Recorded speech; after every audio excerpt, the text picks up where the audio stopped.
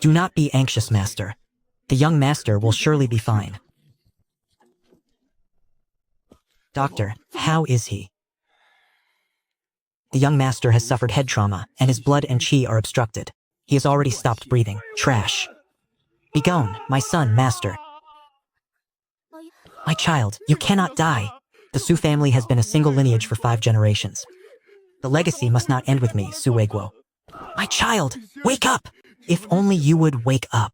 Father will never force you to study again. I will no longer stop you from playing with your crickets. So what if you are a spendthrift? As long as you wake up, you may squander this entire estate. Old Wang, stop touching me. Since you brought me to this KTV, the least you could do is sing a song. And old Li, you too, stop wailing like you're attending a funeral. What is wrong with you? Ah. Old Deng, who are you?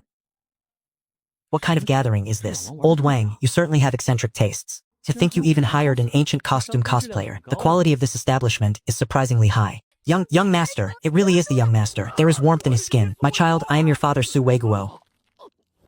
Release me. You are killing me, my child. You have finally awakened. It is good that you are awake. You dare to cheat? A man honors his bets. Do not go around spitting venomous accusations. This is not right. Was I not at the KTV? My son, what is wrong?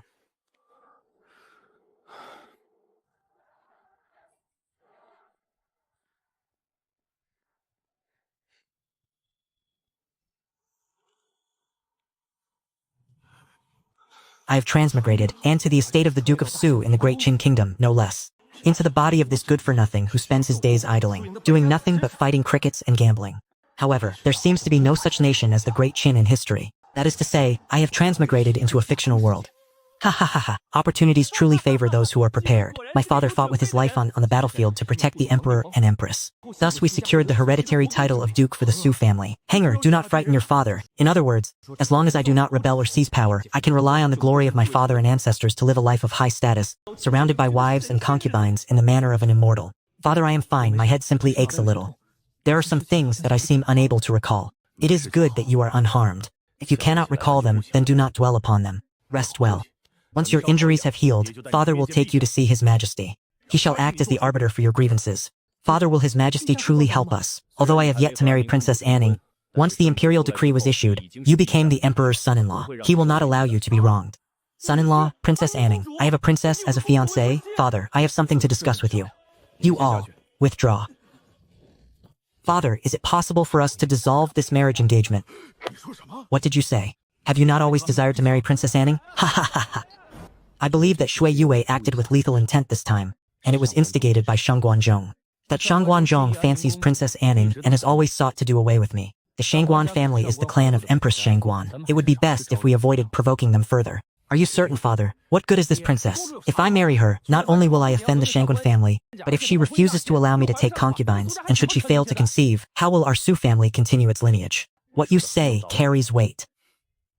However, the word of a monarch is absolute. His Majesty has already issued the decree and announced it to the realm. This marriage cannot be altered. Son, you are still injured. Set these matters aside for now and rest. Once you have recovered, Father will certainly seek justice for you. This marriage provides me no benefit whatsoever. If I were to wed the princess, my future actions would be constrained at every turn. I must not marry the princess. Yet I am unable to refuse this betrothal. Young master, you frighten me to death. Shall die, cease your weeping. Is the young master not perfectly fine? To think that the garden master would act with such ruthless cruelty. Young master, you are injured. You must not move. Please wait until your wounds have healed before you fight again. Shall die. I will not strike you, Shall die. I shall never strike you again. Truly, young master? Thank you, young master. Quickly, rise. Come here. Does our estate possess no ice? It has been a long time since we used ice in this house. How could that be? That is right. In these past few years, the original owner of this body has nearly squandered the Su family fortune away. Even the daily necessities have become a struggle. Though I possess the status and rank, I am destitute. I must find a way to earn silver. The young master actually allowed me to fan him today. If the young master could remain like this forever, how wonderful that would be. Your Majesty, why have you decided to visit the main palace hall at such an hour? I had just finished reviewing the memorials. Seeing that your lights were still burning, I decided to come and see you. There is still some time before Zhao Ning's wedding. Your health has always been fragile. There is no need to rush so much. This concubine has simply been suffering from insomnia. Since I had nothing else to occupy my time, I thought finishing the wedding dress early would allow Zhao Ning and Su Heng to try it on and ensure it fits well. There is something you may not yet know. What is it? Today that Su Heng got into a fight with the Shu family's boy, he suffered a head injury and nearly perished. Fortunately, he was rescued in time. How could they strike with such heavy hands? Su Heng is after all the future imperial son-in-law. A little scuffle here and there is one thing. But to dare to threaten his very life? Alas, not a single one of these youngsters. Your Majesty, you must seek justice for Su Heng. Although Su Heng is wayward, your concubine knows that his heart is fundamentally good.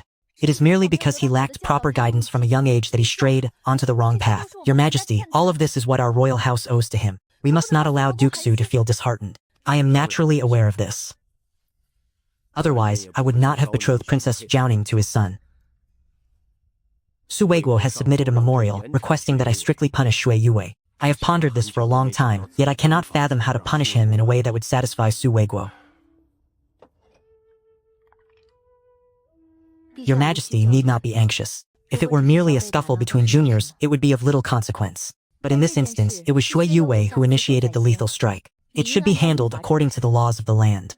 Even if Duke Shu harbors resentment, we shall be justified in both reason and law. I did not expect you to speak on Su Heng's behalf.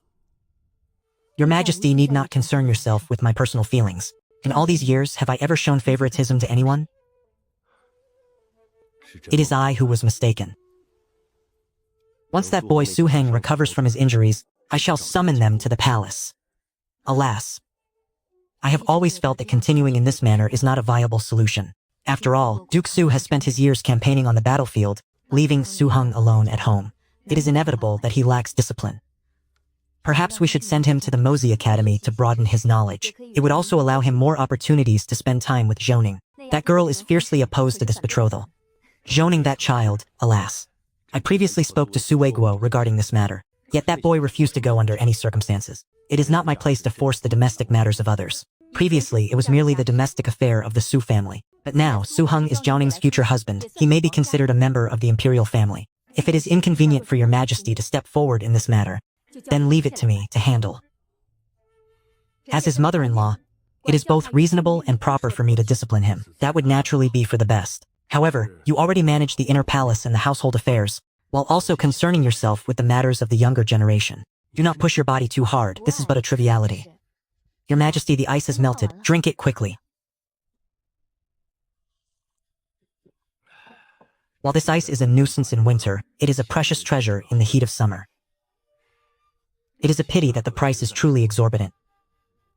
With severe droughts spreading everywhere, I fear there will be many displaced refugees after this year's autumn harvest. Yet the national treasury is empty.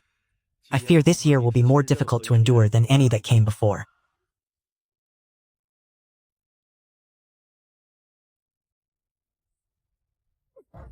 All of our shops are operating at a loss. What are those people good for? Your Highness, please calm your anger.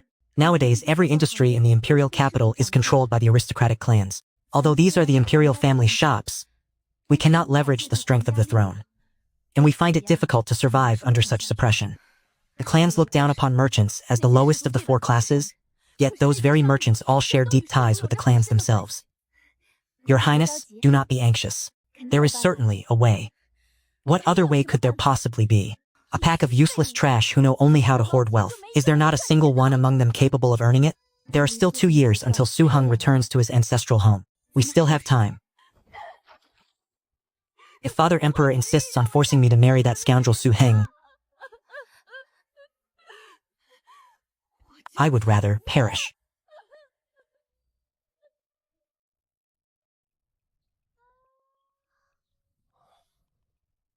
Yo, young master, Xiao Dai did not mean to fall asleep. Please, young master, do not punish me. This girl fears me so much. It seems changing her perception of me will not be easy. It will still require some time. Rest assured, I shall not hold you at fault. Help me up. Xiao Dai, are there any carpenters within the manor? There are. Young master, why do you require a carpenter? Bring me paper and a brush at once. Have the carpenter craft this exactly according to my markings. Pay close attention to the dimensions. They must be precise. Young master, what is this object? A hand-cranked fan. With this, you will be able to generate the greatest breeze with the least amount of effort. A hand-cranked fan. Go quickly. Once it is finished, you will understand. Xiao Dai, why such a hurry? Does the young master have need of something? Xiao Dai pays her respects to the master of the house. The young master asked me to find a carpenter to build a hand-cranked fan. He said it would allow one to generate the greatest breeze with the minimum of effort. Was this written by Hanair? That is correct. These were all drawn by the young master. Hanair, why are you not resting more in bed? Father, I am recovered. It is good that you are well. It is truly good that you are well. I have already submitted a memorial to His Majesty. In a few days, we shall go to the imperial court to confront the Shou family. I also wish to see the Emperor of the Great Qian. I intend to see if there is a way to have the Emperor annul this marriage contract. Hanair, what made you take up the brush and ink today? The heat in this house is unbearable. So I thought the sweltering heat of summer is only just beginning. It will surely grow more oppressive as the days pass. This is the finest iced beverage sold at Yongxing Square. Hanair, eat quickly while it is still chilled. Such a luxury is by no means cheap. A single bowl costs 500 wen. 500 wen for one bowl. That would mean 2 bowls cost a full tael of silver. A common craftsman earns a meager daily wage of merely 20 wen. To think such a trivial item could sell for 500 wen. Truly, it is a luxury that only the nobility can afford to enjoy. To think that a dignified duke's estate cannot even afford a bowl of iced refreshment. I must find a way to earn silver. Drink quickly. It would be a waste if the ice were to melt.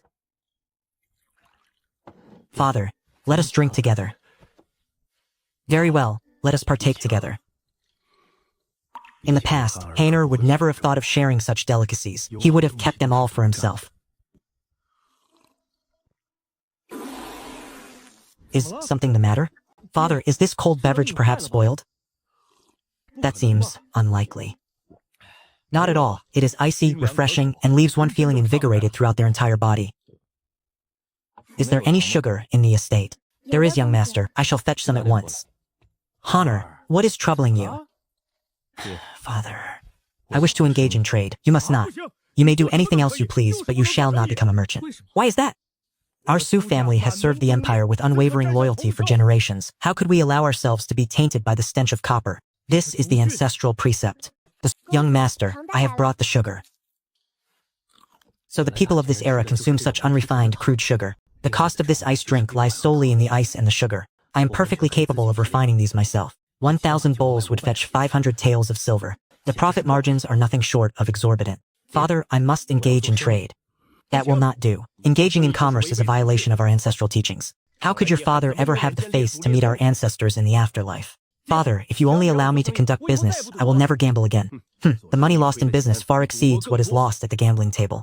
Father, I will not require the Su family to provide any capital. I shall find a way on my own. Is that not sufficient? It has not been easy for me to finally want to pursue a proper path. Why must you oppose me so vehemently? Are you not crushing my resolve to turn over a new leaf?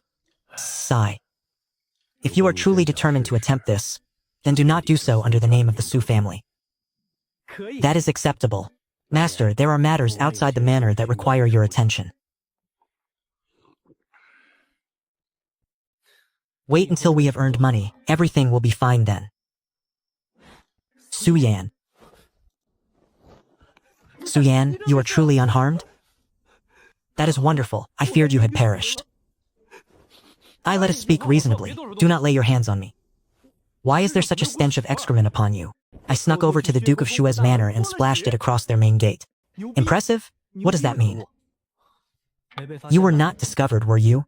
I cast it while the guards were changing shifts. They did not manage to catch me. Not bad, good brother. A friend in need is a friend indeed.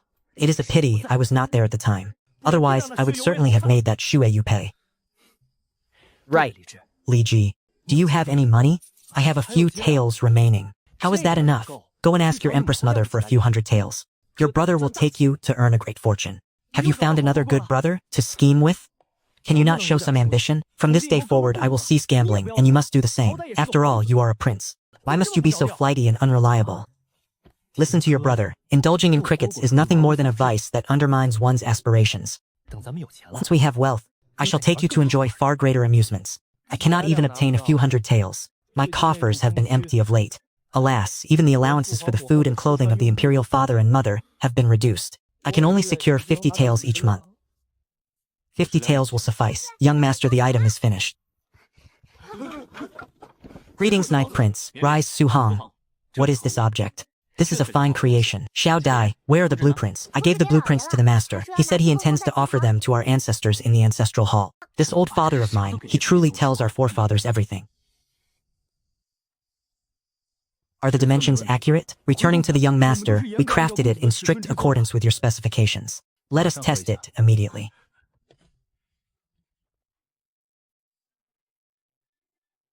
Xiao Dai, try it out. Young master, how must I operate this? Grasp the handle and turn it.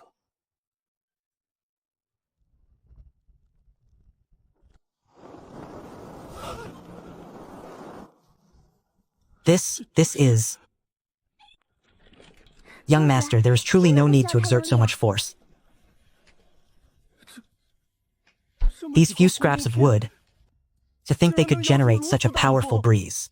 The most unbearable part of the summer is the stifling heat. The breeze produced by a hand fan is intermittent at best.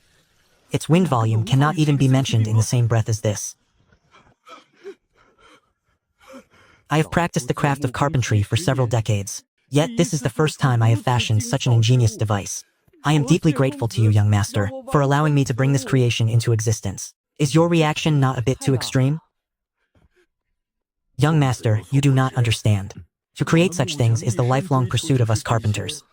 So that is how it is.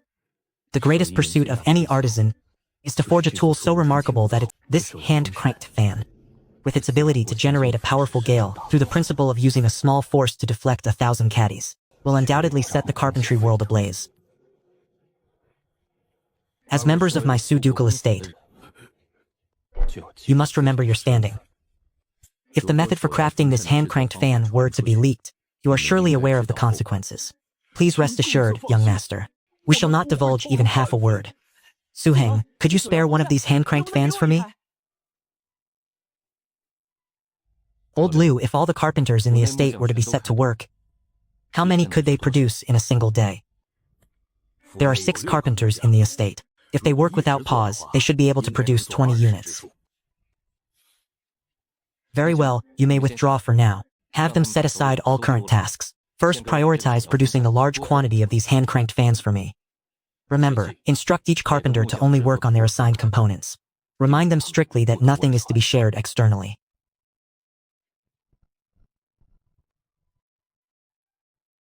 Brother, wait here for a moment. Once they have finished, I will have someone deliver a unit to you. You are a true friend. Ha ha ha!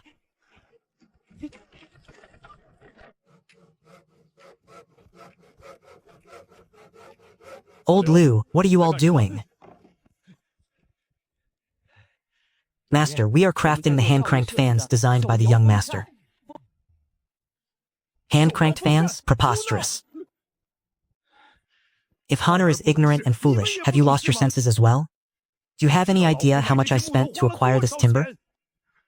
Old master, old Liu, you have followed me for many years.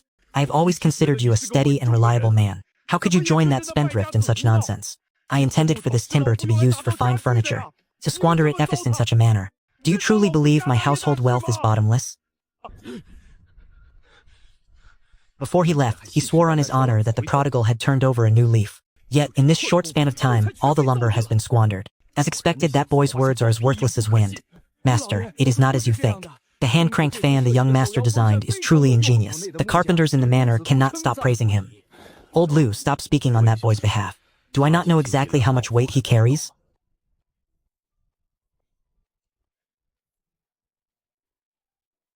Master, this hand-cranked fan is truly a marvel. If you do not believe me, let me demonstrate it for you. What use could this wooden frame possibly have? Master, please watch closely.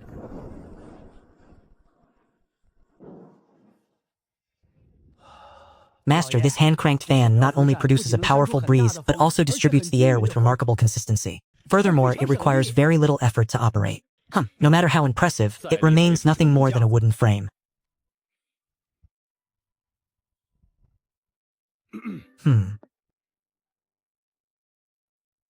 Send one of these contraptions to my quarters.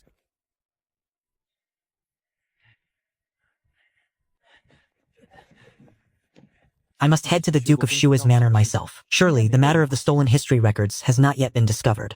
Otherwise, the imperial father would have certainly sent men to retrieve me and mete out a harsh punishment. The lack of news suggests that no one knows it was me. Be careful. Do not damage it. Su Yan is truly a reliable fellow. With this hand-cranked fan, the scorching heat of summer is finally no longer so unbearable.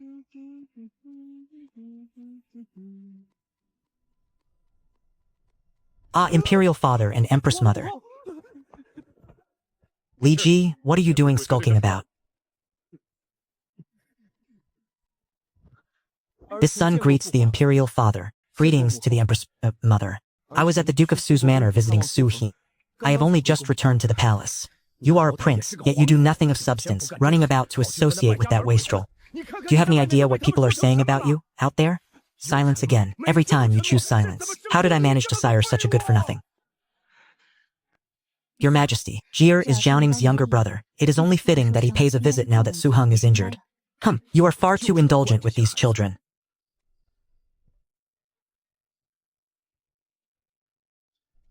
What is this object?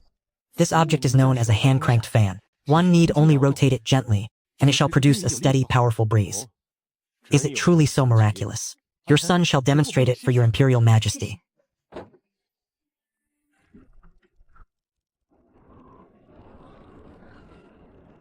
The faster one turns the handle, the stronger the wind becomes.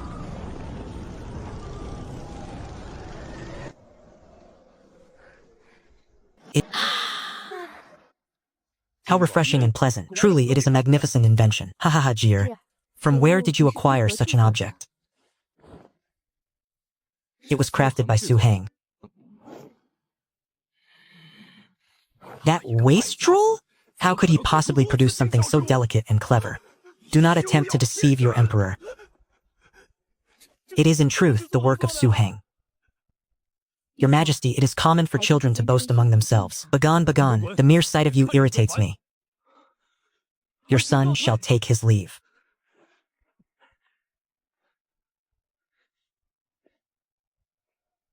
Halt! Your Imperial Father, your Empress's health is frail, and the Lijiang Palace is stiflingly hot. How could you fail to offer this device to your mother? After all the kindness she has shown you, you possess not a shred of filial piety. Your son acknowledges his error. Apart from my sister, the Empress is the only one in the palace who truly cares for me. With her health in such a delicate state, she must be suffering greatly in this weather. Your Majesty, let it be. This is something Jir found for himself. What would it look like if I, as his mother, were to snatch it away? Mother, father is correct. It was your son's lack of consideration. I can procure more of these items, Imperial Mother. Since that is the case, then I shall accept it. Imperial Father, may I take my leave? Begone, begone. The mere sight of you infuriates me. Read more books and stir up less trouble outside these walls. I understand, Imperial Father.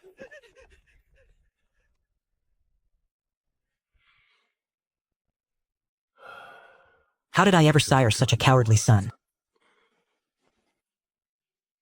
Your Majesty, Jir is still young. You must grant him time to mature. You, Empress, are far too indulgent with these younger generations. At least the boy still possesses a shred of filial piety. Otherwise, I would surely have broken his legs. Tonight, I shall stay at the Lijiang Palace.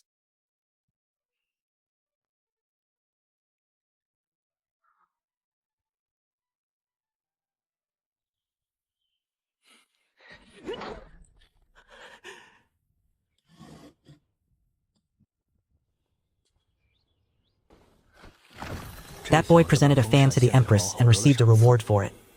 I brought him into this venture because he is of the imperial bloodline. Commerce in the capital is secretly controlled by the great clans. It is essential to secure the backing of the imperial family. I shall lead the imperial family to generate wealth and replenish the national treasury. When the emperor eventually asks what reward I desire, I will bring forth the matter of the marriage contract. A perfect solution.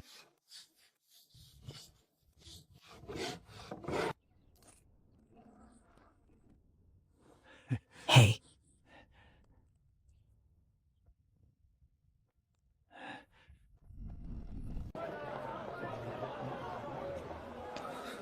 At the prices of the West Market, 50 taels of silver will only secure a lease for 1 month. Furthermore, the minimum lease term is 1 year.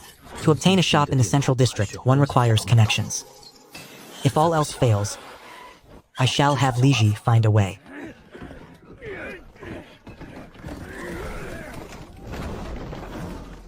Good heavens, selling farming implements in the West Market? How many of the commoners who work the land can even afford to visit the West Market? With such business genius, if you do not go bankrupt, who will? However, for me, this is a fortuitous stroke of luck. Halt! Insolence!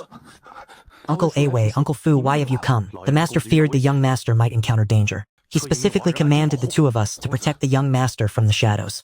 This person is a top-tier expert. We had best refrain from provoking him. I am not seeking trouble. My name is Su Yu. May I ask, young lady, are you the proprietor of this shop? I wish to lease this storefront. May I know how to contact the owner? I am the owner of this shop. That is fortunate. I wish to lease your premises. Are you willing to rent it out? I am. The rent is 100 taels per month. The minimum lease term is 1 year. Could you possibly lower the price? We are discussing business. You have no sense of propriety. Let him approach.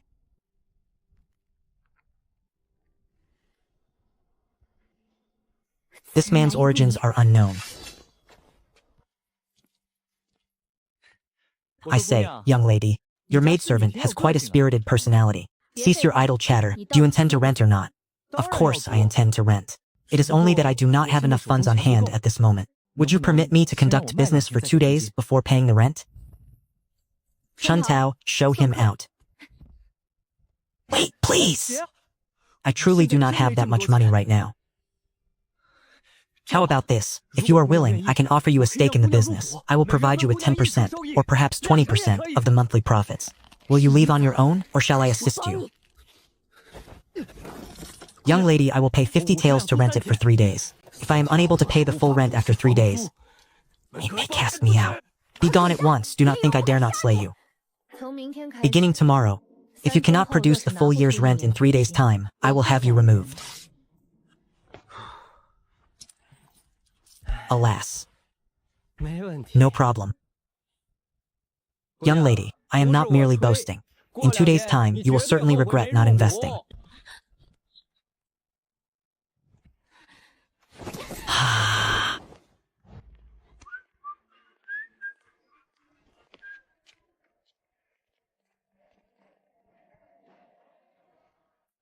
My apologies, proprietor. We failed to manage the shop effectively. Once the monthly wages of the workers have been distributed, you are all free to leave. Many thanks, proprietor.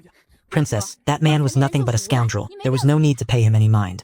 The losses are now severe. If this shop can be leased out, it will at least recoup some of the capital. I only hope he truly intends to rent the space. Managing so many shops single-handedly, I am already feeling utterly exhausted.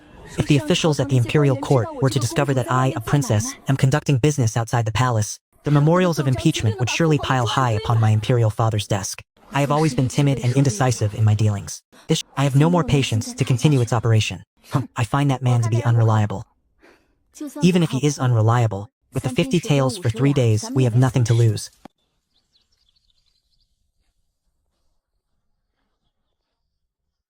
Ha!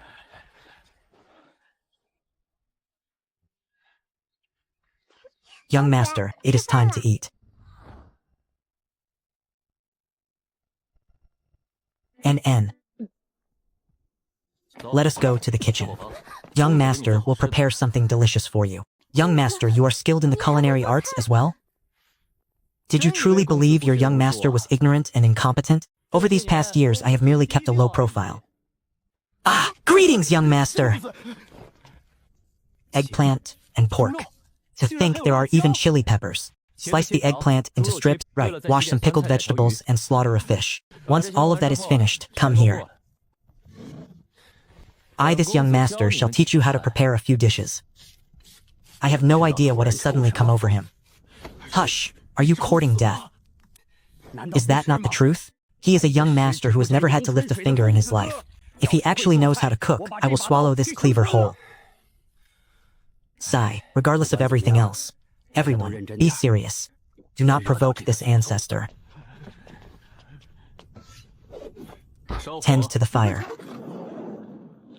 Watch closely. The first dish is called minced pork eggplant.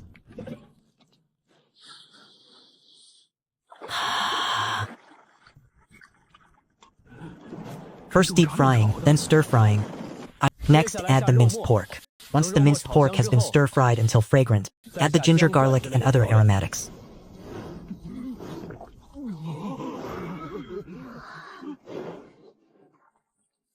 Done. Come, Xiao Dai, taste your young master's craft. The way you stepped back just now is quite hurtful. Yo, young master, you are feeding me personally? I fear that if I truly eat it, I will be slapped. If you do not eat, you will anger the young master. Eat quickly. It is delicious, young master. This dish is truly delicious. Naturally, it is delicious. It was made by my own hands. Everyone, come and have a taste. Commit this flavor to memory. From now on, prepare it exactly according to the method I have taught you. It is delicious. It is truly delicious. To think eggplant could be prepared into such a delicacy. My master once worked in the imperial kitchen, and he was quite skilled with eggplant as well. Young master, this minced pork eggplant is even better than what my master used to make. Ha ha ha, enough with the flattery.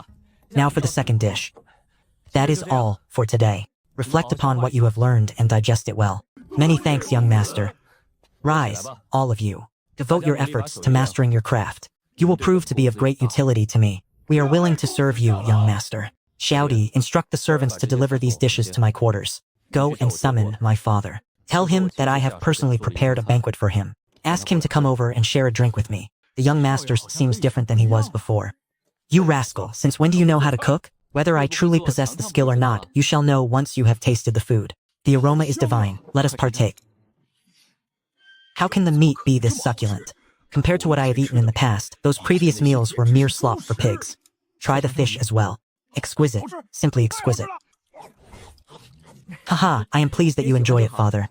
With such fine cuisine, how can we be without wine? This is the fine vintage bestowed upon me by His Majesty. Come, let us drink bottoms up. Father, is this truly the wine the Emperor saw fit to bestow upon you? It is bland and utterly devoid of flavor. Once I brew my own wine in the future, I will show you what a true vintage should taste like. You green youth, what could you possibly know about brewing? Believe it if you wish, or do not. I am retiring to sleep. Not bad, the dishes were prepared quite well. It is only to be expected, you rascal. In business, one cannot rely on selling only a single commodity. The fans were merely a trifling device to earn our first pot of gold. Henceforth, everything shall be managed under the name of the firm. Master. The goods have all been laid out and prepared. Then let us open for business. Find 2 shop assistants. Have them carry the hand-cranked fans outside and eat while walking about. Very well. Master, this hand-cranked fan is indeed a novelty. However, is pricing it at 10 taels of silver perhaps too steep? 10 bolts of high-quality silk would also cost 10 taels of silver. I did not hear you complaining about that price. How can those be compared? Only high-ranking officials and nobility purchase top-tier silk and satin. Did I ever say I was selling these to commoners? The lives of the common people are already difficult enough. Do not concern yourself with the meager coin in their pockets. A customer has arrived. Just attend to your duties properly. These matters are not for you to understand. Shopkeeper, we have traveled a great distance to be here. And you tell me that you are already sold out? If you do not provide an explanation today, I will smash your shop to pieces. That is right. My master is an official in the Ministry of Revenue. He has decreed that we must obtain these hand-cranked fans today. What is happening here? Damn it, hiding away the moment a minor trouble arises. The closure of the veiled woman's shop has everything to do with this useless shopkeeper. Everyone, please do not panic. Since I, Zhang Jing, have opened my doors for business, I naturally uphold the principle that the customer comes first. Enough talk, bring out the goods at once. Today is our grand opening, and I had not anticipated such a large number of guests. Currently, all the hand-cranked fans in the shop have been sold out. There is still plenty of stock in the warehouse. Then hurry to the warehouse and retrieve it. That's right, be quick about it. There is no need for such trouble. To express my gratitude for your support of this establishment, as long as you provide a deposit and fill in your address here, I will have the goods dispatched from the warehouse and delivered to your doorstep, free of charge. You aren't planning on swindling us out of our deposits, are you? You flatter me with such jests. Haha, the business is so thriving on its very first day. Would I not be a fool to risk my reputation for the sake of your meager deposits? Furthermore, you are all esteemed and prominent figures. Even if I were given 10 times the courage, I would not dare to deceive you. Send 2 units to my residence. I want 3. I also want 3. Out of stock.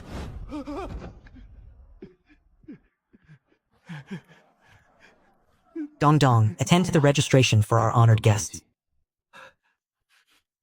Yes, this way everyone please. Ha ha ha. I never imagined that this scoundrel's business would be so successful on its opening day. He is no mere scoundrel. I too have experienced the situation where goods sell out on opening day. Yet my shopkeeper would only know how to offer apologies. In the end, my business plummeted into ruin. He, however, handles it with such nonchalance. By accepting deposits and offering home delivery, he not only dispels the hostility of the patrons, but also makes them feel as though they have gained an advantage. This Suyu possesses a masterful level of skill in commercial selection and interpersonal conduct. Is he truly that formidable? Does the truth not lie before your very eyes? 10 taels of silver for a single hand-cranked fan. There are at least 100 people here. And many are purchasing more than just 1 unit. He is capable of bringing in over 1,000 taels in a single day, perhaps even 2,000. Once word of this spreads, this will be a business generating tens of thousands of taels per month. When he previously offered me a 20% stake, I did not take him seriously at all. What is wrong, Princess Chuntao? He hit the nail on the head. It seems I truly regret it. Princess, perhaps we should go and negotiate with him again? Do you think that is even possible? Previously, it is likely he truly did not have this much wealth. But now, he has the means. He can pay the rent with ease. Have you not eaten? Ah, master. Get out. Father. You are wounded. You should not move about so recklessly. Father, is Su Hung dead? No. How could that be? At the time, I struck with the full force of my cultivation. The staff itself even shattered. Why did he not die? I do not know either. This time, not only did Su Hung survive, but he has thoroughly enraged that old fellow Su Weiguo. I have heard that he submitted a memorial to His Majesty, requesting that the Emperor personally judge this matter. Father, quickly contact the Shangguan family and ask for their assistance. I have already inquired. The Duke of Zhao suggests we remain calm and impatient. He has already smoothed the path within the imperial court. That is well. As long as we have their support, I surely will not face any trouble. This fool has truly good luck. To think he was not killed. You should focus on healing your wounds first. Leave all other matters to your father.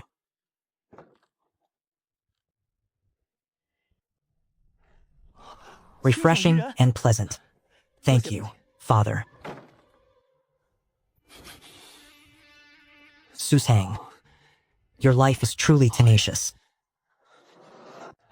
Proprietor, there is actually no need for you to guard the shop yourself. Everyone is familiar with the procedures now, and the shop is capable of handling the flow of business. You may safely entrust the establishment to us. I am waiting for someone. Waiting for someone? Proprietor, for whom are you waiting? It was my place to be silent. Let us speak, please. I ask that you keep your distance, young master. Then there is nothing left to discuss. Your young miss is of such high status, it would be better for me to avoid close contact. Chuntao, apologize to the young master. It is Chuntao who is ignorant. I implore the young master not to take offense. That is more like it. Please, young master, this way.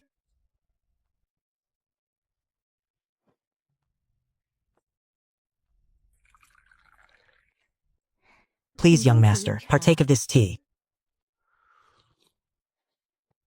Speak, I am considering investing.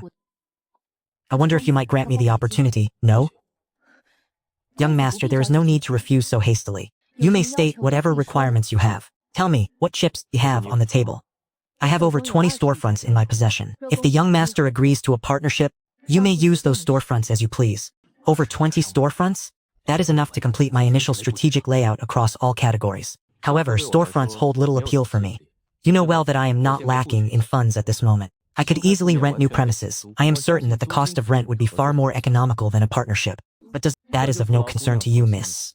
Since I dare to conduct business in the imperial capital, I naturally have my own connections. We are all businessmen, after all.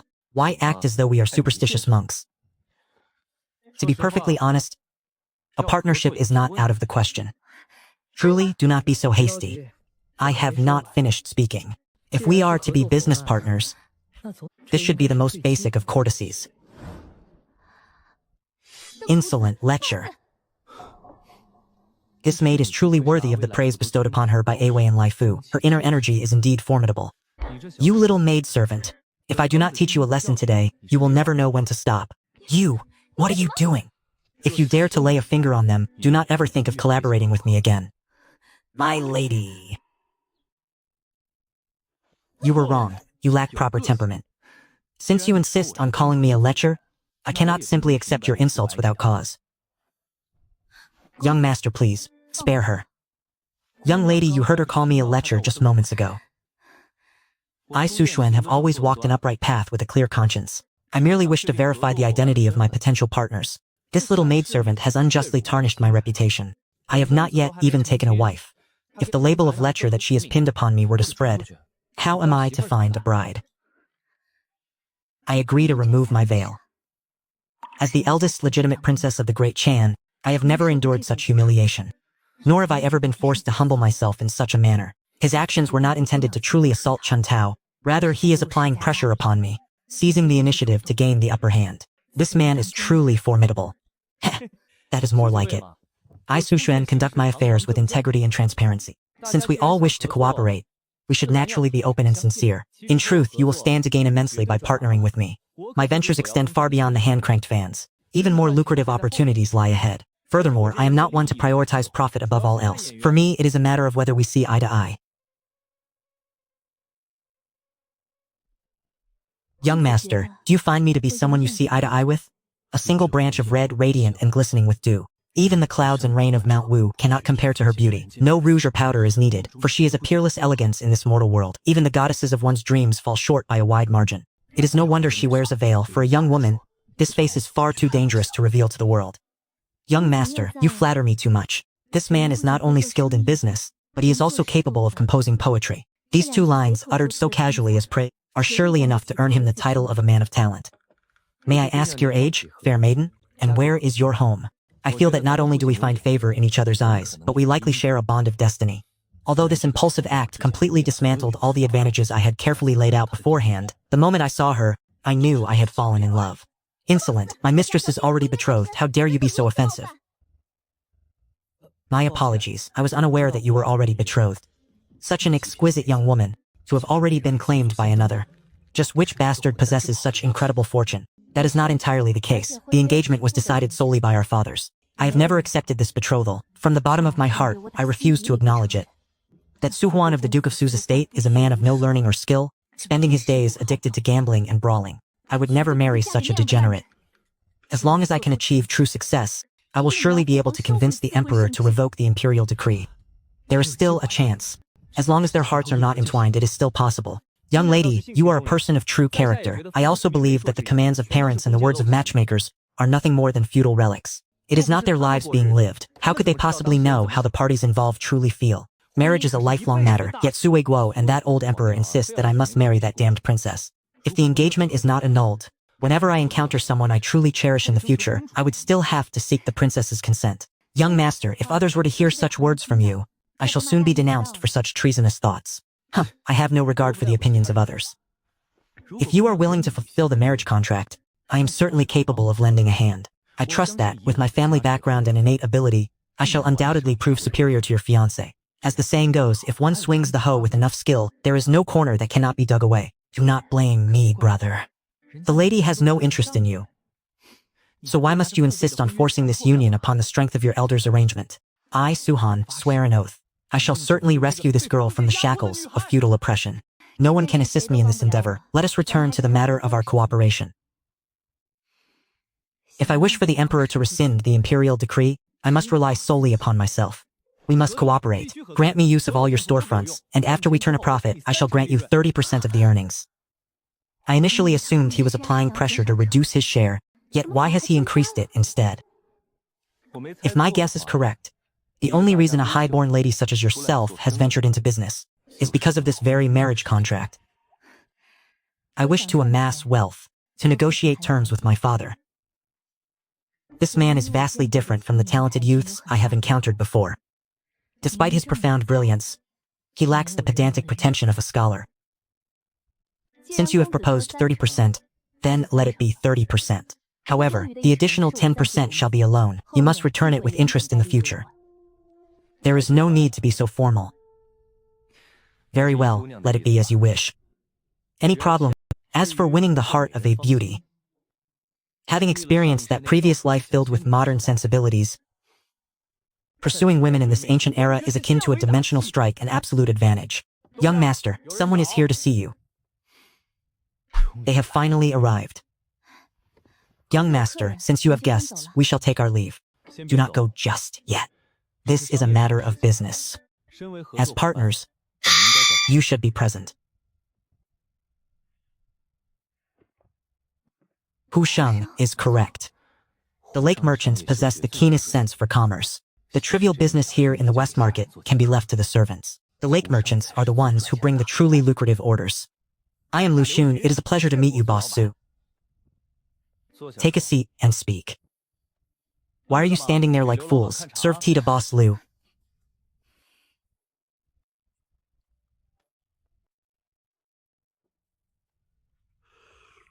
To be conducting business at such a young age, Boss Su, I am truly impressed. However, as we are all busy, let us dispense with the formalities. Let us speak plainly. Boss Su is indeed a straightforward man. Since that is the case, I shall speak my mind. I have taken an interest in your hand-cranked fans, Boss Su, and I wish to enter into a partnership with you. What sort of partnership does Boss Lu have in mind? I would like to purchase your hand-cranked fans in large quantities, and I am prepared to offer 2 taels of silver per unit. I am accustomed to gauging a person's temperament through their expressions. Yet even after I offered such a price, this youth did not exhibit the slightest flicker of emotion. It is impossible to fathom his thoughts. Is Boss Lu joking with me? What makes Boss Su say that? I sell these hand-cranked fans in the West Market for 10 taels of silver apiece. You offer me a price of 2 taels. If this is not a joke, then what is it? Boss Su should understand the difference between wholesale and retail. 8 taels of silver per unit. Not a single copper less, or there is nothing to discuss. Boss Su, I have been in business for many years. I have never seen anyone dispense with the haggling and name their bottom line straight away. The rhythm of the conversation had been seized by him once again. Facing a merchant as astute as who, his decisive and self-assured demeanor seemed to carry the weight of the stars upon his back. He bore no resemblance to a mere youth. Boss Su, that is not how one negotiates business. This is precisely how I conduct my business. Boss Su, do you know how many hand-cranked fans I intend to order? No matter the quantity, each one will cost 8 taels of silver. I intend to order 10,000 units. The cost of your hand-cranked fans is nothing more than a few scraps of wood. Including labor, it amounts to approximately 500,000, yet you charge me 8 taels of silver per unit? You are mistaken. What do you mean? The cost is only 300,000. This Boss Su did not play by the conventional rules. I cannot control the rhythm of this conversation at all. Instead, it feels as if he is leading me by the nose. 300,000? 10 taels of silver.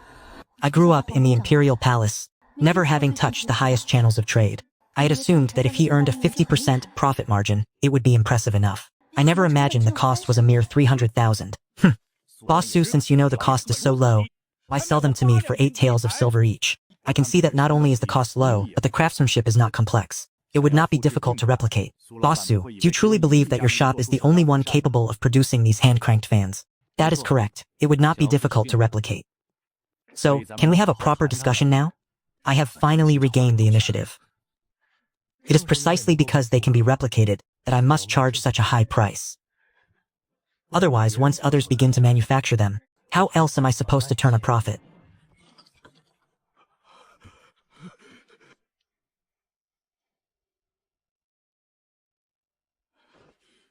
You offer 5 taels of silver. I demand 30,000 units. I have already stated my price. 8 taels of silver, not a single copper less.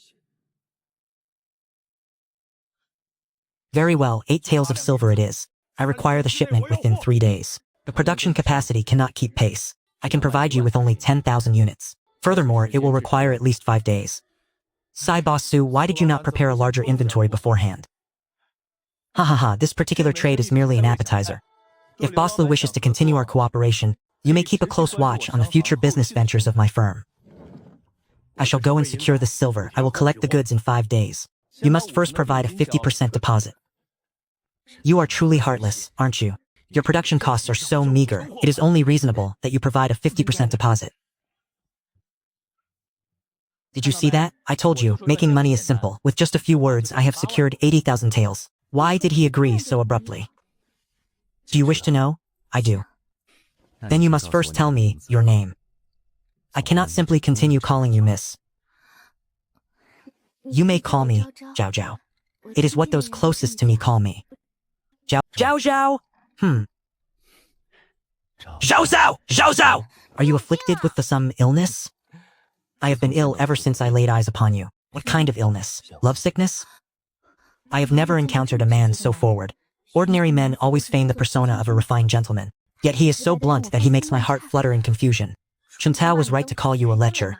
The appreciation of beauty is a sentiment shared by all. I, Su-han, conduct myself with integrity and uprightness. How have I suddenly become a lecher? Stop your jesting and speak plainly. Very well, since our Zhao Zhao wishes to hear it, I shall tell you everything I know. In truth, the principle is quite simple.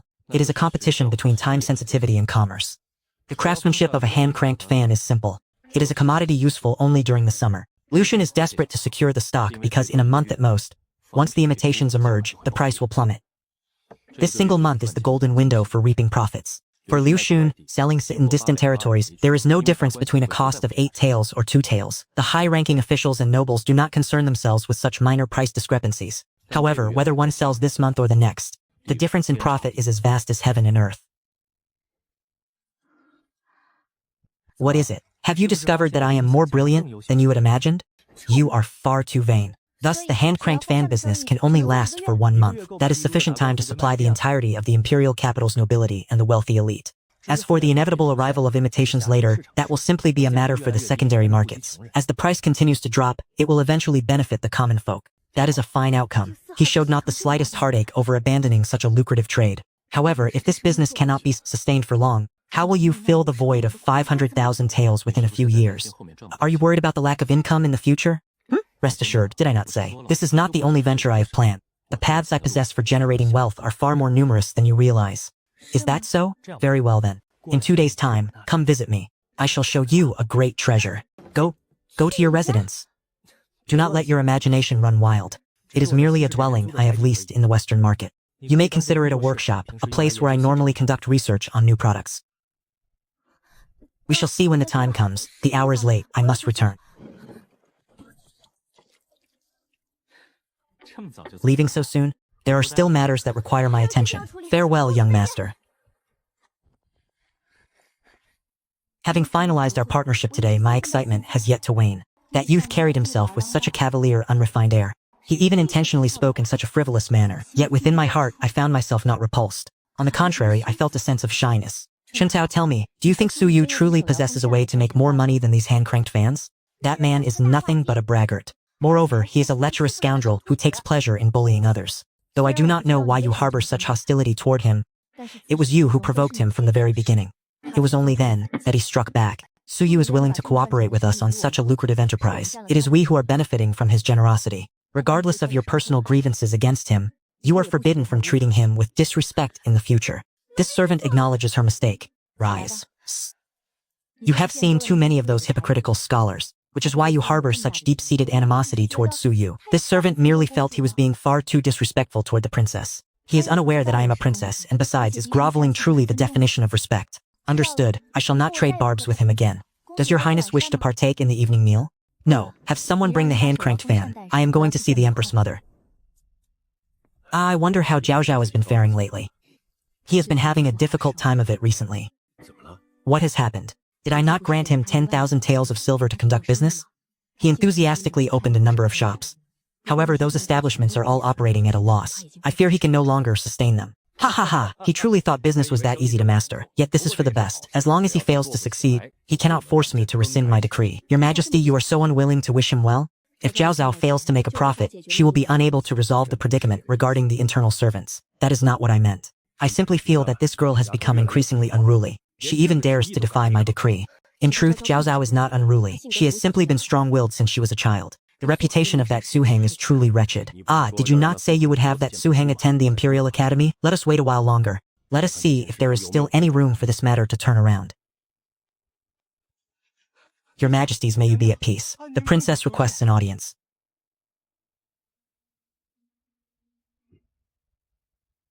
Let her enter.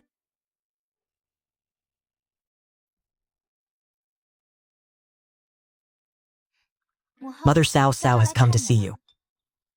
Greetings, Imperial Father. It is a rare occasion indeed that you still acknowledge me as your father. What are you saying, Imperial Father? Mother, look at how Imperial Father treats me. He only knows how to wrong me. Then tell me, how long has it been since you last visited your father? No matter the circumstances, this girl is my most beloved eldest daughter. The moment she calls me Imperial Father, the dissatisfaction in my heart immediately vanishes like smoke. I have simply been busy. Sigh, a princess such as yourself running off to engage in commerce. If word of this gets out, the prestige of the imperial family will be dragged through the mud. Mother, look at how Imperial Father lectures me the moment he sees me. Enough, both of you. Spare me the bickering. Look at you. You have grown so thin lately. If it is truly too difficult to manage, then just give it up. No, I must achieve success. Your capital is nearly exhausted. Stop causing such a stir. Imperial Father, you have heard that my capital is nearly gone?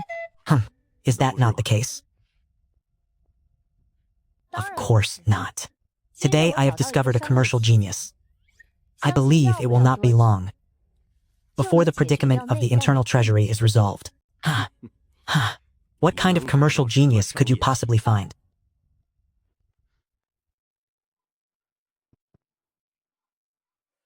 You possess this item as well? The Empress Mother has one as well. It was a gift from Zhe, a rather clever little trinket.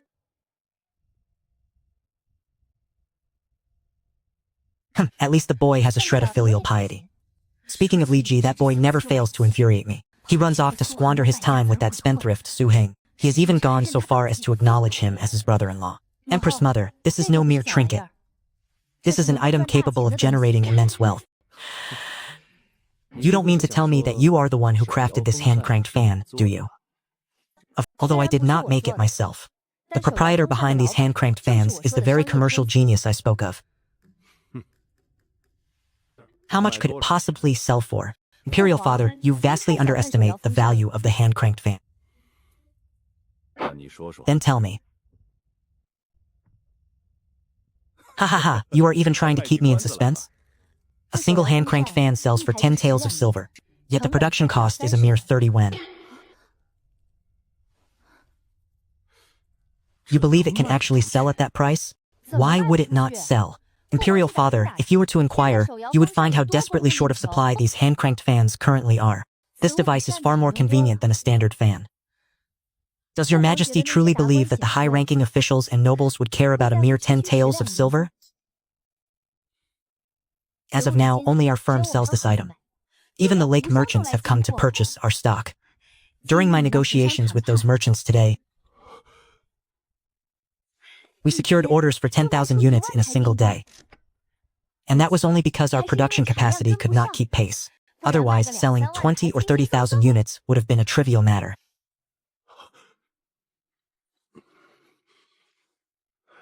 At what price did you sell them to the lake merchants? 8 taels of silver. Do you take your emperor for a fool? Those Hu merchants have always been shrewd. How could they possibly purchase an item that costs mere dozens of copper coins for 8 taels of silver? Zhao, you must not deceive your father emperor and mother empress. I knew you would have this reaction.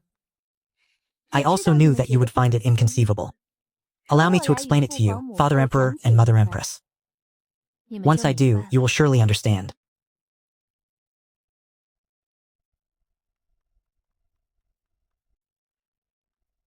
Sit down and attend to me. In truth, the reason it can be sold at such an exorbitant price is due to the interplay between timing and commercial competition. Even you, Father Emperor, realize that the production cost of a hand-cranked fan is meager. and its construction is simple.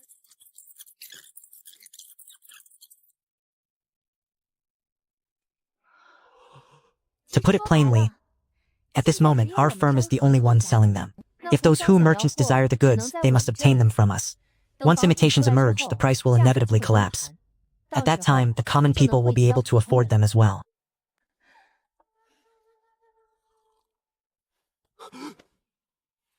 Eight taels per unit. 10,000 units would equal 80,000 taels.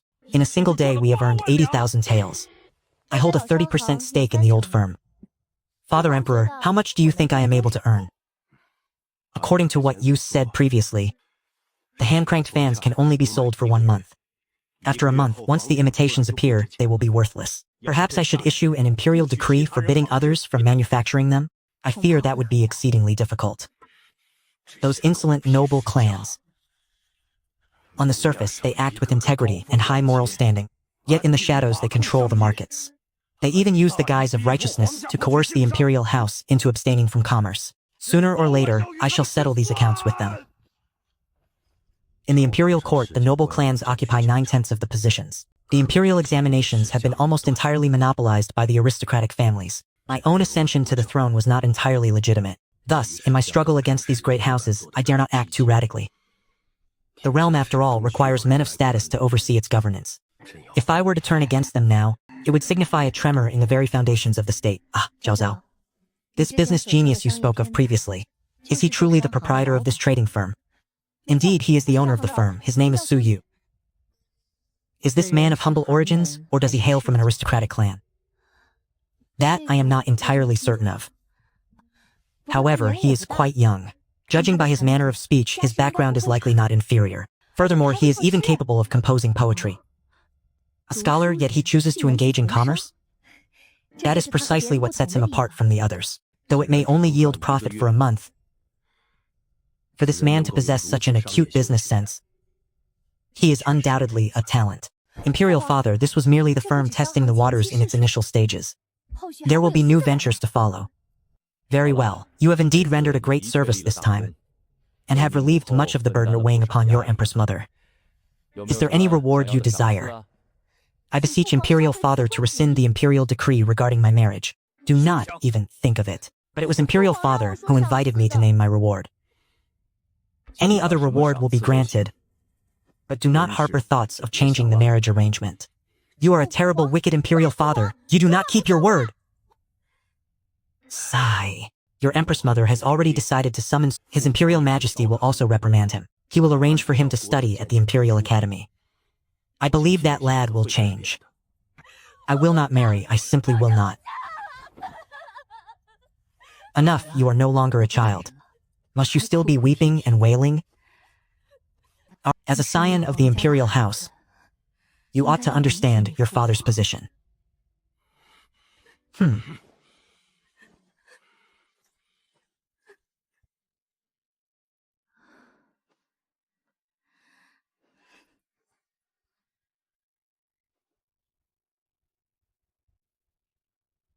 This girl has many virtues, but her temperament is stubbornly unyielding. Father and daughter possess the exact same disposition.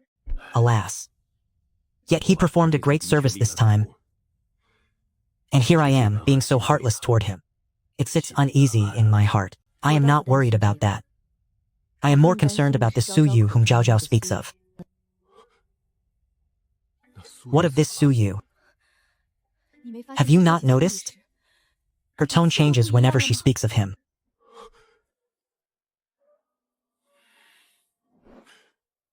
Your Majesty, investigate the background of this person. If he is of humble origins, it would be fortunate. But if he hails from a noble clan, for a young man to possess such commercial acumen and an eye for talent, the likelihood of him being from a common background is slim.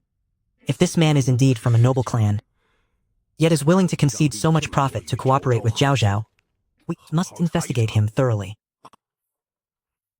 Father does not want me bringing merchants back to the Duke's estate, so I had no choice but to spend 100 taels to rent this vacant residence as an office. The hand-cranked fans will not sell for much longer. Next, I must prepare for the new milk tea venture, suitable for all ages.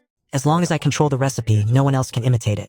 The cost of 1 cup is 200 wen. Selling cold drinks for 500 wen yields a considerable profit. The high officials and noble lords do not lack silver. Only a high premium can provide them with the necessary emotional satisfaction. If only there were some ice-chilled watermelon at this moment. That would be truly refreshing. Young master, what is ice-chilled watermelon? It is a fruit that is both sweet and succulent. Xiao Dai, have you inquired about the matter I tasked you with? Have you asked how many merchants in the South Market trade in digestive aids? They all demand a price of approximately 800 wen per kilogram. So expensive. The Great Qian Empire's refinement techniques are insufficient. This has resulted in an extremely low yield of digestive medicine. The price is even higher than that of ice. It seems purchasing digestive medicine to treat the illness is not a viable path. Someone, come here. Boss, you want to send servants to various residences? To collect soil from around their privies and pigsties? Boss, such filthy things. Is it truly appropriate to collect them? Young master, why are you collecting soil from the privies? Naturally, to create something of great value. The price of digestive medicine is far too high. I have no choice but to rely on myself to refine digestive agents from the soil around the privies to cure the illness. Xiao Dai. You are the concubine in waiting that father found for me, are you not? Yes, I am. How old are you this year? Young master Xiao Di is 14 years old this year. Good heavens, only 14? In my previous life, if I had encountered a young woman and received such an answer, it would have been a catastrophic mistake. A man may be lustful, but he must never act like a beast. Young master, what is the matter? Nothing. I am fine. I have suddenly grown rather drowsy and wish to take a nap. Go and fan me, young master. Understood, young master.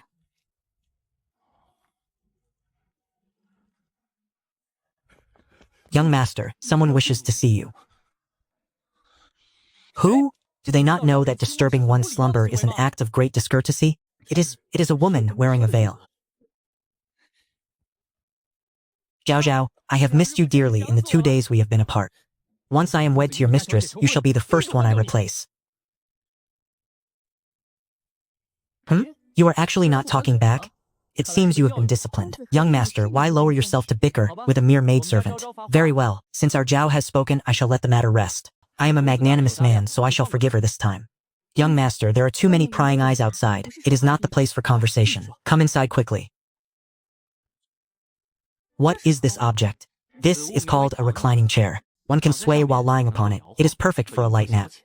Why don't you try it out? How does one go about using it? Come here, let me help you lie down. It feels like swinging on a cradle. It is truly comfortable. If you like it, Zhao Zhao, I shall have one crafted specifically for you. Then I offer my many thanks, young master. Why stand on such ceremony with me? NN. I had underestimated him. Previously, when he wore loose robes, I had not noticed. He is indeed a scion of a noble house. He is certainly well nourished. Young master, what of the treasure you mentioned earlier? Follow me. It smells wonderful. Greetings, proprietor. Are the preparations complete? They are ready.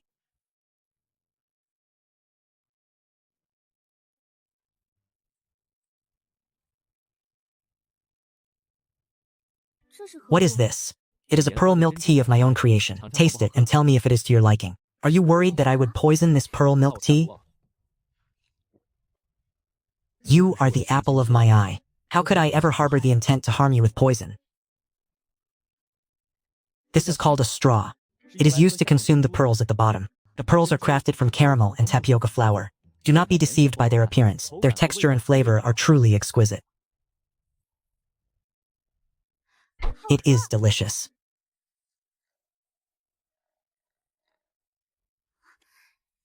My thanks, young master. This milk tea is truly exceptional. It is 100 times superior to the cold drinks sold at Shuangshua Pavilion. Even when they charge a tael of silver per serving, there are still queues of people waiting to buy them. High-ranking officials and nobles consume them simply to flaunt their status. I have tasted my fair share of such beverages, yet none can compare to the taste of this milk tea. The subtle fragrance of the tea, combined with the rich creaminess, is a perfect match. And these pearls, soft, chewy, and delectable, truly divine. That is to be expected. This pearl milk tea of mine utterly eclipses every other cold drink currently on the market. Why is the sweetness in your milk tea so pure? The cold drinks I have tasted in the past all carried a certain bitterness. Now that I have tasted this pearl milk tea, I have lost all interest in the offerings of Shuangshua Pavilion. Come with me.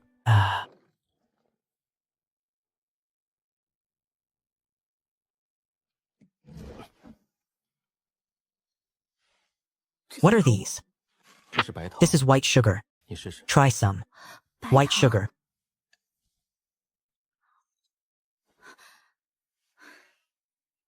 It appears the princess has let her guard down entirely for this boy. If only this had happened before the betrothal was rescinded, getting too close to other men will only bring great trouble. To think this sugar could be so pure. How did you accomplish this? Salt and sugar are the greatest consumables. Every household has need of them. If the cost of refining is low, this business could generate millions of taels in profit each year. With a 30% stake, I would stand to receive hundreds of thousands at the very least. It is merely a matter of purification. It is not a difficult task. Furthermore, the cost of refining is minimal. We could easily mass produce it and make a fortune. So this is the true treasure. Compared to white sugar, even the milk tea pales in comparison. Once the white sugar business is established, will you be able to annul your engagement? I suppose I should be able to.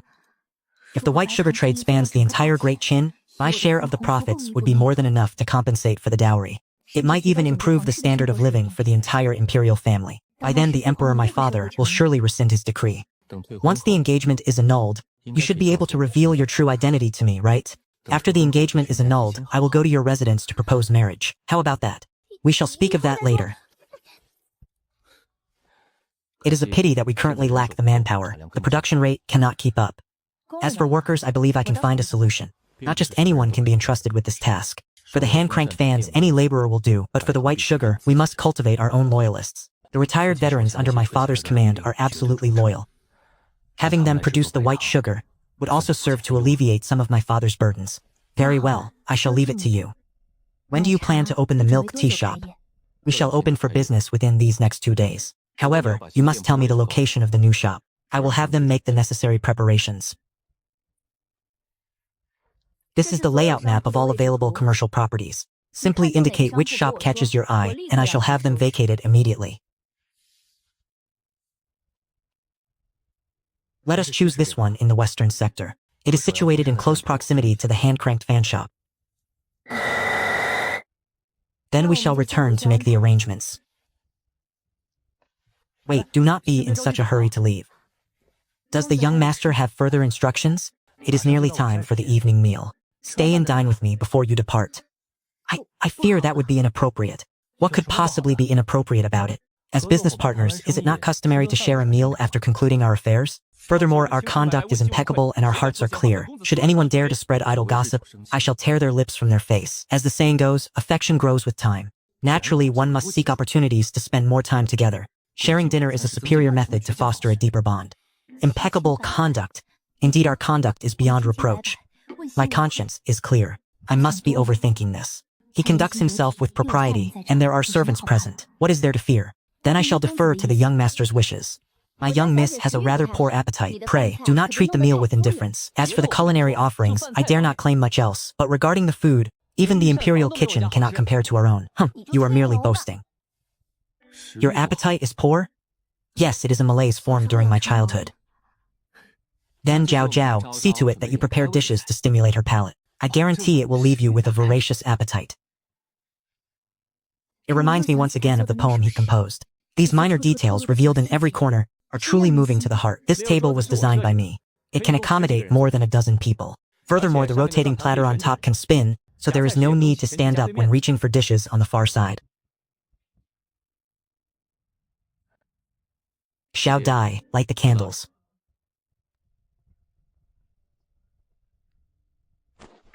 Just like this? Should it not be a bit brighter?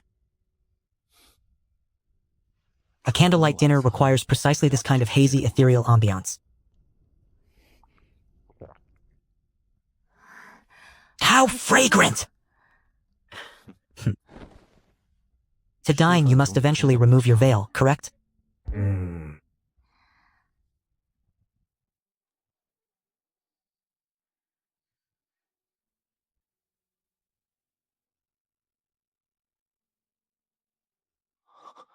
Huh? Young Master Shili, allow me to introduce these dishes to you. Very well. This is called braised fish in brown sauce. It is prepared by coating the fish in flour, deep frying it, and then braising it. Taste it and see if it pleases your palate.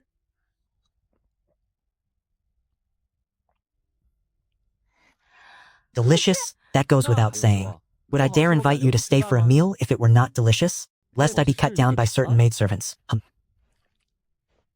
This is called mapo tofu. It is exceptionally appetizing.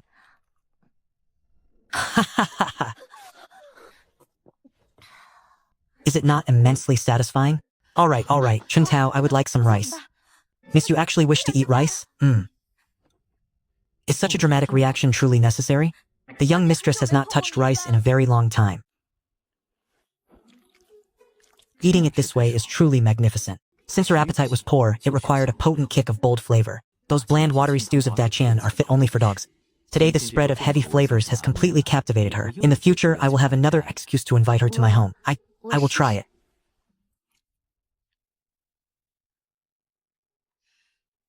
The spicy, numbing flavor completely masked the blandness of the rice. It not only stimulated the palate, but the more one ate, the more one craved. This is shredded pork with garlic sauce. It is also an excellent dish to accompany rice. Sweet and sour, quite delicious. I like this one. If you enjoy it, then eat your fill. Why are you standing there stunned? Come and eat with me. Is that permitted? My master is dining. How could a servant possibly sit at the same table? The ancients emphasized the order of status and rank. Even if the princess and I share a close bond, these rules cannot be broken. Are servants not human beings too? Where did you get such feudal notions? There are no outsiders here. What is there to fear? A meal is only truly savory when shared together. Stop standing there like a fool. Come over and sit down to eat. Will you eat? Since one is a guest, one must follow the host's customs. Eat together, miss. I told you to sit, so sit. Why so much idle chatter? Must I serve the food to you? No, there is no need. Eat the meat. What is so good about those scallions? Try the braised fish.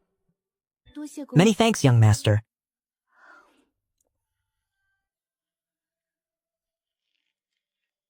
In the moment I was pressed into the seat, beyond my apprehension, I felt an inexplicable warmth. Mother Empress.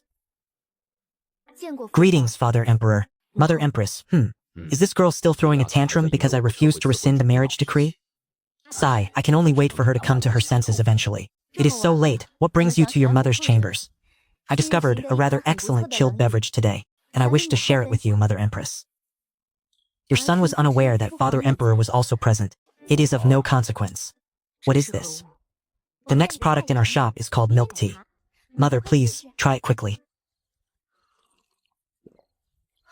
The texture is rich, refreshing, and delightful. Is it not delicious? It is truly delicious. This Empress has never tasted such a sweet and mellow chilled beverage. Is it really that exquisite? Your Majesty, the flavor of this pearl milk tea is quite unique. It possesses both the fragrance of tea and the richness of milk, and those pearls are soft and chewy, much like Tang Yuan. Would your Majesty like to have a taste? To receive such high praise from the Empress, I find myself quite curious, haha. It is truly sweet and palatable. It surpasses the chilled beverages served with double-boiled sugar by several folds. Naturally, this is the newest product in our shop, all created by that Su Yu. Indeed, Su Yu is not only formidable in business, but he is also capable of crafting many novel curiosities. He even prepares meals that taste better than those from the Imperial Kitchen. The Imperial Kitchen is staffed by famous chefs I have summoned from across the lands. Can his cooking truly compare? If Royal Father does not believe it, you may ask Chun Tao. My dear princess, are you trying to get me killed? To claim that the food tastes better than the Imperial Kitchen, would that not be a slap in the face to His Majesty? Your Majesty, today the princess finished an entire bowl of rice. Zhao Zhao has had a poor appetite since she was young.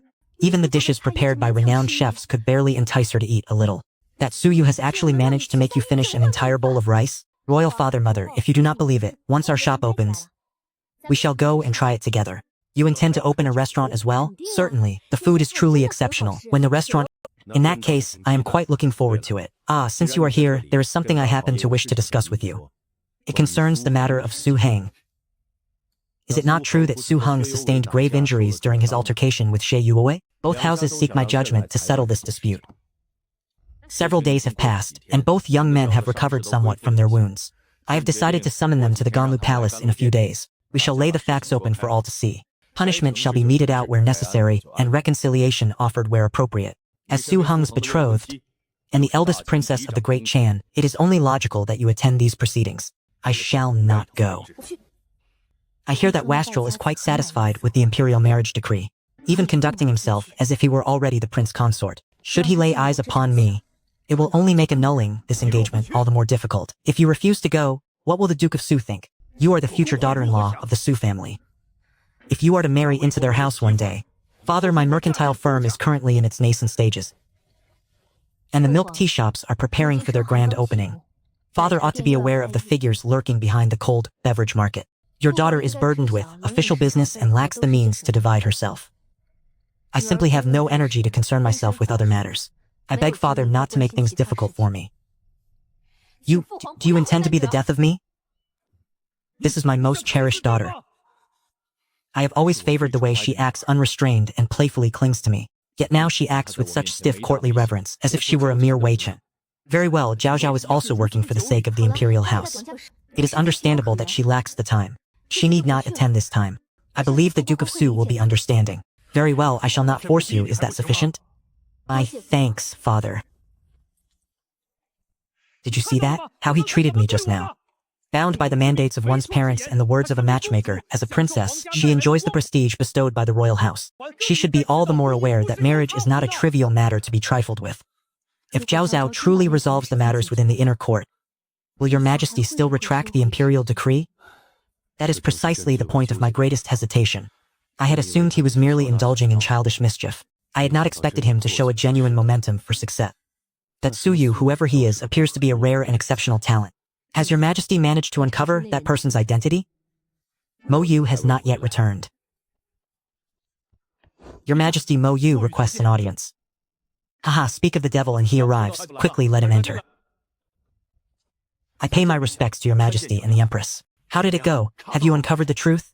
I have, your majesty. Well done.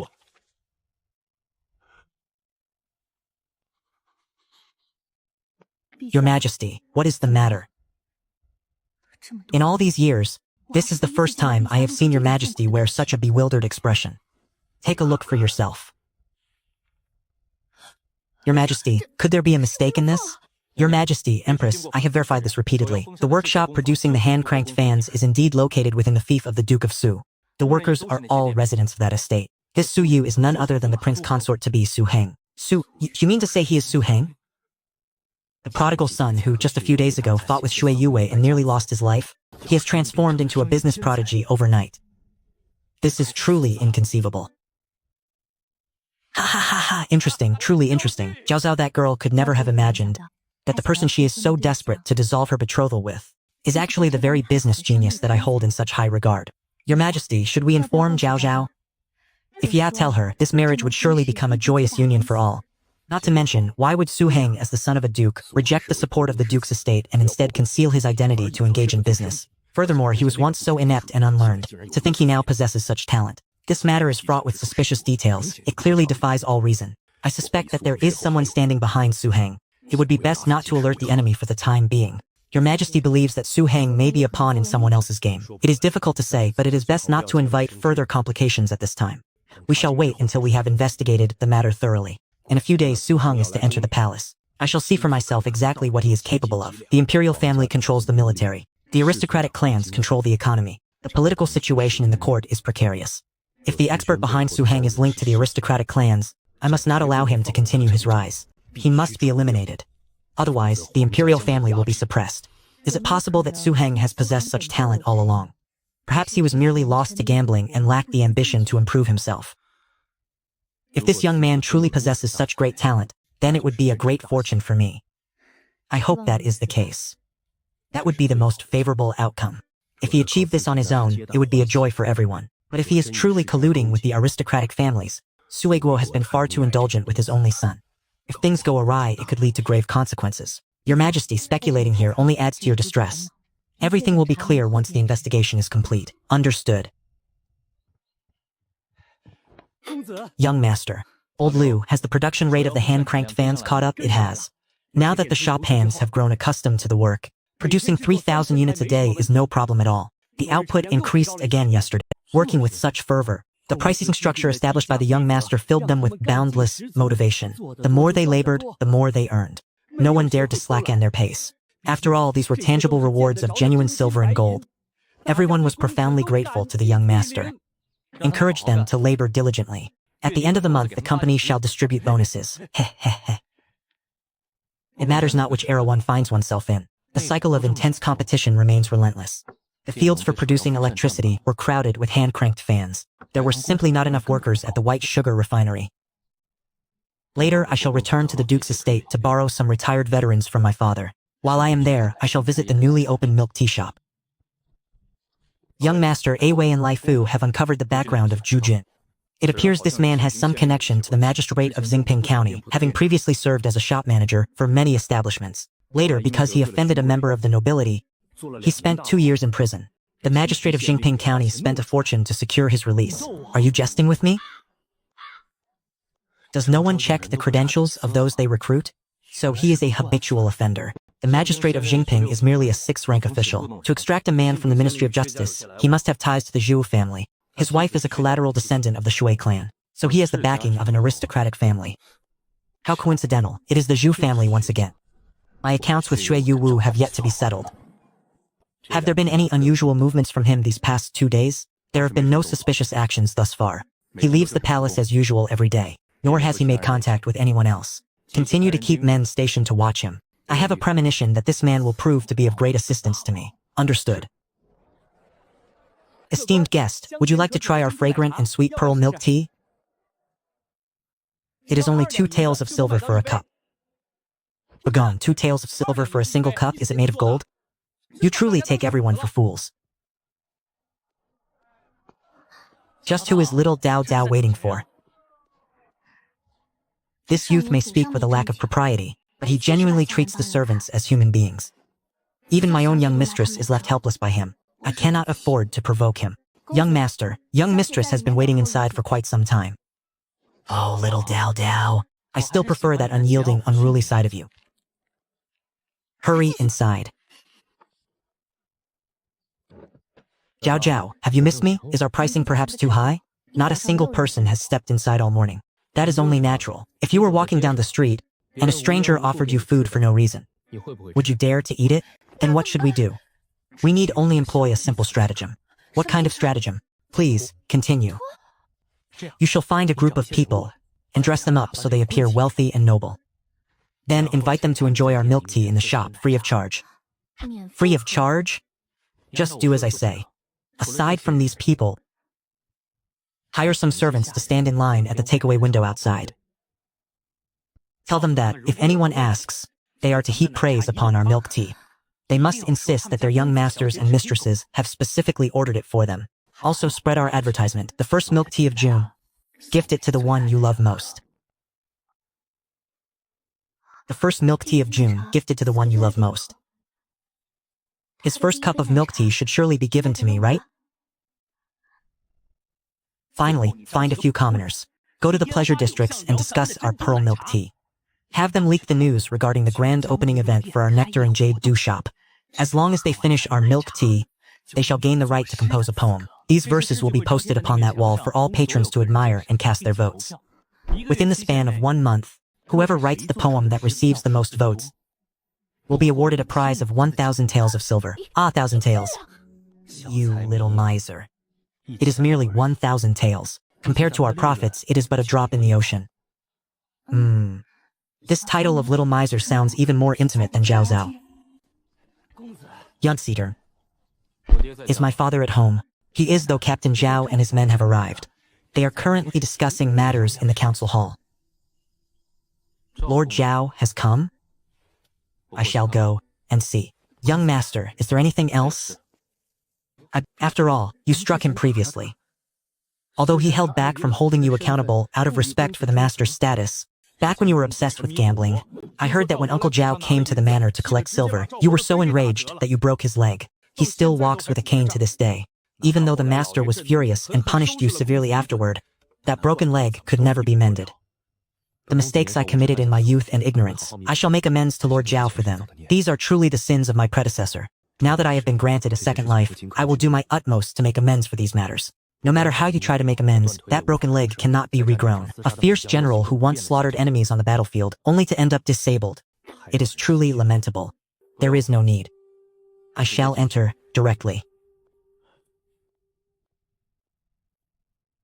General, it is not that we old fossils are being unreasonable. We are well aware that the Great Qian dynasty has only been established for a few short years. The nation's foundation is not yet secure, and the imperial court faces hardship.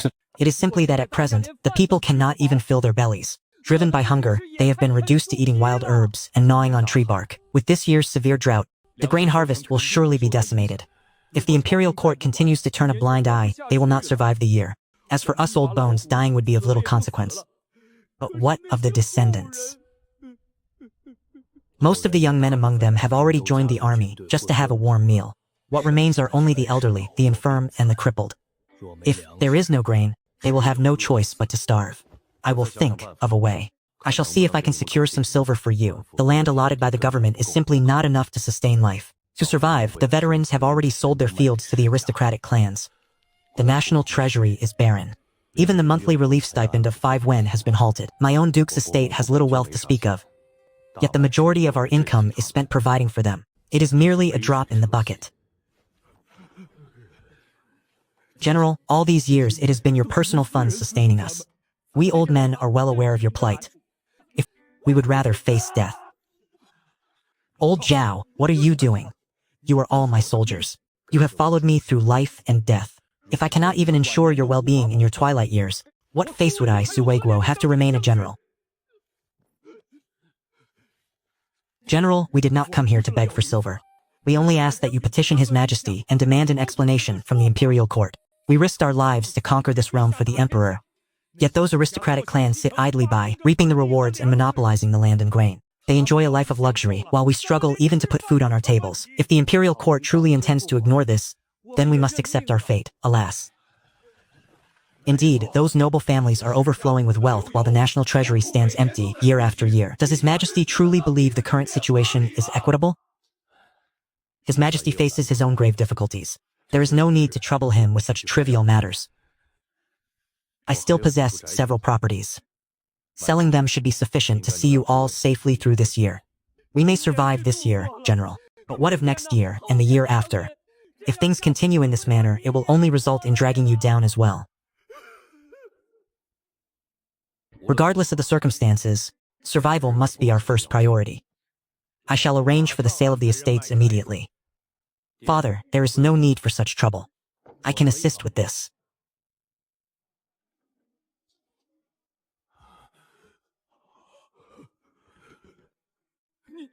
What are you planning to do? We do not require the general's money this time. Lord Zhao, the events of the past were my fault. I offer you my formal apology here and now. This old man is unworthy of such a grand gesture from you, young master. Were it not for the fact that the general is the last of his lineage, and keeping in mind the humiliation this brat inflicted upon me, I would have risked my life to ensure he paid the price. I understand the resentment you hold in your heart, Lord Zhao. However, I ask that you grant me a chance to make amends. There is no need for amends. Nor is there any necessity for it. If you truly wish to make amends, young master, then simply refrain from provoking the general's anger. Leave us. Do not cause a disturbance. I have come today primarily to resolve the hardships you are all facing. And what could you possibly resolve? Father, did I not establish a trading firm a few days ago? It is currently in need of hands. If you are all willing, I can offer you an opportunity to earn wealth. You scoundrel, you are absolutely disgraceful. As the descendant of a military family, how could you stoop to the affairs of a merchant? General Su's reputation was earned with our very lives. Do you truly wish to bring shame upon his name? In the past, although you were unruly, you at least never implicated the general. But now... did I not tell you not to speak of this so loudly? Everyone, please, do not be so impatient. Listen to me first. Father should be aware of how well my hand-cranked fans sold previously, correct? They sold well? How many were sold? No wonder Father sees me so composed. It turns out he truly had no idea. Earning 10,000 taels of silver a day is entirely possible. What did you say? 10,000 taels? You brat, if you continue to brag, be careful or I shall beat you senseless. I am not bragging. If you do not believe me, father, you may send someone to inquire. See how popular the hand-cranked fans are in the imperial capital right now. However, the business is a partnership with others. I only hold a 60% share. Is it truly that profitable? It is. Moreover, I am not merely earning wealth. I am also assisting the tenant farmers on our fief. The tenant farmers help me manufacture the hand-cranked fans. Each household can easily earn 300 to 400 wen a day. Impossible. Honor, this is not a matter for jest. If you do not believe me, I can take you all to see for yourselves. Very well, let us go and see. It is currently the off-season for farming. Coupled with the severe drought this year, the coming months will undoubtedly be arduous. If there truly were an opportunity for labor, even if one could earn only a few copper coins a day, for the common folk, it would be a chance to survive. If Sushuans was telling the truth, and a family could earn several dozen copper coins daily, then the tenant farmers here might even have meat to eat this winter. If you gentlemen do not believe me, I can have people brought over, and you may question them as you please. We shall not trouble you, young master. We will conduct the inquiries ourselves. Please, feel free.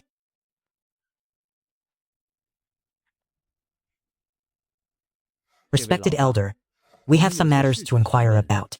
Might you enlighten us? Who are you? I am Zhao Bo. I was once a subordinate of General Su. So you are a military man. I have retired. I am now merely a peasant, just like the rest of you. Do you have questions? What is it that you are doing here? I do not fully understand it myself. I only know that it is carpentry work. Does this place provide payment for the work?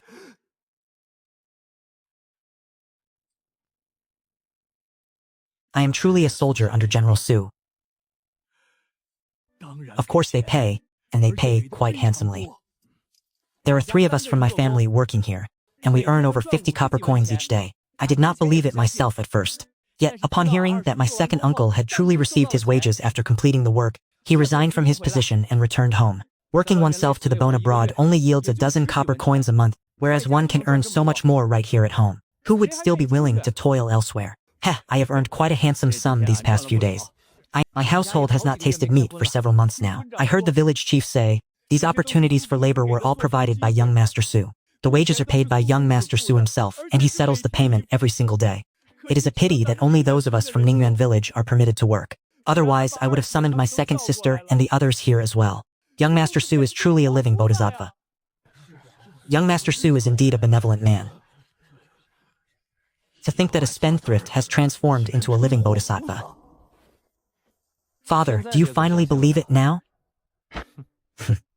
I suppose he has done something halfway decent for once. Seeing them lead a better life, this old man can finally rest at ease. I told you long ago, I have seen the light and repented. I am no longer the spendthrift I once was. I offer you a word of praise and you immediately become insufferably smug. Ha! By carp, with this scrap wood, can one truly earn such a vast sum of wealth? It is indeed profitable in the beginning, but at most it will only be lucrative for 1 month. Once the market reaches saturation, it will no longer be so profitable. Even 1 month is quite remarkable. Hundreds of thousands of taels of silver. This old man, would never have dared to dream of such a figure in my entire life. So father, you no longer blame me for defying our ancestors' edicts to pursue trade? This is not trade. This is a matter that benefits both the nation and the people. I believe that even the ancestors, should they know, would understand. However, you must still maintain a low profile, lad. After all, one should never flaunt their wealth. The reason merchants are looked down upon is because they compete with the common people for profit. The fact that you, young master, can provide the commoners with a prosperous life is something no ordinary merchant could ever hope to match. We hold you in high esteem. To engage in mercantile affairs while simultaneously saving the world and its people, you are truly worthy of our respect, young master. Please, young master, do not take offense. In the past, I was ignorant. I hope you all will not hold it against me. I have now seen the error of my ways. I do not ask for your immediate forgiveness. I only hope to contribute what little strength I have to make amends. These veterans are undoubtedly the ideal candidates for the refined sugar enterprise. It is my sincere wish to help them improve their lives. Young master, are you planning for us to manufacture these as well? That endeavor will not be sustainable for long. What I intend for you to produce is something else entirely. Rest assured, it will not be difficult. Furthermore, I can guarantee that the intensity of the work will not be excessive. The earnings will be no less than theirs.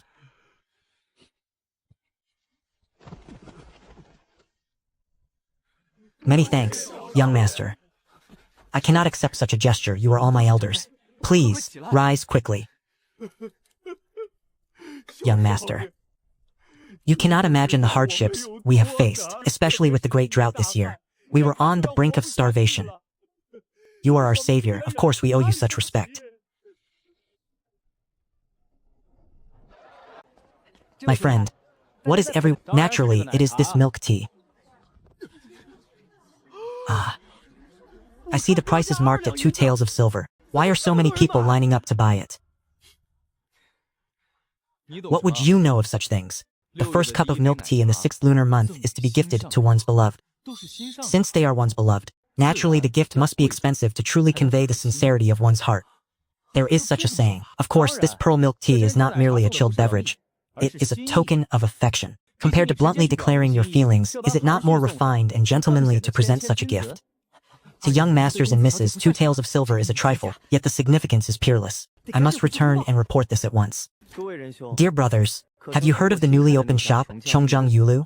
Chongjiang Yulu, a beverage shop selling a single chilled drink for 2 taels of silver? They must be mad with greed. 2 taels of silver. For that price, I could spend a night of passion with Miss Huan. Ha, ha. Brother Huai, you are indeed a man of great talent. Your insight is truly incisive. Hard-earned silver should of course be spent where it counts. You flatter me, Brother Lu Mingyuan. I am merely stating the facts. Only a fool would patronize such an unscrupulous establishment. Ha ha ha, they could have simply robbed us, yet they saw fit to give us a cold drink instead. Ha ha ha, I shall mock anyone I see buying such a thing for the rest of my life. Not so, not so.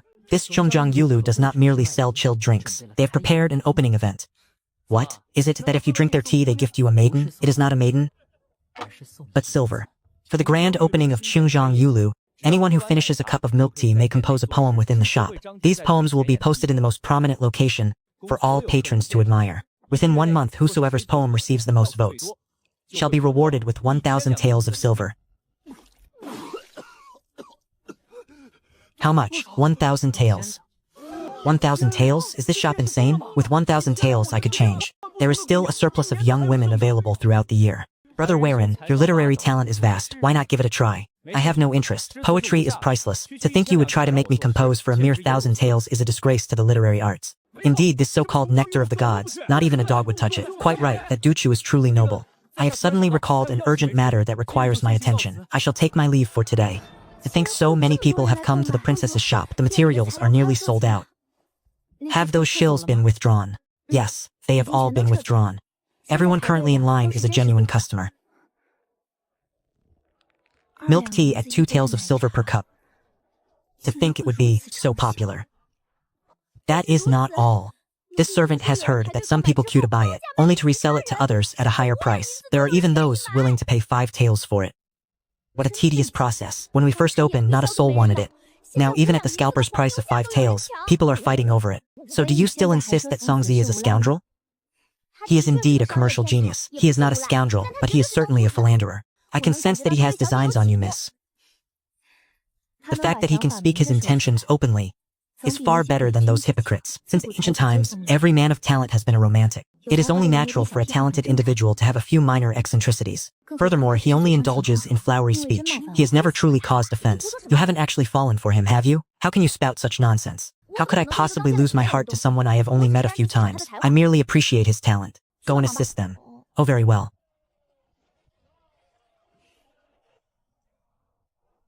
Young master, why do we have to wait so long to come here? You know nothing.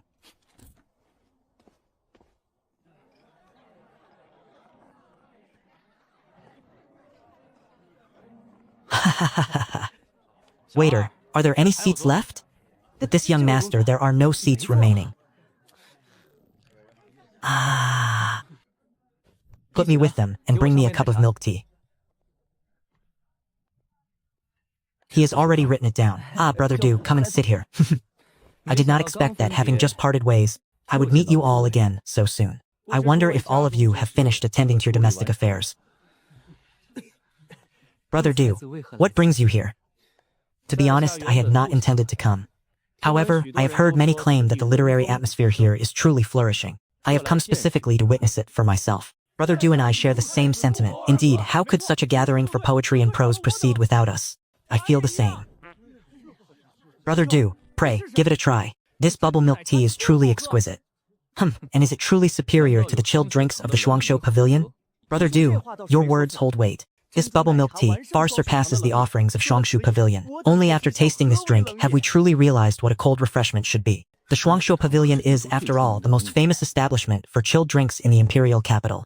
To think these people would belittle it to such an extent. Well, how is it? Rich in milky fragrance, refreshing and palatable, it is truly a top-tier beverage. We were quite skeptical at first as well.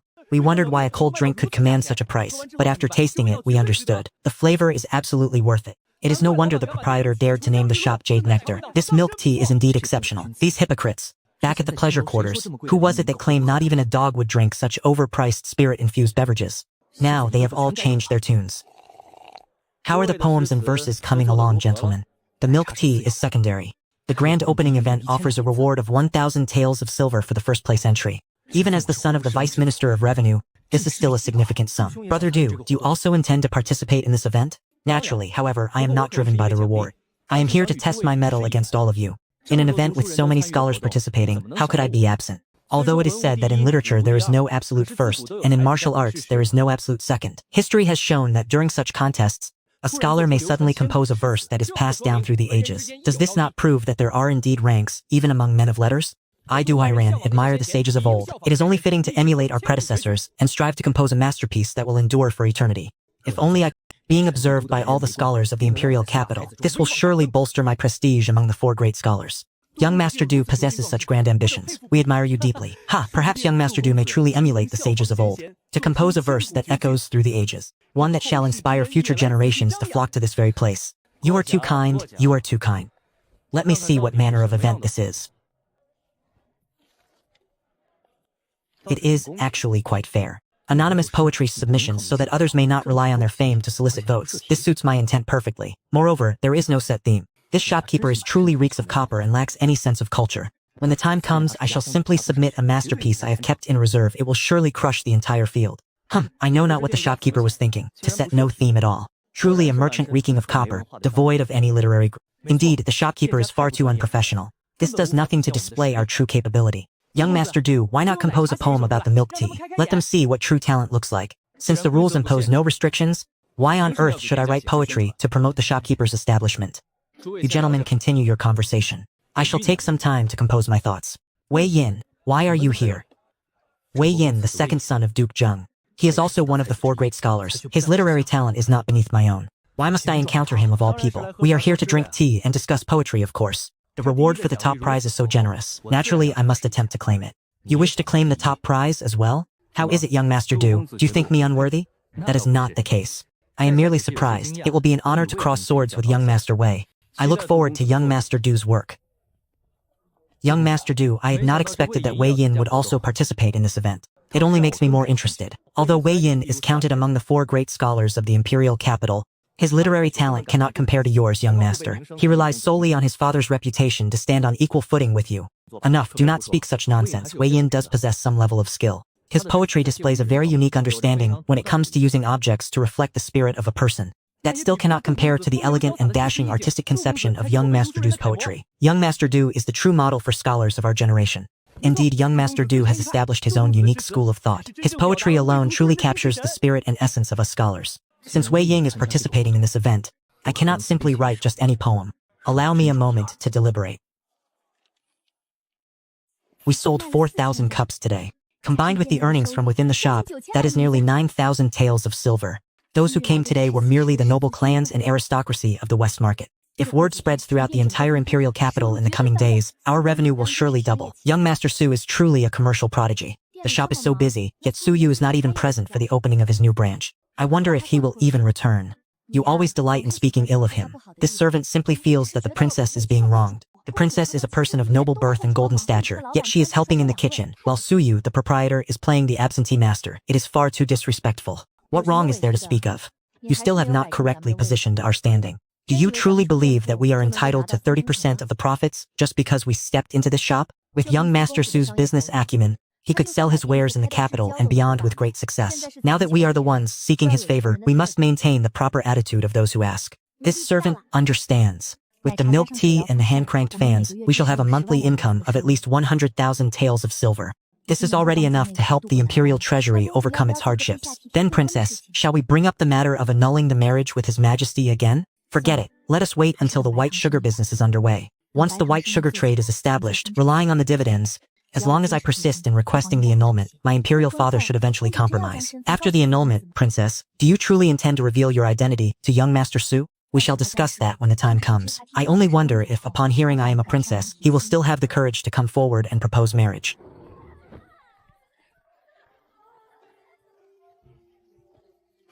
The crown prince is truly something else. The imperial treasury is empty, yet he still invites Lu Ying to perform. Zhao Zhao is here. Come sit down. Brother Crown Prince, you summoned me. What is the matter? Why have you not visited the Eastern Palace for so long? Does Zhao Zhao no longer wish to speak with her brother? That is not the case. I have been too busy recently and forgot to come and pay my respects to Brother Crown Prince. It was my oversight. Cousin, His Highness the Crown Prince is hosting a banquet today and has invited us to admire the moon. Remembering that we had not met for some time, I decided to invite my cousin to gather with us. The moonlight tonight is indeed exquisite. My cousin and his circle pride themselves on their refinement, frequently using the affairs of brothels and pleasure houses as fodder for conversation. I truly have no desire to associate with them any further. Young Master Shangguan, do not daze off. It is your turn to compose a poem. Is it my turn already? Since that is the case, I shall make a fool of myself. The jade pot reflects the chill of the azure sky, never having glimpsed such a celestial visage to complete this joy. In drunkenness, I repeat my boast to the bright moon. When I awaken, the autumn waters surpass the blue of the stars. I have heard far too much empty praise. A single branch of red beauty, fragrant with dew, the clouds and rain of Mount Wu cause hearts to break in vain. Compared to such verses, my cousin's poem is nothing more than mediocrity. Willing to be your lifelong companion, truly worthy of young Master Shangguan. He is without a doubt the greatest among the 4 great scholars of the imperial capital. Nonsense. Young Master Shangguan has always been the foremost scholar of the great Qin Empire. It is indeed excellent. Cousin, what do you think of my poem? Do I deserve the title of a scholar? This poem was intended for Lady Liu Ying, was it not? Princess Anning, you jest, to ruin such a union. But looking at it now, the princess clearly has no interest in Shangguanzhong. Cousin, this poem was naturally composed for you. That will not do. However, rest assured, I will find a way to have His Majesty rescind the imperial decree, then no one will be able to stand in our way. Cousin, if you are truly helping me, I would be most grateful. But if you harbor other motives, I advise you to abandon such thoughts at once. Cousin, are you truly so heartless? Refused. She has actually refused me for all these years. I truly believe that Li Zhaoning harbored feelings for me as well. I never expected such a definitive rejection today. I am drunk, cousin. Young Master Shangguan, please conduct yourself with propriety. Insolence. A mere servant dares to block my path? Ha ha ha, we are all family. There is no need for such tension. Cousin Zhao Zhao is only acting out of concern. We are all searching for a solution to your predicament. I believe that if we all work together, we will certainly persuade the imperial father to rescind the decree. I thank you, Crown Prince. I have other matters to attend to, so I shall take my leave. Cousin, Zhao Ao must be overwhelmed by his recent troubles. I believe that once the engagement is annulled, he will surely understand your heart. I know that my cousin is only acting this way because she is bound by the betrothal. I should not have revealed my feelings at such a time. Rest assured, even if Su Ning and Su Heng did not perish this time, their reputations are already in ruins. When His Majesty summons us next, we shall impeach him together. That will surely compel that Lang Taosha must be the work of young Master Wei, no doubt. It captures the elegance of wind, flowers, snow, and moon with the same flair as Brother Du. As for the poems adorning these walls, one only needs a glance to know who penned them. Currently, the two of us are leading in the vote counts by a wide margin. Ha, young Master Wei, shall we head inside? In this sweltering summer heat, why not enjoy a chilled drink? Ha, do you have any idea who I am? I am the son of the Minister of Revenue. I could go to the finest brothel in the capital and not spend a single copper. Yet this lowly Longyan shop dares to make me wait in line. Please, sir, do not make things difficult for me. The rules are the rules. Brother Lu, why must you be so arrogant and overbearing? This Wei Ying is truly worthy of being the son of Wei Zheng. His conduct and demeanor are quite commendable. Du Weiren falls far short when compared to him. Should we send someone to knock this Du Weiren down a peg? There is no need to invite unnecessary complications. The Crown Prince promised yesterday to help me annul my betrothal. Yet it is clear he intends to push me toward Shangguanzhong. Be it Su Heng or Shangguanzhong, neither is a suitable match for me. Born into the imperial families, my marriage is entirely beyond my own control. Chungtao, tell me, what am I to do? Princess, we must take it one step at a time. Perhaps a turning point will arrive. What turning point could there possibly be?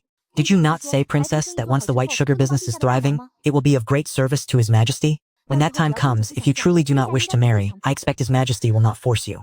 Regardless, I must strive for my own future. If I am truly to be wed to someone I loathe, I would rather face death. Will young Master Su be coming today? Ha ha ha. Zhao Zhao. Your future husband has come to see you. Chungtao, open the door. Have you missed me? Zhao Zhao.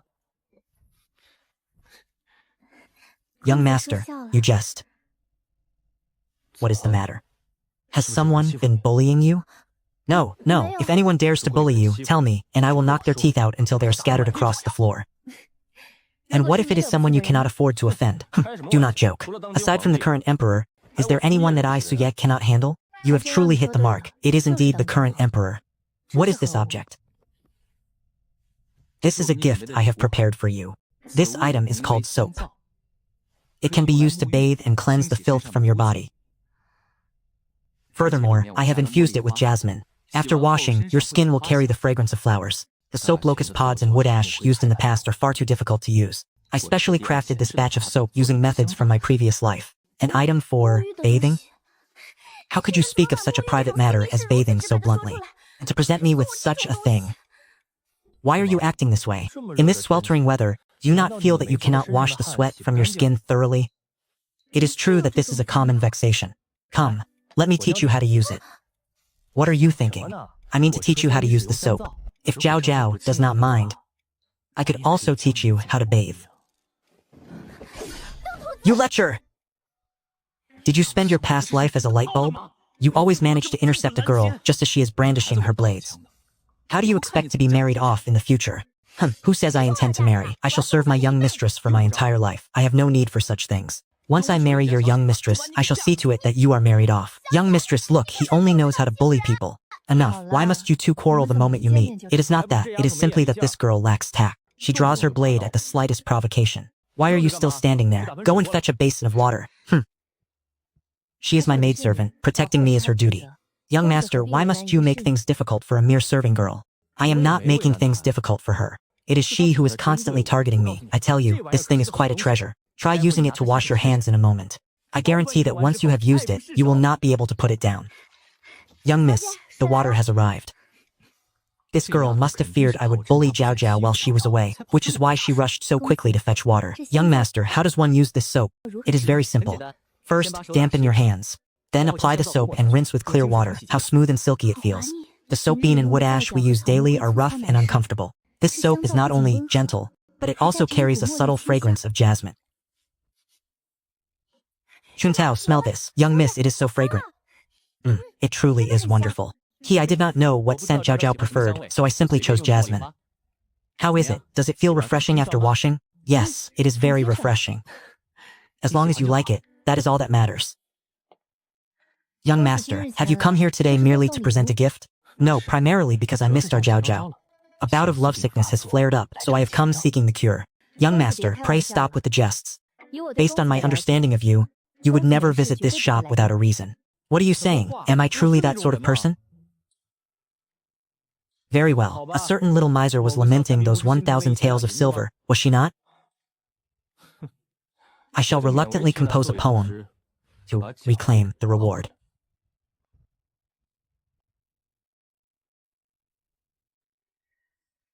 Young master intends to compose a poem?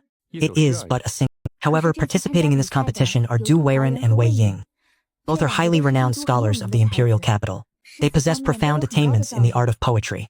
Do you truly have so little faith in me? That is not what I meant. Shall we place a wager? A wager on what? If I secure first place, you shall grant me a kiss. A kiss is somewhat excessive. That is, out of the question. But if you do indeed secure first place, I shall present you with a gift instead. How does that sound? What sort of gift? It shall remain a secret for now. I will reveal it once you have achieved first place. Xiao Tao Tao, bring me a brush.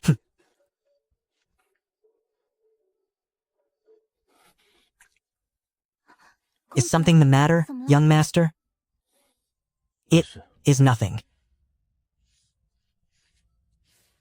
The spring river tides surge to meet the level of the sea. The bright moon rises over the ocean with the swelling tide. In these few brief lines, the vastness of the river merging with the sea, and the grandeur of the moon rising with the tide, rush forth to greet the reader.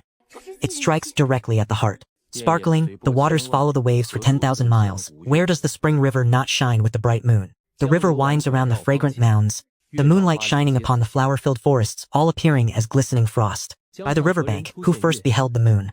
In which year did the river moon first shine upon man? By the riverbank, who first beheld the moon? A masterpiece for the ages. Beside this work, the poems of Du Iren and Wei Ying are truly like the light of a firefly attempting to rival the brilliance of the full moon. Well, is it passable? Young master has such talent. I am truly filled with admiration. It is just that, young master, your calligraphy. Do not concern yourself with such trivial details. Just tell me, will this poem be enough to secure the top spot? Unless a great scholar deigns to intervene, it should be no problem at all. Then, regarding the matter of the reward, wait until the event concludes. Talk to me once you have actually secured first place. May I transcribe a copy of it? Of course, this was meant to be posted publicly in any case. Once we are wed, all matters concerning calligraphy and writing shall be left to you.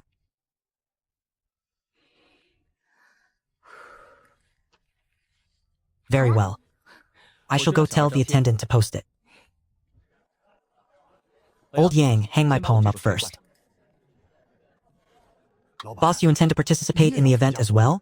Naturally. With my talent, my participation will only elevate the prestige of this event. Haha, why are you just standing there? Hurry it up. This young master is waiting to shock those so-called scholars. Very good, boss. Spring River Flower Moon Night. The spring river tides rise level with the sea. The bright moon on the sea rises with the tide. The shimmering waves stretch out for 10,000 leagues. Who by the riverside was the first to see the moon? In what year did the river moon first shine upon man? Boss, what is wrong? This poem is truly a masterpiece for the ages. Naturally, I have already said, when it comes to poetic talent, if I claim to be second, no one dares call themselves first. In my previous life, I studied the lore of those who crossed over. These immortal verses were already deeply etched in my mind.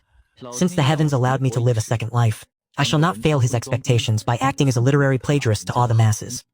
Young master's poetic talent is truly peerless. Hurry up. The poems provided by the two young masters have truly opened our eyes. In my humble opinion, young master Wei's Waves Wash the Sand already displays the style of a grandmaster. The wind, flowers, snow, and moon piece is not lacking either. I shall cast my vote for this one. Had I known both young masters were entering the competition, I would not have embarrassed myself by participating. Haha, you are all too kind. I merely observed the flourishing literary atmosphere here, and decided to contribute a trifle to the festivities with my modest efforts. That Du Waren clearly only cares for those 1,000 taels of silver, yet he insists on weaving such high-sounding, sanctimonious excuses. Judging by today's tally, I fear young Master Wei's Langdao Sha will soon surpass my own. You are too kind, young Master Du.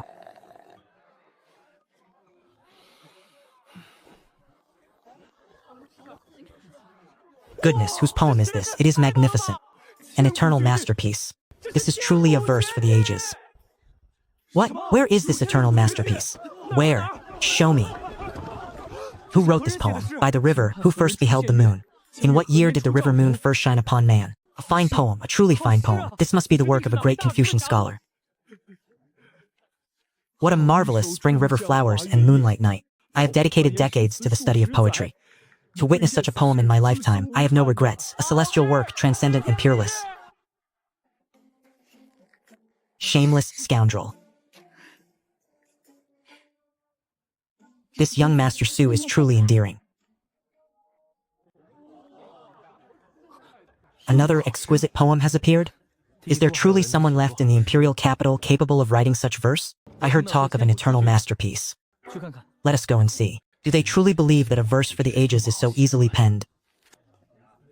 Those ignorant, unrefined scholars love to make a mountain out of a molehill.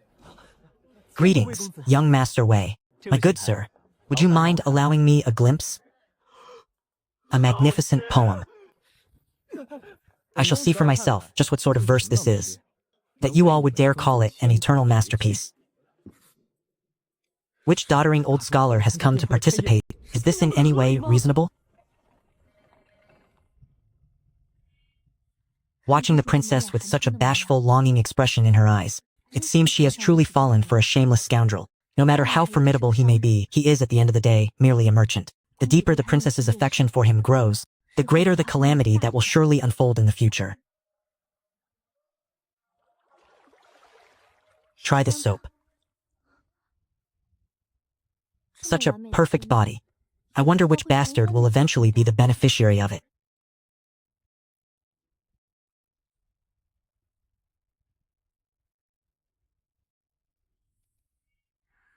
My entire body feels refreshed.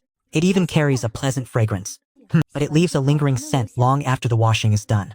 This is truly a remarkable item. Chuntao, cut the soap in half and send it to the Empress.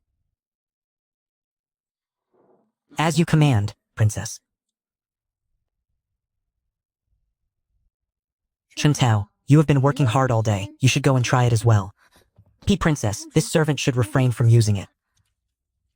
It is not as if I have not seen it before. Are you still being shy? It feels truly comfortable once you have washed with it. Princess. Alas. Before I knew it, I have already grown old. Your Majesty possesses beauty that could topple cities. You are in the prime of your years. How could you be old? You girls only know how to say sweet things to please me. While I have the ability to manage the inner palace well for His Majesty, and I do not rely on my looks to compete for his favor, this increasingly dry skin is truly a vexing concern. The medicinal lotions used on a daily basis are far too greasy. Bathe me, Your Majesty. Princess Anning has sent something over. What new trinket has that girl, Anning, come up with now? I will come out once I have finished my bath. Princess Anning says this item is meant to be used for Her Majesty's bathing.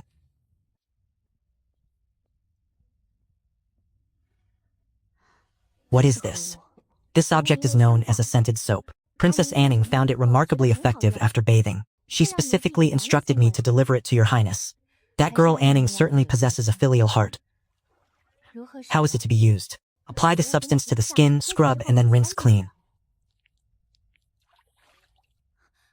It is truly a treasure. To think it has such miraculous effects. After washing one's body with it, not only does one feel incredibly refreshed, but a lingering floral fragrance remains upon the skin. It is truly invigorating. Your Highness, shall I prepare the medicinal liquid? There is no need. After washing with this soap, my entire body feels light and at ease. The medicinal liquids are no longer necessary.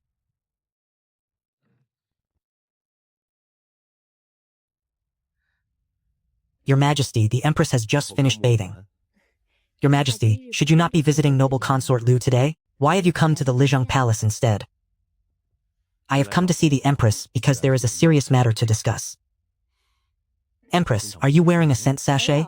Zhao Zhao just brought a treasure called scented soap. After bathing with it, one not only feels completely refreshed, but it also leaves behind a pleasant fragrance. Your Majesty has not yet bathed, have you? Why not give it a try? Very well, I shall try it. Haha, your servant will attend to Your Majesty's bath.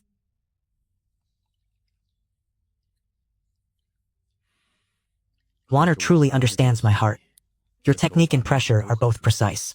Your Majesty, do not overexert yourself. You must take care of your dragon body. You understand me best. You should also understand what I desire to achieve. Ever since I ascended the throne, I have wished to accomplish great deeds and show my imperial father my worth. I am the one who carries the mandate of heaven. Back then, I achieved peerless merit. Yet imperial father still bestowed the position of crown prince upon that Li Chang. Though I am unwilling to yield in my heart, I understand the order of seniority and status. Yet that Li Chang pressed me relentlessly. Had I not chosen to resist, it is I who would have perished this day. The world claims I murdered my brother and coerced my father, asserting that my path to the throne was illegitimate. Yet, how could they possibly fathom my suffering? This is a road of no return. Had we not resisted back then, we would have been left without a burial place. Now only by establishing an era of peace and prosperity can I cleanse the infamy cast upon my name. Fortunately, there is Warner, who is willing to listen to these grievances of mine. Your Majesty, why do you speak such words to this subject? As your wife, although I cannot share in your burdens, it is my duty to listen. You are always so virtuous and understanding. Your Majesty is too kind. I have heard that the boy Su Huan has recently brought about the creation of some milk tea shop. Does your ladyship know of this? I am unaware of such things, Your Majesty. Ever since that boy walked through the gates of hell and returned, he has changed profoundly. His milk tea shop sells a single cup for 2 taels of silver, and those young masters and ladies of the noble houses are perfectly willing to queue up to purchase it. They claim it is the first milk tea of the 6th month to be gifted to one's beloved. To those noble families, 2 taels of silver to subtly express their affection is hardly expensive at all. Yet, it does not end there. It seems that upon the opening of that shop, he held some sort of promotional event. He invited scholars to compose poetry, offering a reward of 1,000 taels of silver for the first place entry. 1,000 taels. Do not it too excessive. According to my intelligence, that milk tea shop is currently doing a roaring business. It generates a turnover of 10,000 taels a day. The more profit His Majesty's mercantile house generates, the greater the benefit to our imperial family. If the figures His Majesty cited are indeed accurate, then the internal crisis of the treasury will be resolved once the dividends are disbursed at the end of the month. Has Your Majesty investigated the background of that Su Heng thoroughly? According to Mo Yu's report, no members of the aristocratic clans have been found in the boy's company. Ever since he returned from the gates of death, the lad has not touched a single cricket again, nor has he consorted with his former band of ne'er-do-wells. That is a fortunate development. What I find most baffling is this. How could a confirmed spendthrift suddenly transform into a commercial genius? It is possible that he has always possessed such talent, and that it was merely his lack of discipline and obsession with gambling that masked it. Perhaps the prodigal son has finally returned to the right path. If that is truly the case, then it is cause for celebration. Your Majesty need not dwell on this. Paper cannot wrap up a fire forever. If he truly harbors malicious intent, he will not be able to deceive Your Majesty for long. Then, let us continue to observe him. Since the matter of the internal treasury has been settled, the Chanchu festival may proceed as scheduled. That would be for the best. It will serve to silence the gossip spreading outside the palace walls. Wanner, whom do you suggest should oversee these arrangements? In truth, I trust Jiawas above all others to handle it. He possesses an attention to detail as fine as a strand of hair, and he is well versed in such matters. It is a pity, however, that it would violate the rights. You are correct. Zhao Zhao's appointment would indeed be inconsistent with ritual protocol. Let the Crown Prince take charge instead. I shall issue a decree for the Ministry of Rights to assist him. There should be no complications under their guidance.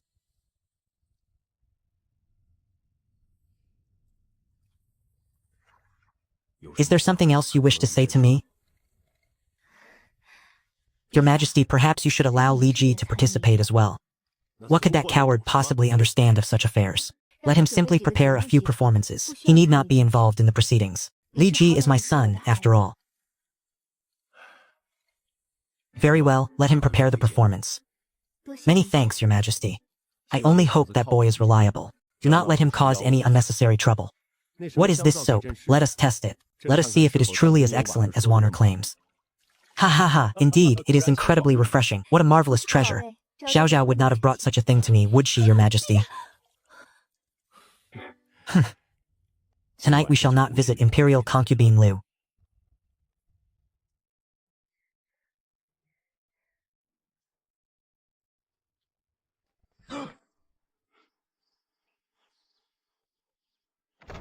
Enter. Father, what is the matter? Why are you not resting properly in bed instead of wandering about? It was too stifling inside the room. I came out to get some fresh air. I just heard Father in a fit of rage. I wonder what could have caused it. It is none other than these useless fools.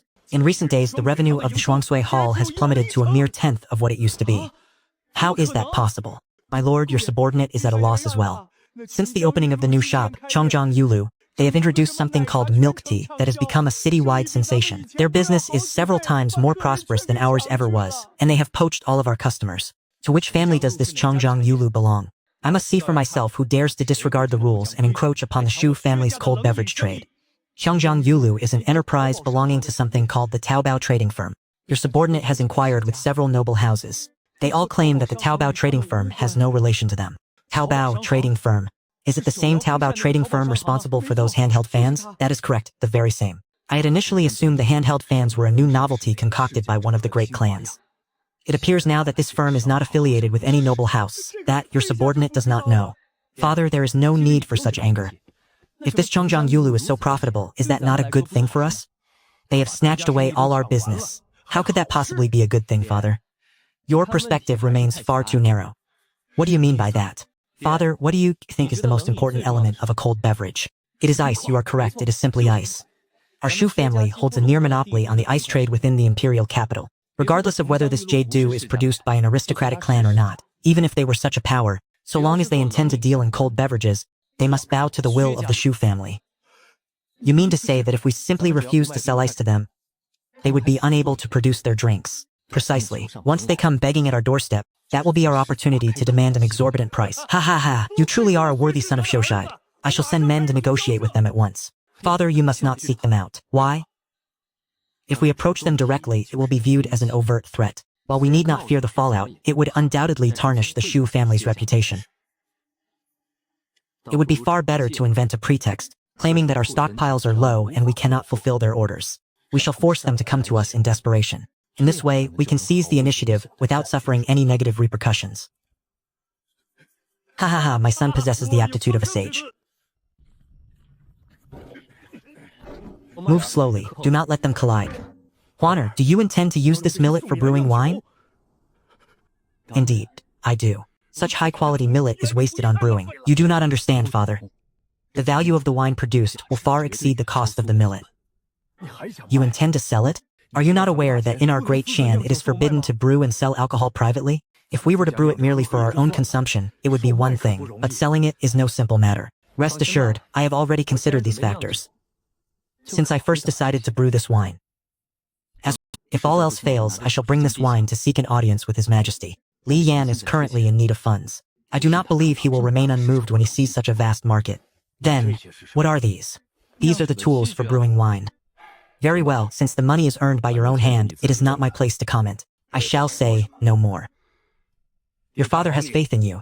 I shall await your wine. Haha, rest assured. I promise it will be so delicious that you will nearly swallow your own tongue. Huaner, why have you purchased so many grapes? I am going to brew grape wine. You even know how to brew grape wine? One shall know once we try. What if I happen to succeed? Huaner, why don't we take things one step at a time? Father, rest assured, I am confident in my success. Very well, your father does not understand these matters, so I shall hold my tongue. By the way, accompany me to the imperial court in 2 days' time. Shui Yue is finally able to get out of bed and move about. His Majesty intends to handle your affairs personally. Do you understand? Finally, I am to meet the current emperor. I must see if I can find an opportunity to annul the engagement. Once the betrothal is successfully dissolved, I can reveal my true identity to Zhao Zhao. I shall have father go directly to propose a marriage alliance. Young master, the 9th prince is here to see you. Li Ji. You must follow the instructions I gave you earlier. Remember, you must ensure everything is cleaned thoroughly. The sealing must be done with the utmost care. You certainly know how to indulge yourself, lad. You have finally returned. I have brought you some milk tea. I wonder which unscrupulous merchant concocted this. To think you're selling this stuff for 2 taels of silver a cup. I brought this especially for you to taste, brother. Don't you dare say I've treated you poorly. Damn it, are you finding creative ways to insult me now? How have I insulted you? I am the very black-hearted merchant you were just speaking of. I thought you only sold hand-cranked fans? Just because I sell fans, doesn't mean I cannot sell milk tea as well? When you bought that milk tea, did you not see the sign for the trading firm? I had my servant stand in line to purchase it. Are you telling me this pearl milk tea is also part of our enterprise? Stop pawing at me. I have no interest in men. That is correct. The milk tea shop also falls under the firm. And that is not all. I intend to open many more establishments in the future. You need only sit back and wait to count your silver. Then how much silver will I be entitled to? Based on our current turnover, after deducting the costs, you should receive a daily share of 1,000 taels. Oh, 1,000 taels. And that is every single day. Why?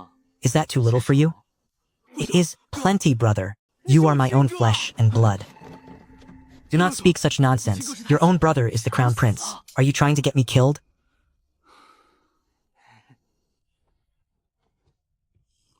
Speak, why have you sought me out? You must help me this time, brother. The Empress's birthday is approaching. We are preparing to celebrate the Qianqiu festival, where the officials will be invited to a grand banquet. His Majesty has tasked you with organizing the Qianqiu festival? I thought the eldest prince and the Ministry of Rites were responsible for that.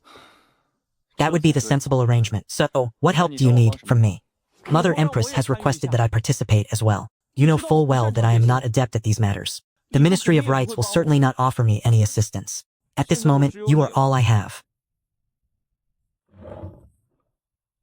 I shall say this once more. Keep your hands to yourself. Brother, please, you must help me. I never said I would not help you. What is it that you wish for me to be responsible for? I need you to prepare a few performances.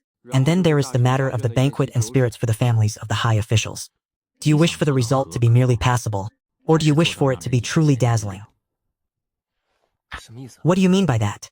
To make it passable is simple. One need only follow the established procedures. But to make it truly dazzling, to earn the praise of His Majesty and her Empress, that requires arrangements that are unique and ingenious. Naturally, I wish to earn the praise of my imperial father and mother. If you perform better than the Crown Prince, are you not afraid that he will harbor a grudge against you? My eldest brother surely would not harbor a grudge over such a trivial matter, would he? Since you desire to do this well, I shall assist you in perfecting it. I knew you would help me, good brother. What must I do? You need not concern yourself. Leave it to me. However, should anyone inquire, you must insist firmly that you were the one who organized it all. I am merely assisting you with the menial tasks. Such a great merit, and you wish for nothing in return? We are brothers. When acting for a brother, loyalty comes before all else. Such loyalty as deep as the heavens. I did not misjudge him. Young master, young lady Zhao Zhao has sent people to find you. They say it is a matter of great urgency. A matter of urgency, is it? Brother, what is the trouble? Go amuse yourself. Your brother is off to court the ladies. Damn it, to think he would abandon his friend for a woman. Your Highness, it is useless to seek out young Master Su Yu. In this servant's opinion, it would be better to go directly to the Duke of Shui. Perhaps he might, for the sake of the princess, continue to supply us with ice. If it were truly that simple, those previous ventures would not have ended in such losses. My imperial father has just ascended the throne, and the hearts of the people are in turmoil. If word gets out now that the imperial house is using its influence to contend with the commoners for profit, it will surely give Xiao Xiao an opening to seize upon, casting a foul reputation upon my imperial father. But can young Master Su Yu truly find a solution? I have come this time merely to inform him. If even he has no method, this shop will likely be impossible to preserve. The Shu family has not acted with overt hostility. They merely speak polite words and claim their inventory is strained. Even though it is clear they are applying pressure, they hold dominion over the supply chain. Such is the nature of commercial warfare. They have violated no laws. The Shu family is truly detestable. These noble houses pride themselves on being scholars, yet behind the scenes they engage in such sordid affairs. The marketplace is like a battlefield. This is the very reason why merchants are held in such low regard. For the sake of profit, they will stop at nothing. They are willing to disregard even the most fundamental moral principles. Now there are only two paths left: close the doors or concede our profits to them. It all depends on how young Master Su Yu chooses. As soon as I heard that recruitment had begun, I hurried back without a moment's delay. Quickly, try this fresh orange delight I have just developed. This is a new product we are preparing to launch in the shop. Young master, for me to drink this, I am but a servant girl. I told you to drink it, so take it. Why must you chatter on with such nonsense? Hurry, and tell me how it tastes. It is delicious. It has a very rich orange flavor. It is even sweeter than the fruit itself, and there is so much pulp inside. As long as you find it delicious, that is all that matters. I am merely a maidservant. Among the aristocratic families outside the palace, who would ever spare me a thought? Yet, this scoundrel, he invites me to dine at the table, and when there is a cold drink, he makes sure to bring me a serving as well. He is far better than those noble scions who boast of being gentlemen. Why are you so moved that you are on the verge of tears? Who is crying? Do not speak nonsense. What is the matter? Is there some urgent affair? I fear our cold drink shop can no longer remain open. What? With business so thriving, how could we be forced to close? The supply chain for our ice has been severed. Which house has been supplying the ice? The Zhu family. The largest ice seller in the imperial capital is managed by the Jintang trading firm. Even the famous Shuangshuatang, which sells the finest products in the city, is also an enterprise under the Jintang trading firm. And the power standing behind this Jintang trading firm is none other than the Shuo family. How is it the Shui family?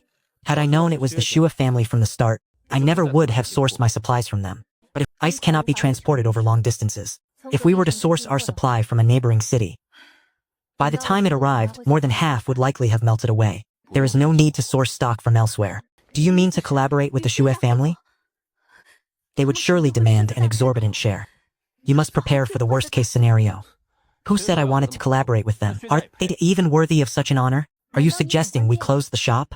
In truth, I agree with closing it. Given their style of conduct, even if we continued, the majority of our profits would be seized by them anyway. We could wait until next year when we have stored enough ice to reopen.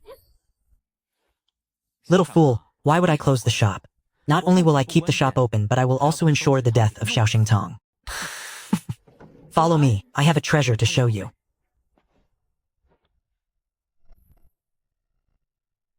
Damn it, that cup of fresh orange juice I gave him earlier was a total waste. One matter is distinct from another. The orange juice was indeed delicious, but that is no excuse for your insolence toward my young miss. From now on, your privileges are revoked. If you wish to eat or drink, buy it yourself. Young master, please lead the way. Zhao Zhao, I believe this maid of yours is incompetent. She lacks discernment. Why don't we find you another attendant? I shall provide the funds to find you someone who is both capable in a fight and possesses high emotional intelligence. This scoundrel is trying to ruin my livelihood right in front of me. Any favorable impression I held has completely vanished. Xuntao is no ordinary maid. I hope the young master will not lower himself to her level. Very well, since Zhao Zhao has pleaded on her behalf, has your appetite improved at all? Have you been eating properly lately? Since eating the food from your residence, all other meals have become impossible to swallow. Furthermore, with such matters occurring recently, how could I possibly have the heart to eat? Heh, why don't you provide me with your address? I will have someone deliver meals to you for every repast. Even if I told you, you would be unable to enter. You jest. In this imperial capital, there is no place I cannot enter save for the imperial palace itself. Prepare several extra portions for me. I shall have my servant come to collect them. Very well, I will provide you with a menu when the time comes. You need only order according to it. Su Yu, what do you mean by this? My young miss is a person of noble birth. Why have you brought her to such a filthy place? Your young miss has not said a word. What are you getting so worked up about, boy?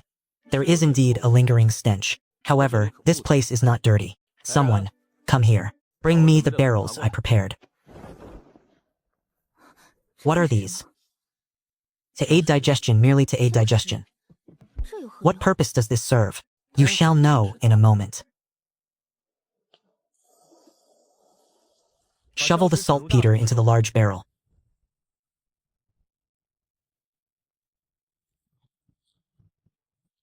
Continue shoveling the saltpeter into the large barrel. You come and shovel, he will handle the stirring. Young master, what is it that you are doing? Do not be impatient. Wait another quarter hour and you shall witness a miracle. Ha ha ha, it appears the princess has truly fallen for him. The son of Duke Su is due to reach his capping ceremony in 2 years. If the princess gives her heart to this boy and his majesty insists she marry the young master of the Su household later on, given the princess's temperament, who knows what she might do. The ice production is a success. Young master, it is finished. You have worked hard. Go to the Lu estate later to collect your reward. Many thanks, young master. Let us go inside and take a look.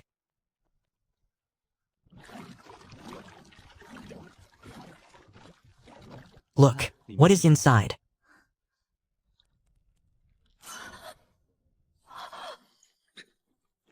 It is ice. Indeed. It truly is ice. It is real ice.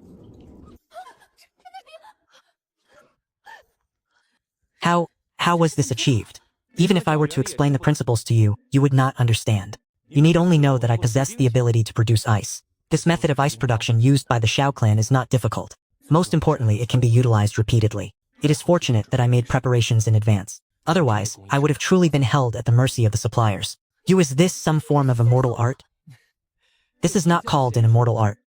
This is called physics. What is physics?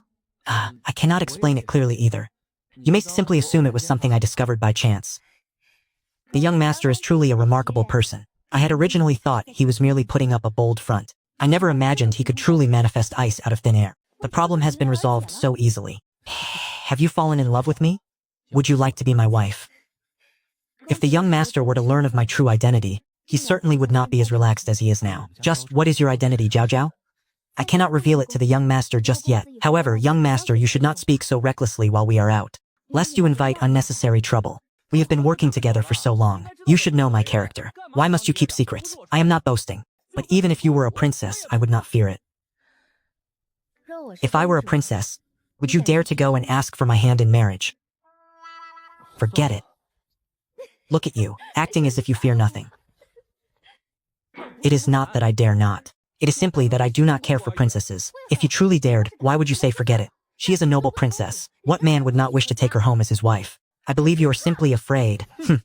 What is so good about a princess? Raised in luxury and splendor, spoiled since childhood. If one were to marry her, one would have to worship her like an ancestor. If you were to displease her and she returned home to lodge a complaint, a dozen heads would not be enough to satisfy the executioner. In any case, I have no desire to marry one. Our Jiao Jiao is far better. As for that so-called princess, not even a dog would take her. What is the matter? You aren't truly a princess, are you? How could that be? Have you ever seen a princess like me, running about outside everywhere? Or managing a business herself? That is true, I suppose. Let us return to the matter at hand. How much ice can we produce in a single day? I have long since made the preparations. There is more than enough nitrate. It will be sufficient to meet the daily demands of the milk tea shop. The crisis at the shop is resolved. Yet his words, not even a dog would take her. So the identity I have always prided myself on most is nothing but a nuisance in his eyes. Since that is the case, I shall no longer impose upon you, young master. I must go to the shop to check on things and soothe the employees. Will you not eat before you go? I must settle the affairs at the shop first. Men are made of iron, and rice is the steel. One must eat to maintain one's strength. Besides, no amount of wealth is worth sacrificing one's health. Very well, I shall have someone deliver a meal to the shop for you later. My thanks, young master. The conversation was going so well. Why did she suddenly turn so cold? Did I say something wrong? What a magnificent poem. It is truly a classic for the ages. Damn it, why haven't they announced the author yet? The event stated that the results would be announced in 1 month's time. I suspect it was written by some great Confucian scholar. Would a great scholar really visit a cold drink shop like this? This is a full 1,000 taels of silver. Who could possibly resist such temptation? If they were to find out that such brilliant poetry came from the hand of a youth even younger than themselves, would these scholars not be utterly shattered? Master Su Yu possesses peerless literary talent, and he is a business genius to boot. Most importantly, he is still so young. But the princess is not someone a dog would even deign to marry. Princess, why did you not reveal your identity to him just now? Do you think that given my imperial father's current state, if word got out that I was appearing in public to conduct business, what the consequences would be? Master Su Yu does not strike me as such a person. One with such profound attainments in poetry could not possibly be a commoner. Su Yu is likely not his real name either. What I fear most now is that he belongs to one of the great aristocratic clans. I think the princess is overthinking this. What do you mean? Given His Majesty's temperament, since he is aware of the collaboration between the princess and Master Su Yu, it is impossible that he has not investigated the man's background. The fact that His Majesty has not obstructed your collaboration during this time, what does that imply? I truly am a fool. The princess was simply lost in the moment. If that is the case, then Master Su Yu is someone His Majesty considers a worthy partner. If it is truly as you say, and if he possesses immense commercial value in the eyes of my imperial father, might my father, in order to keep him, reconsider my marriage. But he seems to harbor great resentment toward the status of a princess. He resents the title of princess. He does not resent Jiao Jiao. A flash of 7 parts shyness and 3 parts pride crossed her face.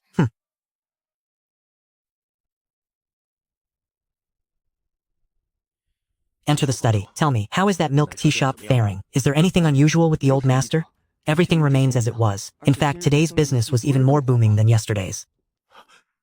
How is that possible? We have already cut off their supply of ice. How could they still be serving cold drinks? Father, please, steady your temper. Could there be someone else providing them with ice? That is impossible. The Shu family holds the monopoly on ice throughout the imperial capital. Even if they spared no cost to import it from other cities, even if they took the imperial post road, it would be impossible for them to deliver it in a single day. Then how can this be? It has only been the first day. I suspect they must have had a surplus of ice. They simply did not use it all previously. Now they are merely feigning composure. Ice is an essential component for cold beverages. We hold the advantage. We need not worry that they will not come to beg us on their knees. But what if they choose to close their shop? Such a lucrative business. Who would be willing to abandon it? My son is correct. Therefore, father, there is no need for haste. We need only wait. In the imperial court today, I clashed with Sueguo once more. He is determined to force us to provide an explanation. His Majesty intends to personally address your affairs. Prepare yourself to accompany me to the morning court tomorrow. Does father know what His Majesty intends? I cannot fathom His Majesty's mind on this matter. However, we are in the wrong, so what did the Duke of Zhao say? The Duke of Zhao has already coordinated with the 100 officials. There will be those who speak in your defense when the time comes. I have heard that Wei Zheng is also inclined toward us. Is Wei Zheng not of the neutral faction? That prodigal son of the Su family has a wretched reputation. A man like Wei Zheng, who cannot tolerate a single grain of sand in his eyes, has long been dissatisfied with the imperial decree of marriage granted by His Majesty. With Su Heng attending court this time, given his nature, he will surely launch an impeachment. Ha ha ha ha, this Wei Zheng has done us a great service then. What then, is there left to worry about? Wei Zheng dares to scold even His Majesty. If he despises Su Heng, he will surely berate him until he is utterly humiliated. The Yu family is indeed on our side. I only fear that Qin Yi, Li Wei, and their ilk will create trouble and cause a scene. Those military officials, besides cursing and shouting, what else are they capable of? Ha ha, then prepare yourself well. The most important thing is to carefully prepare your argument beforehand. When the time comes, I shall present a reasoned case before the imperial court. Perhaps there will be an opportunity for His Majesty to annul the marriage. Rest assured, regarding eloquence, have I ever failed to meet your expectations, father? Do you know your transgression? What transgression could I possibly have committed? As a man of letters, you refuse to study your texts, choosing instead to indulge in hedonism and extravagance. Look at what is in your hands. Do you still claim you have done no wrong? The Changjiang Jade Du is a place where the literary spirit thrives. I was merely there to recite poetry and engage in literary exchange with other scholars. Furthermore, the coin I spent was earned by selling my own poetry. 2 taels of silver. Do you have any idea how much grain that could purchase? The Willow districts are filled with scholars, and the literary atmosphere has always been robust. I had little to say against that, but what manner of literary atmosphere could possibly exist in a cold drink shop? Father, I assure you, I speak no falsehood. The shop held a grand opening event, inviting scholars to compose poetry. Whoever composed the poem with the most votes would be awarded a prize of 1,000 taels of silver.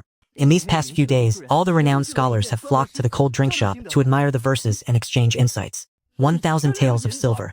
Indeed, 1,000 taels. The one who takes first place receives a reward of 1,000 taels. A mere cold drink shop can actually offer such a substantial reward? Truly unheard of. According to my investigations, the daily turnover of that shop exceeds 10,000 taels. Did you write a poem? I did. Not only did I write one, but Du Huiren, the son of the Vice Minister of Revenue, also wrote one. Although Du Huiren possesses some literary talent, he is no match for you. Naturally, he is no match for me. My poem Lang Tao Sha was already in the lead. But suddenly a poem titled Spring River Flower, Moon and Night appeared on the poetry wall. It is truly formidable. Once you read it, father, you will understand. I shall see for myself just what kind of poem could be so formidable. The spring river tides rise level with the sea. The bright moon on the sea rises with the tides. The imagery. Who is the author of this poem? Every piece of poetry in this cold drink shop is anonymous. We must wait a month for the author to be revealed. I fear this matter will be whispered through the ages. Who would have thought that a mere cold drink shop could produce such a poem? Since its appearance, it has drawn countless scholars to pay their respects. It is already being hailed as a masterpiece for the ages. It is a pity. Had this poem not existed, my son would have surely taken first place. Short-sighted, to be able to read such a peerless verse is something mere silver and coin cannot compare to. Father's teachings are wise. While poetry is important, the imperial examinations are paramount. The previous session was not held due to unforeseen circumstances, but I have already petitioned His Majesty to restart the examinations. The spring examinations should commence next year. You have studied for so many years. You must keep your sights set on official rank and fame. Rest assured, father, I will certainly attain the position of top scholar. Ha ha ha, you are certainly confident. Go to the treasury later and take 20 taels of silver, but do not go there every day. Those cold drinks are nothing more than a fleeting indulgence, yet they are sold at such exorbitant prices. I do not wish for you to end up like Su Heng, bearing the reputation of a spendthrift. I will keep father's instructions in mind. You may withdraw. I must prepare for tomorrow's court session and draft the petition to impeach Su Han. Father intends to impeach Su Han? Naturally. His Majesty has betrothed the eldest princess to a wastrel. As ministers of this court, how could we remain silent when we know the truth? A marvelous poem indeed. I wonder which great scholar penned these lines? Who in their right mind starts their workday before dawn? This schedule will be the death of me. You little rascal. Brace yourself. We are heading to the sacred extermination later, I understand.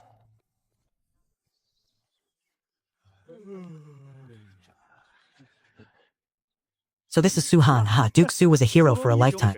Yet it is unexpected that his only son would turn out to be a squanderer. I hear this boy spends his days obsessed with gambling. He has nearly squandered his entire family fortune. If I had such an unfilial son, I fear I would have no face left to show in public. Father. They aren't even trying to hide their whispers. These scholars are all the same. As long as they do not point a finger at you to your face, they believe they have committed no offense. Today your father shall teach you the first lesson of the imperial court. Very well. They are nothing but mongrels who only know how to wag their tongues behind one's back. Come now, if you have the gall, step forward and face me in combat. This is the first lesson of the imperial court. To act directly. Duke Su, please contain your fury. Duke Su, do not be reckless. We are currently within the imperial city of Yaoyang. If you strike, His Majesty shall surely be enraged. If I strike, then I strike. What of it? Whether His Majesty chooses to execute me or spare me is his own affair. Ha ha ha, Duke Su is truly worthy of his title as the great general of might. What imposing authority. You dare laugh? Lord Shangguan, save me. Duke Su, I suggest we let this matter rest. We are all colleagues serving the same court. Harmony should be our priority. Harmony, you say? These curs have slandered my son. It is only right and proper that I thrash them. When have we ever slandered him? Indeed, what this official speaks is nothing but the truth. That Su Huan is a spendthrift, as is known to everyone in the imperial capital. If we have wronged your son, we shall naturally offer an apology. But, Duke Su, ask yourself this. Have we spoken a single lie? Ha ha ha, criticizing a father in front of his own son, is this the upbringing you scholars boast of? Duke Su, Chen Batian. We scholars concern ourselves only with the facts. We are not like certain brutes who know only how to brandish blades and spears. Ha ha ha. I know well that you scholars are skilled only in wagging your tongues. I shall not waste breath arguing with the likes of you. Do you see now? Your father suffers such humiliation all because of you. You must not act so recklessly in the future. Rest assured, uncle. It shall not happen again. I hope you can speak like a man and keep your word. We are not skilled at arguing. There is no need to bicker here. Today, within the imperial court, I shall not hold you to account. However, once we are outside the palace walls, do not let me cross paths with you in private.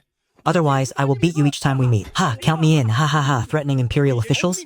We shall certainly impeach both of you generals. Go ahead and impeach us however your hearts desire. If I so much as bat an eye, I shall no longer carry the surname Su. Did you learn something? Boy. This is the first lesson of the imperial court that I have taught you. I have learned it. Ha ha ha. The hour has arrived. I invite you gentlemen to attend the morning court. In a moment, you will remain outside. Once His Majesty has finished attending to state affairs, you may enter when you are summoned. Understood. How bold! With all that shouting, are you trying to frighten someone to death? How dare you act so insolently outside the Daming Palace? My legs are weary from standing. Is it a crime to sit for a moment? All the lords inside must remain standing. By what right do you sit? The lords are inside facing His Majesty. I am out here. It is simply not allowed. If you do not stand up at once, do not blame me for taking action. Do you know who I am? If we are comparing backgrounds, do you know who I am? Who are you? Speak up and try to frighten me. My name is Chen Chuchong. Never heard of you. You have never heard of my name? My father is the Duke of Su. My father is Su Weiguo. So you are that spendthrift heir. It is indeed I. I heard you nearly perished. Yet you appear to be in high spirits. It seems you have long since recovered. Captain Chen to cause a commotion before the Imperial Hall. If His Majesty were to learn of this, we would all be subject to punishment. Very well, if you must act, then do as you please. At any rate, I have warned you. If you do not listen, you shall bear the consequences yourself. My thanks. The autumn harvest has yet to arrive. Why are there so many disaster victims outside the imperial capital? Your Majesty, the flooding in Jiangnan is severe. Homes have collapsed and fields lie submerged. Those refugees have nowhere to turn. They have flocked to the imperial capital. The disaster is in Jiangnan, yet the refugees flee to the capital? I recall that relief silver was previously dispatched.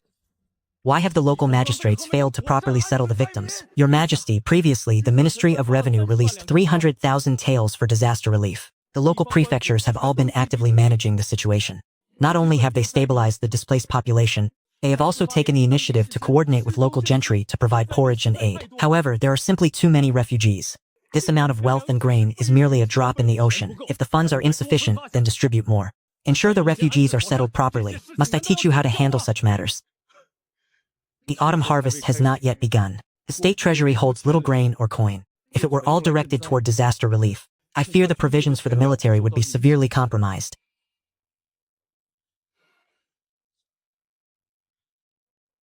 Then, Minister Xu, how do you suggest these refugees be handled? In this subject's opinion, For the sake of the imperial capital's safety and order, the refugees should be driven away. Drive them where? Would you have them turn to banditry, or would you have them slaughtered to the last? Let this matter be discussed among you, gentlemen, after the morning court session concludes. You must devise a comprehensive strategy to resolve this. We obey your command. Your Majesty, the matter regarding the son of Duke Su has yet to be dealt with. Summon Su Xian and Shui Yue for an audience.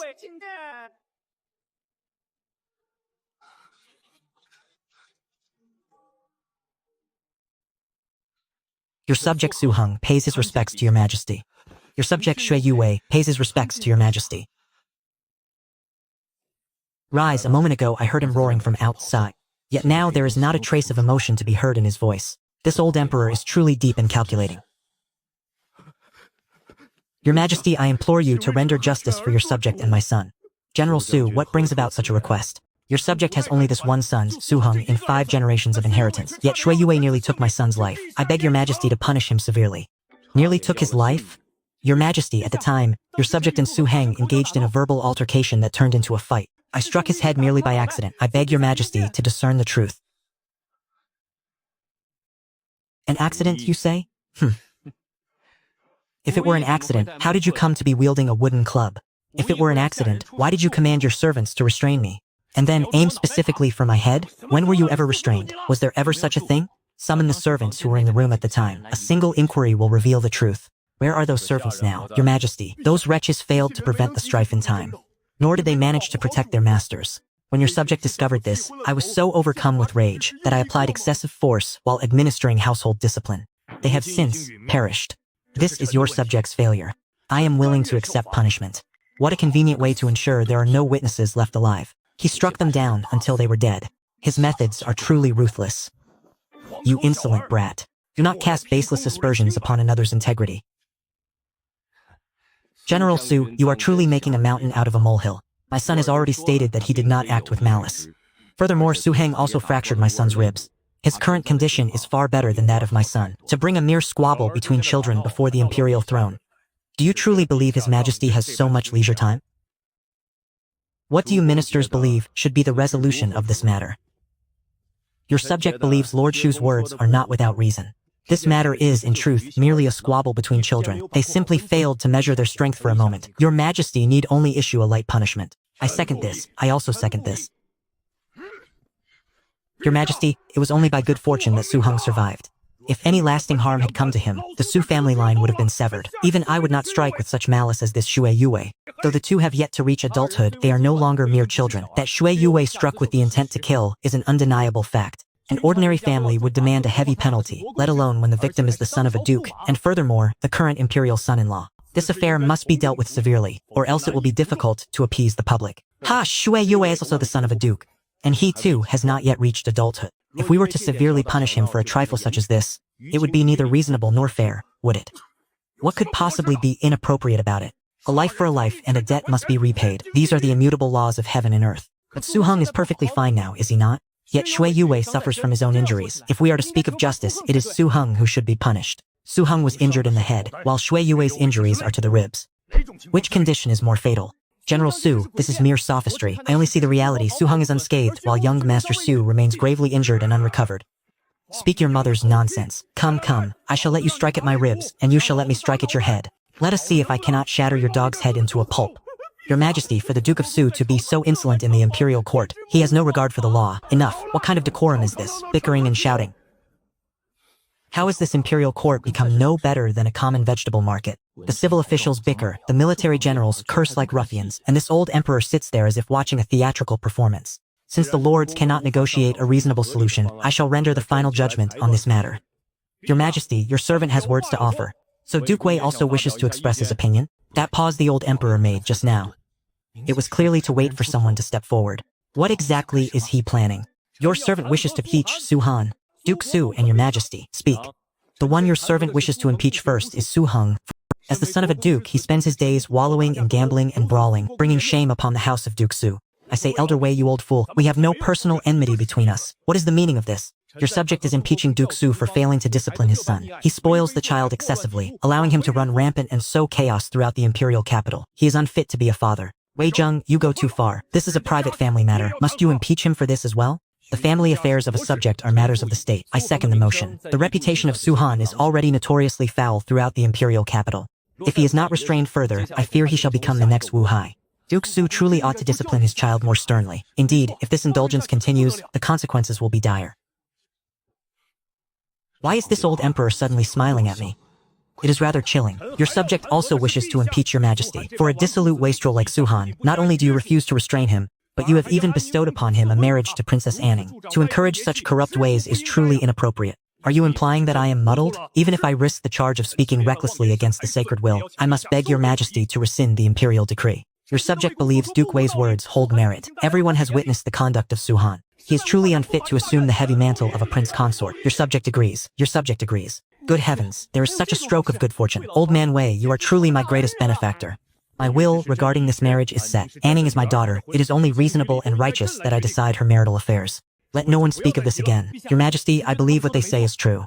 Your subject knows his own reputation is beyond saving. I am unworthy of Princess Anning. To proceed with the marriage would bring shame upon the imperial house. It would be best if this marriage contract were dissolved.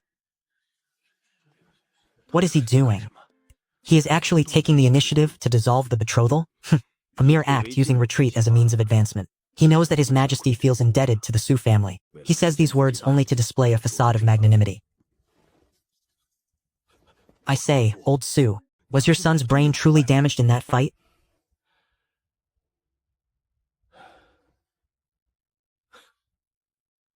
It is possible. Your majesty, if you truly let Princess Anning marry a spendthrift like Su Han, where will the honor of the royal house remain? Ha ha ha ha, exactly. Minister Wei is correct. For the sake of the royal honor, this marriage must not take place. Ah ha ha, silence. I have already issued the decree. Your majesty, you cannot allow the royal house to suffer such disgrace. Truly worthy of being the great Qin's most ruthless man. To prevent me from marrying the princess, he is even willing to risk his life. I am deeply moved. Old man, keep going. Do you truly believe I dare not deal with you? If a sovereign commands a subject to die, the subject has no choice but to perish. Yet, as a subject, I bear a duty. If I were to witness your majesty commit such a grave error and fail to speak a word of warning, my conscience would never find rest.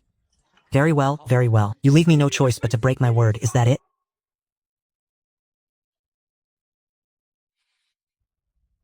This emperor's emotional volatility is somewhat excessive. It feels almost theatrical. A blend of truth and artifice. A true old fox.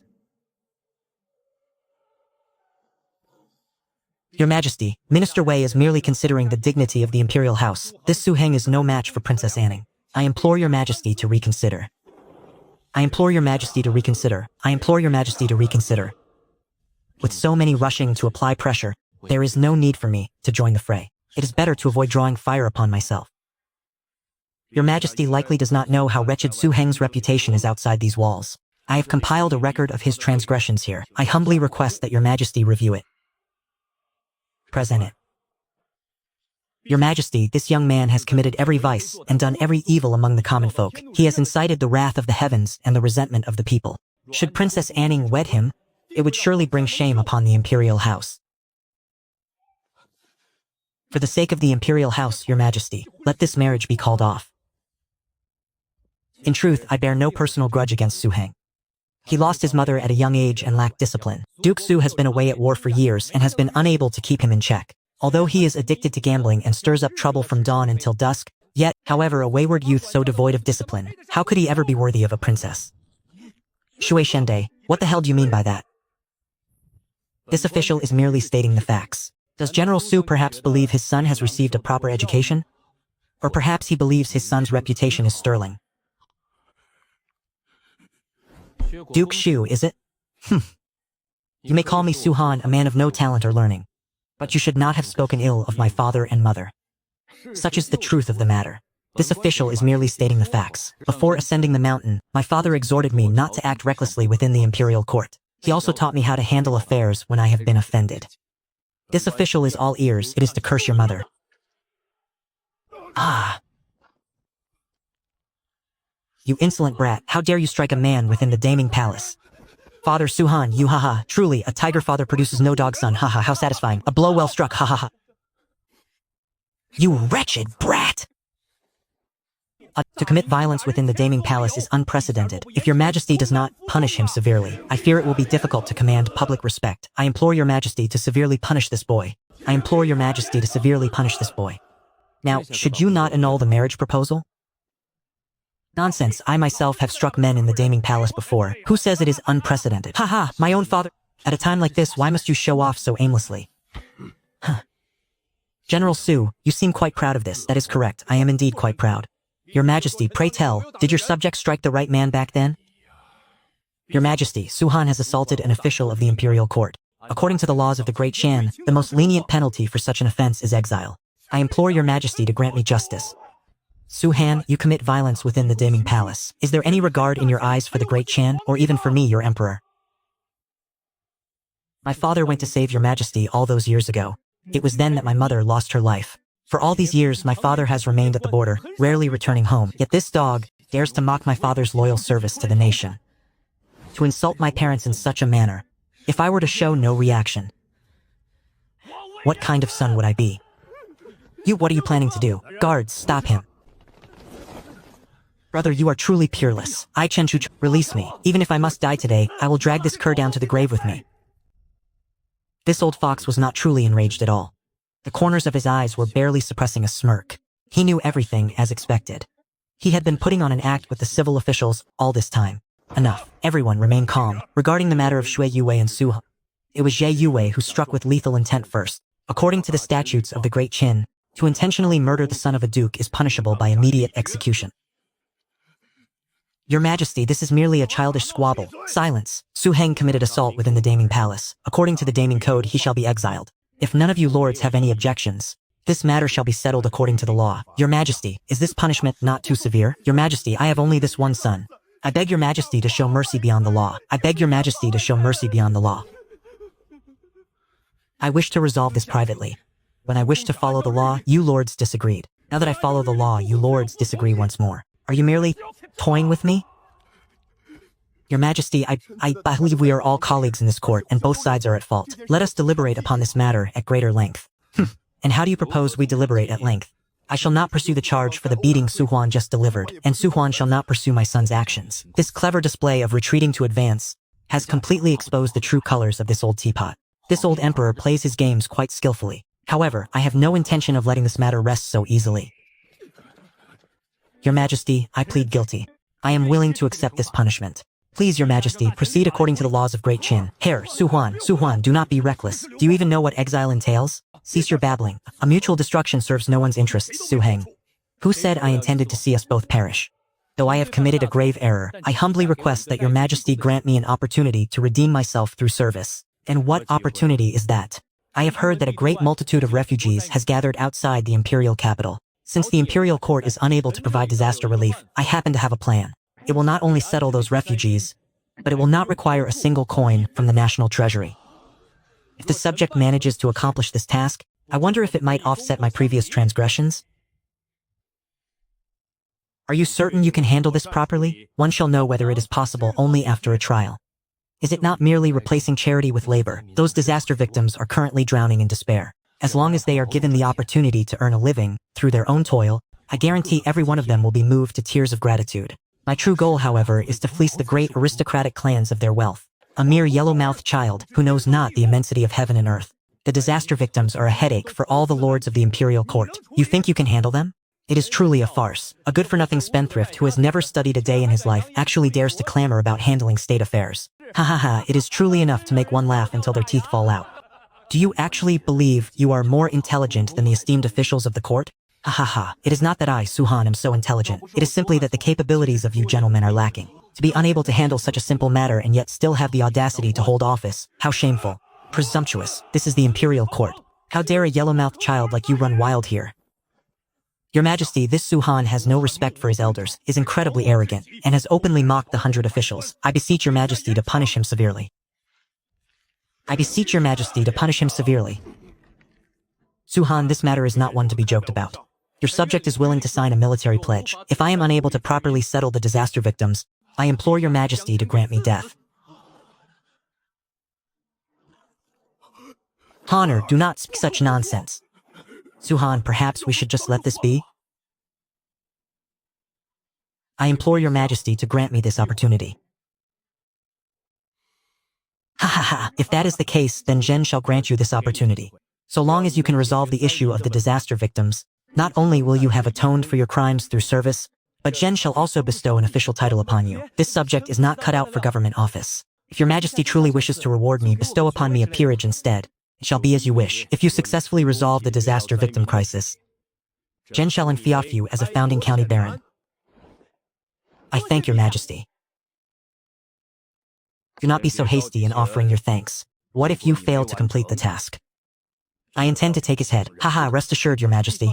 I guarantee the task will be completed. Since that is settled, let it be decided thus. From this moment forth, Su Heng is the disaster relief inspector. All matters regarding the disaster and the gentry shall be placed in his hands. Should Su Heng have any requests, Zhu Qing, you must not be negligent. Gao Shenglin, deliver the inspector's jade token to Su Heng shortly. Court is dismissed. Ah, let us go. I am exhausted. You boy, you truly dare to accept any task. Hey, father, do not worry. This matter is not difficult. Let us go. I shall take you to the Dali Temple. Father, save me. Rest assured, you will be fine. Let us go. Duke of Zhao, please stay your step. Duke of Zhao, my son's life hangs by a thread. I implore you, Duke of Zhao, please extend a helping hand. Get in the carriage and speak. Haha, Duke of Shua, rest assured. Yu Wei will be fine. But His Majesty is currently so resolute. Do you truly believe that if His Majesty wanted Yu Wei's life, he would have convicted Su Heng? Does the Duke of Zhao mean that His Majesty clearly intends for Yu Wei and this Su Heng to offset each other's crimes? It is only that the spoiled brat is foolish to the extreme. Not only did he fail to grasp the imperial intent, he even signed a military pledge. If this Su Heng does not die, I shall find it difficult to vent my wrath. Duke of Shu, do not be in such a hurry. That boy will not be able to frolic for many days longer. Originally, he and Yu Wei could have settled the matter privately. Yet he was arrogant enough to attempt to redeem himself through meritorious service. Does he truly think the disaster victims are so easily handled? Managing disaster victims has always been the most vexing of headaches. Furthermore, the number of victims outside the imperial capital is vast. According to my intelligence, there are 4,000 to 5,000 of them. With so many victims, even providing accommodations for him would pose a problem. That is why this old man says he is undoubtedly a dead man. Had he died originally, there would have been no further trouble. Now that he is courting death of his own accord, he can blame no one else. But if he dies, what will become of my son? Rest assured, do you truly believe His Majesty would, over such a trivial matter, take Yu Wei's life? This old man and the Crown Prince will both intercede on his behalf. Furthermore, as long as Su Heng fails to complete his mission, His Majesty will surely be infuriated. When that time comes, this old man will fan the flames, and Yu Wei will surely be acquitted of all charges. With these words from the Duke of Zhao, my mind is put at ease.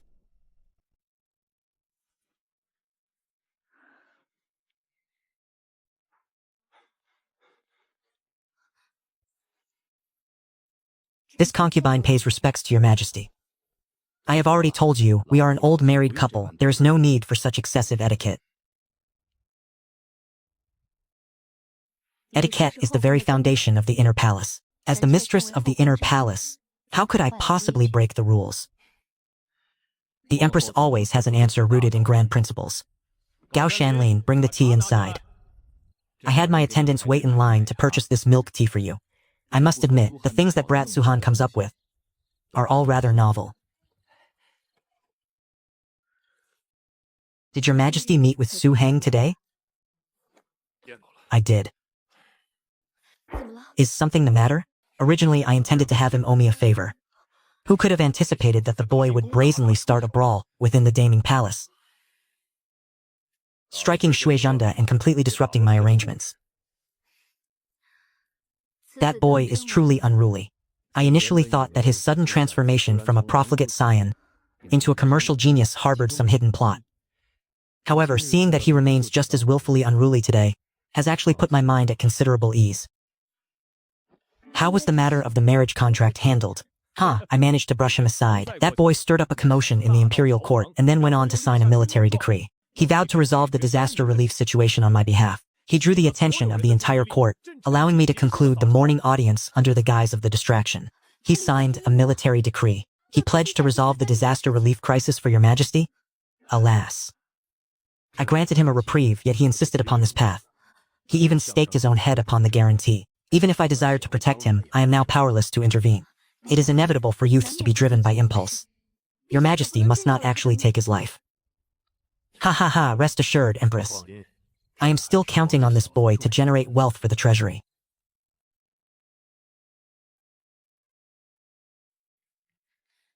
Princess. How did it fare? Your servant heard from those within the palace that Su Huan did indeed appear in the imperial court today. Furthermore, the Duke of Zheng brought up the matter of annulling the marriage contract. It was not successful. Princess, are you unharmed? I am well. I had hoped that Minister Wei could persuade my imperial father. I did not expect my father to be so stubborn. Princess, although this attempt did not succeed, that Su Huan has brought great disaster upon himself. What disaster has he invited? Within the Daming Palace, Su Huan struck the Duke of Shu across the face. His Majesty has sentenced him to exile. If he is truly sent into exile, the marriage contract will undoubtedly be voided. I knew him to be a wastrel. Yet I never imagined he would dare to commit violence within the Daming Palace. In truth, one cannot entirely blame him. It was only when the Duke of Su slandered Su Huan's mother, Su He, that he resorted to such action. In the past, I only knew him to be a profligate wastrel. I never expected that he would possess such filial piety. Tell me, in greater detail.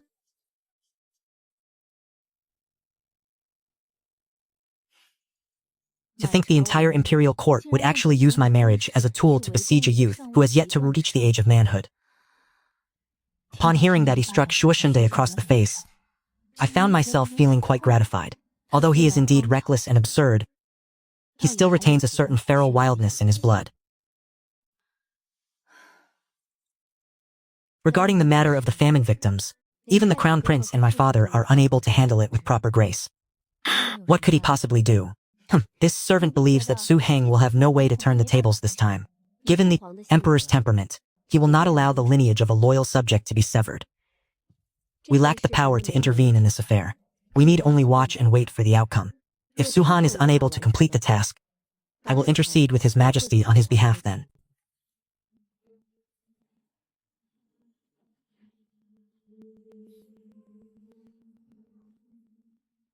Follow me.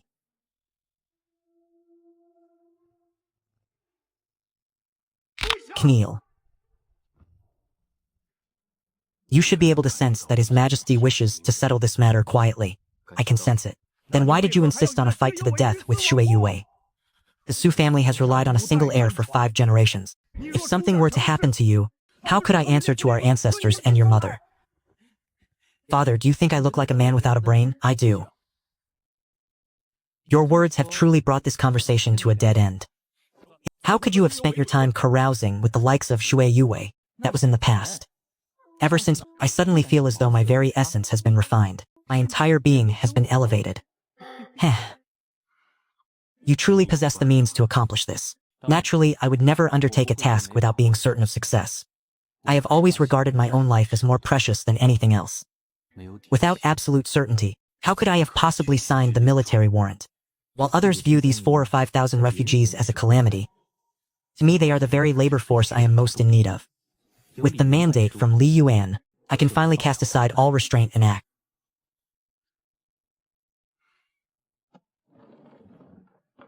How do you intend to solve this massive dilemma? What is an insurmountable crisis to others is a trivial matter to me. In truth, it is quite simple. I shall replace defensive posturing with aggressive action. I shall implement a strategy of relief through labor. Relief through labor. As the name suggests, it means having the refugees perform labor. Their work generates value, and that value is then returned to sustain them. In this way, there is no need to expend vast amounts of coin and grain on pure charity. So, you intend to have those refugees work in factories? Precisely. Although orders for the hand-cranked fans are currently in decline, the white sugar production still requires a great multitude of hands. But are you aware of the sheer scale of this disaster? Nearly 5,000 souls, can you truly absorb them all? Father, rest assured, white sugar is merely the beginning. I shall establish many other factories in the days to come. There are other manufactories as well. Naturally, the milk tea and hand-cranked fans were merely the appetizers. We have already earned enough. In the future, we shall surely become the wealthiest magnates in the imperial capital. However, after this matter, the fact that we are engaged in trade will no longer be possible to conceal.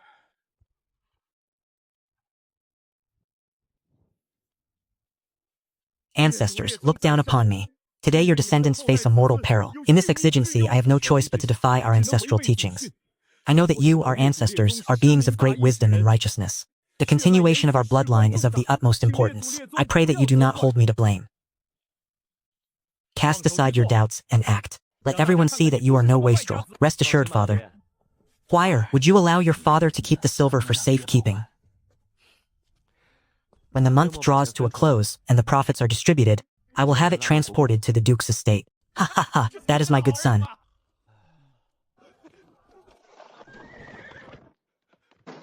My lord. How did it go? It has been the better part of the day. Not a single sale has been made.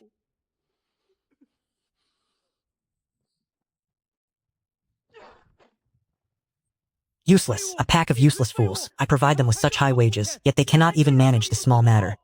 My lord, that jade dew nectar is simply too popular. There are even many people from neighboring cities who have traveled all the way to the imperial capital to purchase it. That street is so packed with those queuing daily that not even a drop of water could pass through. The imperial edict has arrived. By the grace of heaven, the emperor decrees, recently the Jiangnan region has suffered from floods, and refugees have risen in revolt. Upon hearing this, I am filled with profound sorrow and find no peace in my food or slumber. Fortunately, Su Jing, son of Duke Su, possesses a loyal heart. With great generosity, he has voluntarily offered to oversee the disaster relief. I am moved by his sincerity and his deep concern for the nation and its people. He is hereby appointed as the imperial envoy for disaster relief inspection. Wherever Su Jing arrives, it is as if I myself were present. Should anyone dare to comply in appearance while defying in spirit or obstruct and delay his work, they shall be charged with deceiving the emperor and disregarding the throne. With the imperial decree received, let it be executed with haste. Respect this.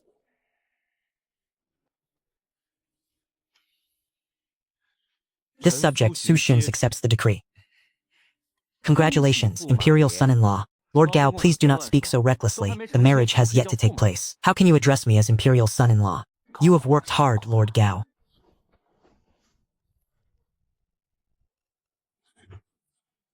This I cannot accept. Imperial son-in-law, I dare not receive such gift.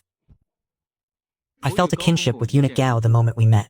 Not knowing what you prefer, eunuch, I offer these mere worldly possessions. I hope you will not take offense. This is too much. Far too much. These are simply tokens of my sincerity. How could one measure such things by mere value? If eunuch Gao refuses, then you look down upon me. Then, I thank the imperial son-in-law. I have delivered the imperial decree and must return to report. Go slowly, eunuch Gao. Now that your appointment has been confirmed, you should handle the matters as soon as possible. Those disaster victims are truly to be pitied. Helping them secure a full meal sooner rather than later may be considered an act of virtue and merit. I shall pack my belongings and depart immediately. Young master, you are truly handsome. Little girl, do not let your heart run wild with infatuation. Wait until you have grown older to speak of such things. Father is already no longer young. Eldest brother. Why have you two come here? Hey, I was misled by rumors previously. I did not realize that eldest brother was such a peerless warrior. Ever since I saw you at Daming Palace, I have held you in high esteem and wish to form a bond of friendship with you. Since brother Chuchong is so forthright, I, Suhan, am also a man who enjoys making friends. I have decided to call you brother. Ha ha ha, indeed forthright. Truly, he is the son of Chen Batian. This strength is invincible. Sigh, I am used to it. I will be more mindful next time. Eldest brother, I heard you are going to provide disaster relief? That is correct. Eldest brother is kind-hearted. He cannot bear to see the common people displaced and destitute. Thus he recommended himself to His Majesty to go outside. You are truly worthy of being my eldest brother. You are a role model for us all. I too wish to accompany you, eldest brother, and broaden my horizons. You wish to go as well? His Imperial Majesty says that only by experiencing the hardships of the common people can one become a better ruler. When I am eventually in fief, I will be a feudal prince after all. If I am unable to properly manage my fief, the emperor will surely be disappointed. Very well, I shall take you with me. Eldest brother, I wish to go as well. What would you go there for? Are you not supposed to be on duty at the Imperial Palace? These days, the regular guards are on duty. I am resting, and I have nothing better to do. I wish to follow you to broaden my horizons. Ha ha ha, very well. Since you wish to come along, that is fine. However, let us be clear, you must obey my every command. Your Majesty, please take a moment to rest. Ah, has the imperial decree been delivered? It has. The imperial son-in-law should be departing now. This servant heard that the 9th prince and Commandant Chen will be traveling together. Li Ji and Chen Chong, is that correct? When this subject left after delivering the decree, I saw the two of them. I then sent someone to make inquiries. Li Ji joining him does not surprise me, but since when did that Chen Chuchong get involved with Su Heng? Back when Su Heng was at the Daming Palace, this servant witnessed Commandant Chen speaking of him with endless praise. Could it be that he also wishes to stir up trouble in the Daming Palace? These young ones, not a single one of them allows me a moment of peace. I see you hesitating to speak. If you have something to say, speak it. Your Majesty, this servant deserves death. When I delivered the imperial decree, the imperial son-in-law gave me a reward. I tried to refuse repeatedly, yet he insisted. And what of it? Is this such a small matter that you are this terrified? Since he was willing to give it, you should have simply accepted it. That boy certainly has wealth. If it were a mundane tip, it would be easy to dismiss. But the amount the imperial son-in-law gave was excessive. This servant was overcome with trepidation. You are, after all, the chief eunuch of the palace. Look at you, acting as if you have never seen the world before. Just how much silver could have terrified you to this extent? Yo, Your Majesty, this is a gratuity granted to me by the prince consort. How bold, a mere eunuch, and you dare to accept bribes. This servant deserves death 10,000 times over. Rise. Yes. In the future, should there be an imperial decree, you shall go yourself to deliver it. This servant obeys. Thank you, Your Majesty.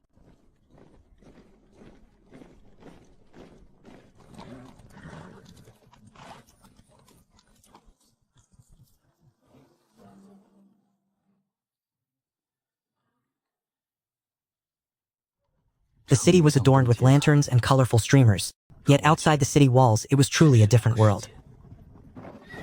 My lord, there are people blocking the road ahead. Who dares to obstruct our path? I shall go and confront them. Wait.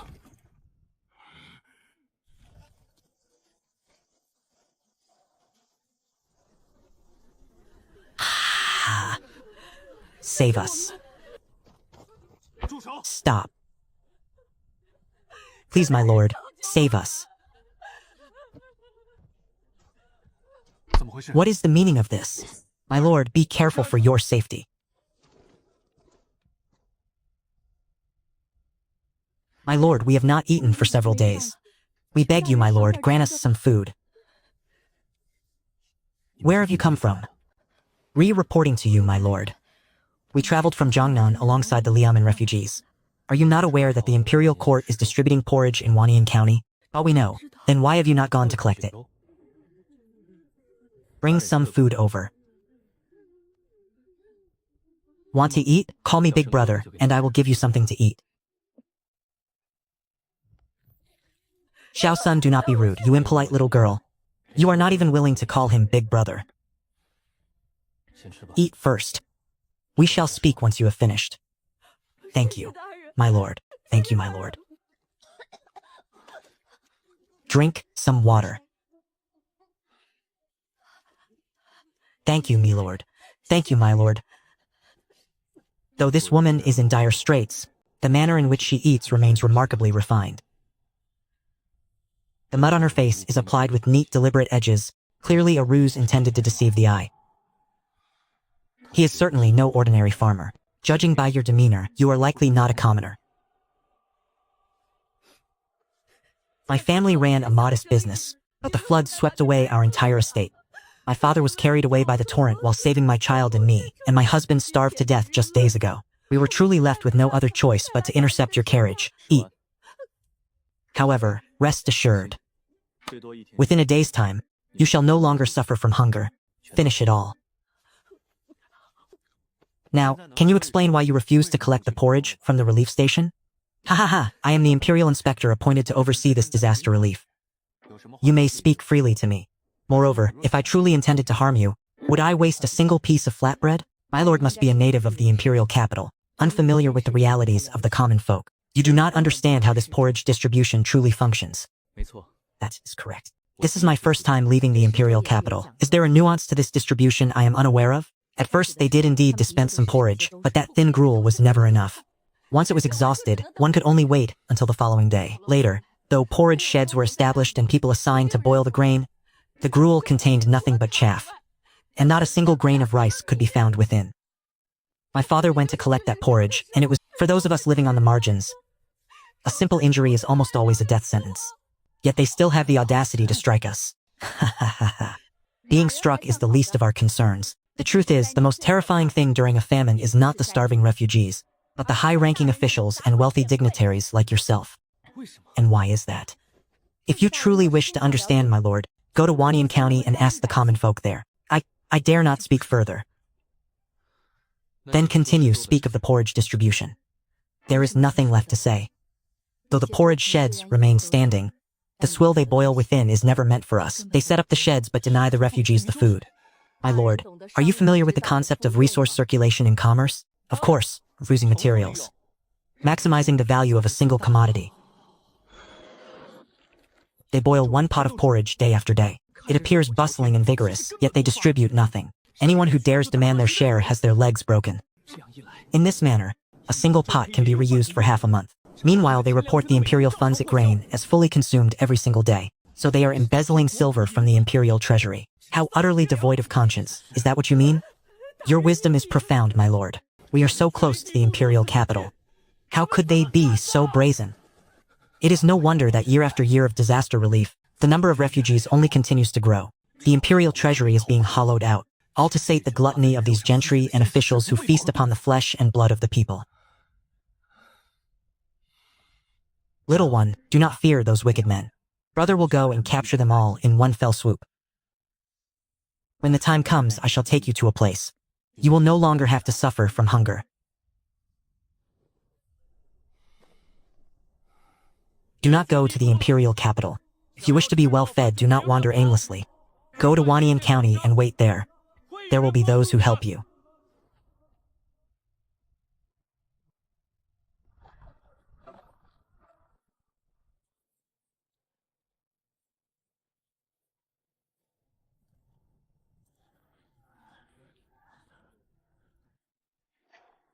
Ah.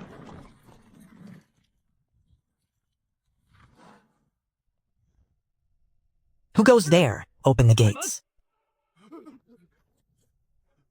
It is the inspector. Quickly, open the city gates for the lord.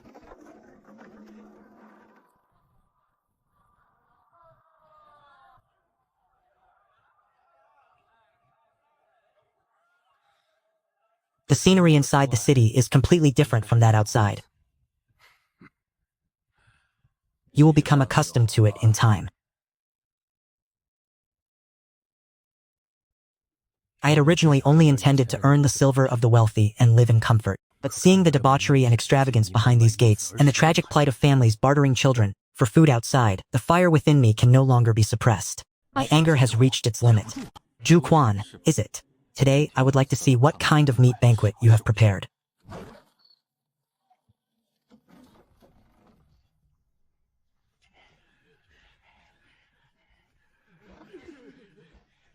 This humble official, Zhu Quan, magistrate of Wanyan County, pays his respects to Lord Pu. We the commoners pay our respects to Lord Su.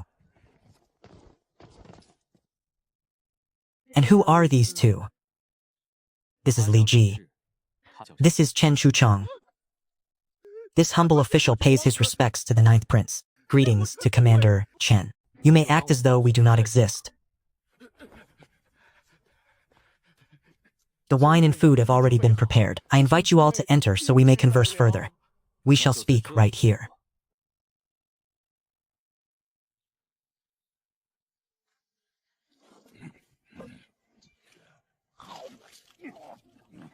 These are the signature dishes of the local taverns. Ha ha ha, these men are...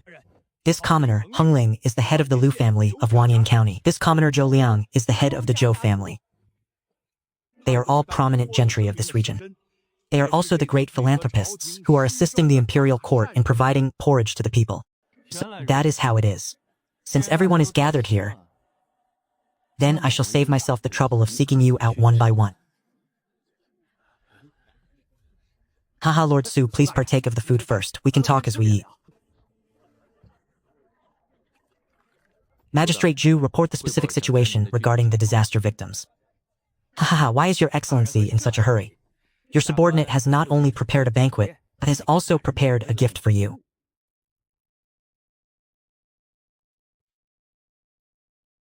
I have heard that you have a fondness for crickets, so I spared no expense to acquire this treasure. Please, take a look. The quality is not bad. Do you truly think 100 or 200 taels of silver is enough to bribe this young master? Juquan, oh Juquan, do you still take me for that easily fooled, good-for-nothing wastrel? What do you mean by that, Your Highness? Do you truly believe this official cannot afford such a thing? Your Highness, forgive me. That was not the subordinate's intention. This prince was merely offering a word of praise. It is my subordinate who misunderstood. This official deserves to die. Put these away for now. I have come here under imperial decree to provide disaster relief. Naturally, I must first understand the state of the victims. My lord, please wait a moment. I shall have someone bring the documents immediately. The statistics of the disaster victims and the current funds and grain in the county office are all recorded here. Please, Magistrate Su, take a look. There is so much here, I cannot be bothered to read it all. You may simply report the results to me directly. Since the refugees first began flowing into Wanyan County, this subordinate has been actively organizing disaster relief efforts. The imperial court issued a total of 400,000 taels of relief silver and 30,000 tons of grain. After the relief grain was exhausted, I used the remaining silver to purchase more from the gentry in the surrounding counties. I have persisted in distributing porridge every single day. At present, there remains a surplus of over 50,000 taels. How many victims are there? The number of victims fluctuates every day. Starting from the initial, it has risen to 5,000 as of now, and the number is still growing. In the span of 2 months, of the 400,000 taels, only 50,000 remain. With the daily expenditure of several thousand taels, they have merely boiled a few pots of porridge. Magistrate Su is likely unaware of the current price of grain. The autumn harvest has yet to arrive. Furthermore, due to the impact of the disaster, grain is now more precious than gold. How could a mere few thousand disaster victims possibly consume such an immense amount of silver? Disaster relief entails expenses far beyond just the cost of grain. These include the wages for the relief workers and the costs of repairing temporary shelters for the refugees. Every single entry in the ledger matches the current market price with lethal precision. These accounts are crafted to be utterly flawless. They have left no leverage that could be brought before the imperial court. Juquan, a mere 9th-rank county magistrate, would never possess the audacity for this. There must be high-ranking officials in the imperial court supporting him from the shadows. I wonder what other doubts Magistrate Su might have. Ha ha ha ha. Magistrate Ju is truly thorough in his affairs.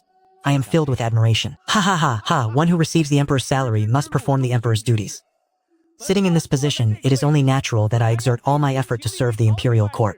This disaster relief would not have been possible without the assistance of the gentry in Hengxing. Ha ha ha, if not for them, I fear the plight of the refugees would be far more dire than it is now. Your humble subordinate dares to request recognition for their contributions. I implore you, my lord, to see the truth of their deeds.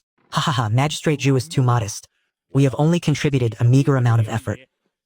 It was merely our duty. Although we are not officials, as scholars, we should all possess a heart that worries for the nation and its people. Rest assured, everyone. I shall report these matters to His Majesty truthfully. Ha ha ha, then many thanks to you, Magistrate Su. Ha ha, elder brother. Are we just going to leave it at that? Rest, you have all exhausted your body and mind for the sake of disaster relief. This official is filled with admiration. I propose a toast to you all on behalf of the disaster victims. Haha, since the official business has been concluded, may we now relax? Lord Su, by all means, bring out the music and dance. You intend to test me with these blood corpses? You certainly have plenty of tricks up your sleeve. Elder brother. Since we have arrived, we shall accept the situation as it is. Young master, am I beautiful? My figure and appearance are truly exquisite. Then why, young master, do you remain unmoved by me? May I whisper a secret to you, young master? Let us wait. I still have pressing matters to attend to.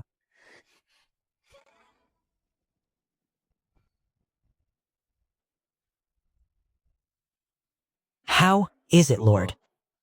You predicted this with divine accuracy. Bring them in. My subordinate conducted inquiries among the common folk and heard reports regarding human trafficking. Based on these investigations, we ultimately located a warehouse. These are the people who were abducted. Lord Zhu, perhaps you would care to explain? My lord, this official knows nothing of this matter. I truly am ignorant of it. You serve as the magistrate of Wanyan County. Large-scale human trafficking occurs within your jurisdiction, yet you claim to be ignorant of it? And what of you all? Are you also unaware? We are but simple country folk. How could we possibly know anything about the trafficking of people? I do not understand the implication of your words, my lord. Could it be that you suspect us of committing these acts? What a preposterous notion. We are law-abiding citizens who uphold the public interest. When the imperial court faced hardship, we even emptied our own coffers to assist. For you to slander us in such a manner, is that not going a step too far? Indeed, for Lord Su to humiliate us so, we shall seek justice, even if we must appeal directly to the emperor. This is nothing but bullying. We have served you with fine wine and exquisite food, yet Lord Su slanders us with accusations of human trafficking. It is utterly ridiculous. When one is determined to cast guilt, excuses will always be found. Reveal those who stand behind you. I may allow you to die with a swift end. My lord, what do you mean? These slaves are all here of their own volition. If you do not believe us, my lord, you are free to ask them yourself.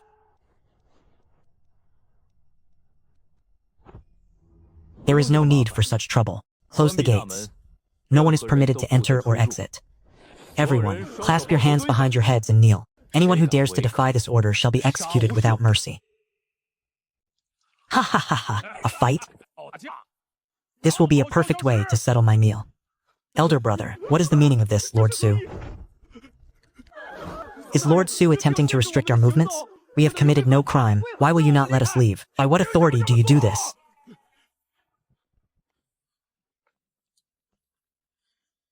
By what authority? By the authority of the inspector appointed by His Majesty himself. To see this decree is to see the emperor. If any of you wish to die, feel free to test me. I shall certainly submit a memorial to impeach you. Lord Su, you will likely not have that chance. You, and you, take your teams and search the estates of these gentry. Bring me every piece of private correspondence and every ledger you find. Yes, yes!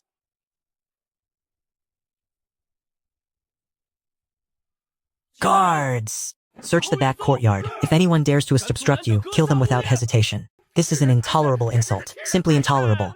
Does he truly take this young master for a fool who is easily deceived? One strike to capture the ringleader first. Today, I shall strip the masks from all of you. Did you not hear, my brother? Anyone who defies the order shall be executed without mercy. This simple-minded brother of mine moves with such speed. Spare him. I am a man who does not enjoy unnecessary slaughter. Therefore, it is in your best interest to be obedient. Consider this a warning. Master Liu, what shall we do now? What else can we do? Do you dare to flee? But if he truly uncovers something, if you wish to keep your life, hold your tongue, say nothing. This brat is merely an inspector. He has no power to move against us. Even if he secures the ledger, that lord will still see to our salvation.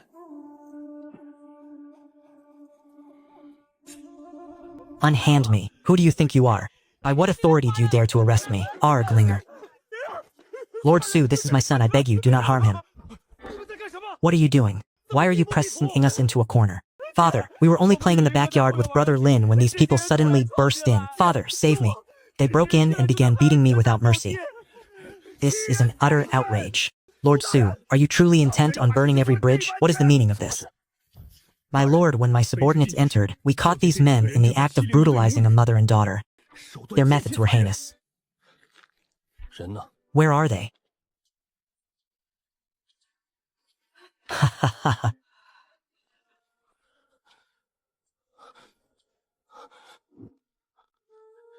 Little son, how could it be him? Brother, it hurts. I had thought myself merely a traveler passing through this world. I only wished to be a dissolute, wealthy merchant, to live out my days in peace and comfort. The strife of the imperial court, the hardships of the common folk, what had that to do with me? Yet, at this cry of brother, these beasts wearing human skin, they would not even spare a child. The blood in my veins is boiling.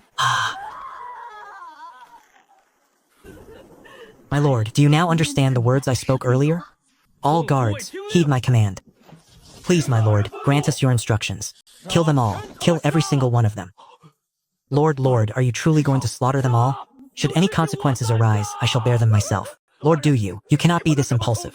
Although you are an imperial envoy, you cannot simply kill at will. You will have no way to answer to His Majesty. Lord, they are merely base-born commoners. They were all acting on Julin's orders. Father, save me. My lord, have mercy. Kill everyone except him.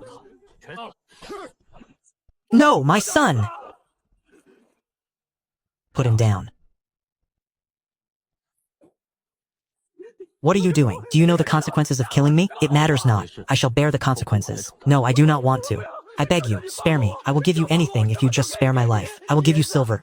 Father, save me. Father, my lord, please have mercy on him. He is my only son. I beg you, spare his life. Stay back. Give me back my daughter. My son, my son. Ha ha ha.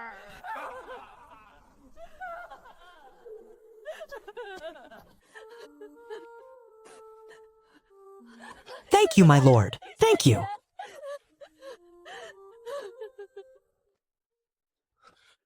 My apologies. If I had not ordered you to return to Wanyan City, this tragedy would never have befallen you. My lord, had it not been for you, we would have starved to death. You are a good man, my lord. Meeting you has been the greatest fortune of our lives. You are a virtuous official. I believe you will surely ensure the disaster victims are fed. I understand. You must wait a moment.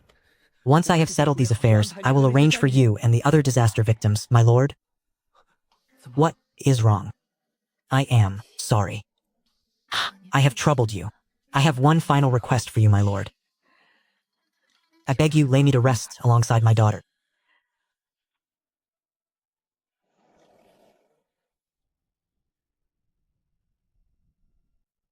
Ha ha ha. Lord, my lord. Sir, I am an official appointed by the imperial court. Before a formal charge is issued, if you dare to kill me, you shall also be put to death according to the Great Qing Code. Killing a commoner is not the same as killing an official of the imperial court. Are you truly willing to sacrifice yourself for the sake of these lowly peasants? I know there are influential figures standing behind you. I also know that even if I were to have you arrested, those people could still find a way to rescue you. Su Heng, there is no need for this. I too am filled with fury. I even desire to slaughter these beasts and be done with it. However, let us proceed according to the laws and regulations. Embezzling disaster relief funds and human trafficking are already capital offenses. They will meet their ends, sooner or later. There is no need to throw your own life away for them. Regulations? If you attempt to stop me again, our brotherhood ends here. Ha ha ha ha. Since we are brothers, then we shall act together. Though I am not favored by the emperor, I am at the very least an imperial prince. Since we are brothers, how could I be left out of this? Spare me, spare me. It is not worth it for the sake of those lowly peasants. Even now, you still refer to them as lowly peasants with every breath. Regarding the events of today, you should have grown accustomed to such things by now, should you not? An accident? Damn your accident. Lord Zhu is dead. They actually dared to kill Lord Zhu. Arrest them all. Understood, my lord. My lord, what shall be done with these people? Nonsense. They have committed no crime. Of course, you are to release them. Understood.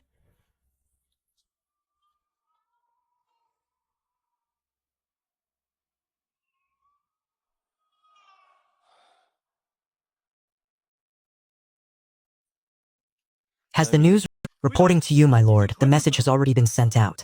Your subordinate has also dispatched men to spread the word along the main road. Furthermore, the porridge stalls have already begun boiling the grain. The disaster victims, upon hearing the news, will surely flock here at the first opportunity. Have the ledgers been seized? All of them have been secured. The clerks at the county office are already cross-referencing them, and the correspondence between these individuals has been organized as well. Everything is awaiting your inspection, my lord. Then let us depart.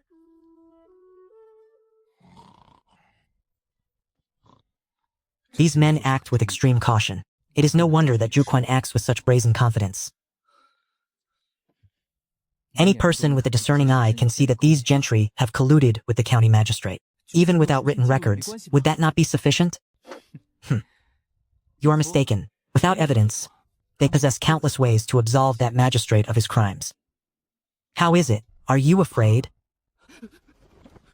To say I am not afraid would be a lie. If word of today's events were to reach the emperor, he would surely be struck by a thunderous rage. Rest assured, since I have dared to take action, I have a certain degree of confidence. If we find proof of their human trafficking, even if we are technically in the wrong, we shall not face any severe punishment. Zhu Quan is involved in matters worthy of decapitation, so it is impossible that he has not left himself a way out.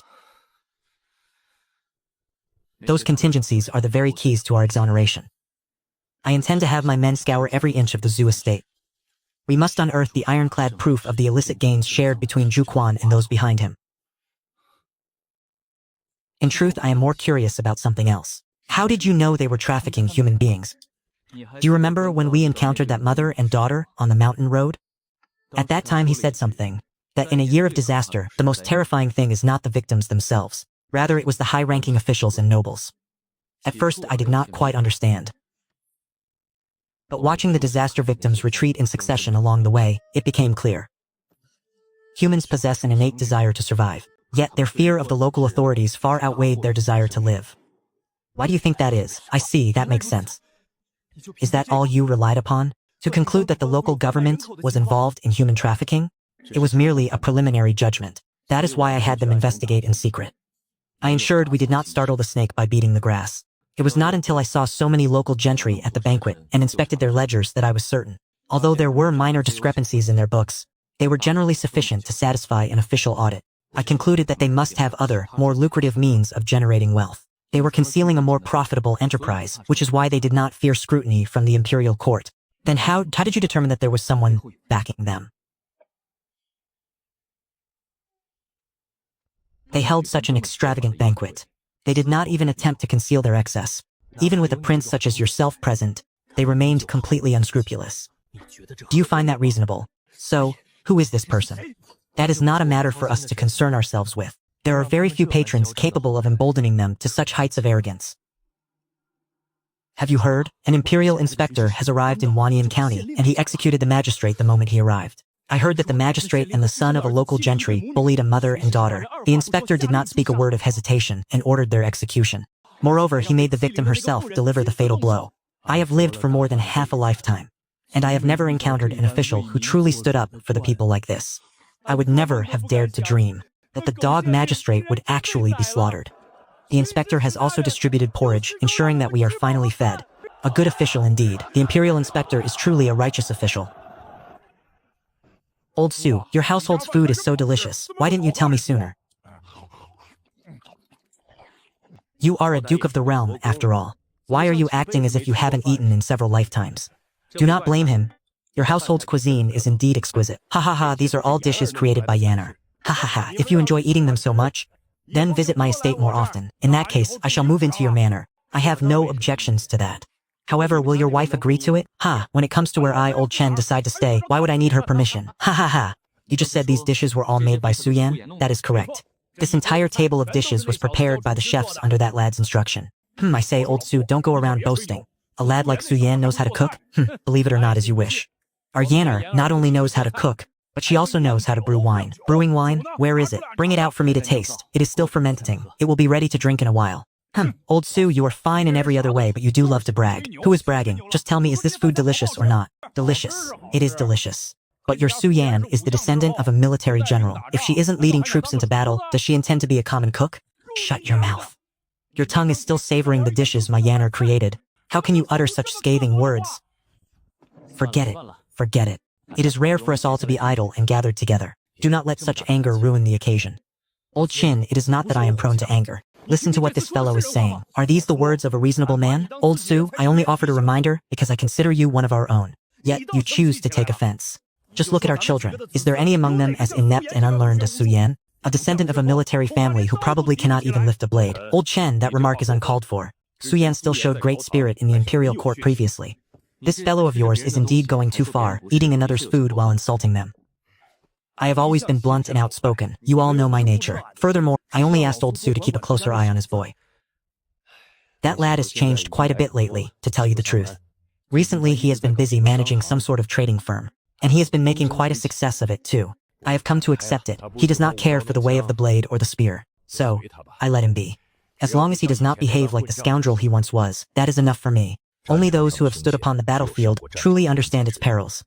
The Su family has been a single lineage house for 5 generations. I would not want Su Yan to perish on the battlefield and end our bloodline. A trading firm? What kind of trading firm? Tell me, old Su, have you lost your mind? A descendant of a distinguished general turning to commerce? Get out of here. You have heard of the trading firm, haven't you? The hand-cranked fans and the milk tea. That boy created them both. Are you saying that the hand-cranked fans and milk tea that have taken the imperial capital by storm were all created by Su Yan? It is Su Yan who is selling the milk tea. What nonsense is this? A hand-cranked fan? And what, pray tell, is milk tea? Old Chen, you are unaware of the situation. My estate has already purchased several of those hand-cranked fans. Everyone says they are quite excellent to use. My daughter has become obsessed with this milk tea recently. She clamors for it every single day. But at 2 taels of silver per cup, your pricing is a bit unscrupulous. 2 taels of silver a cup? For 2 taels of silver, I could drink several gin of Sanli wine. That boy of yours is far too greedy. Ha ha ha. Although the price is steep, the milk tea is in high demand every day. By my estimation, those hand-cranked fans and that milk tea must bring in 10,000 taels of silver a day. 10,000 taels?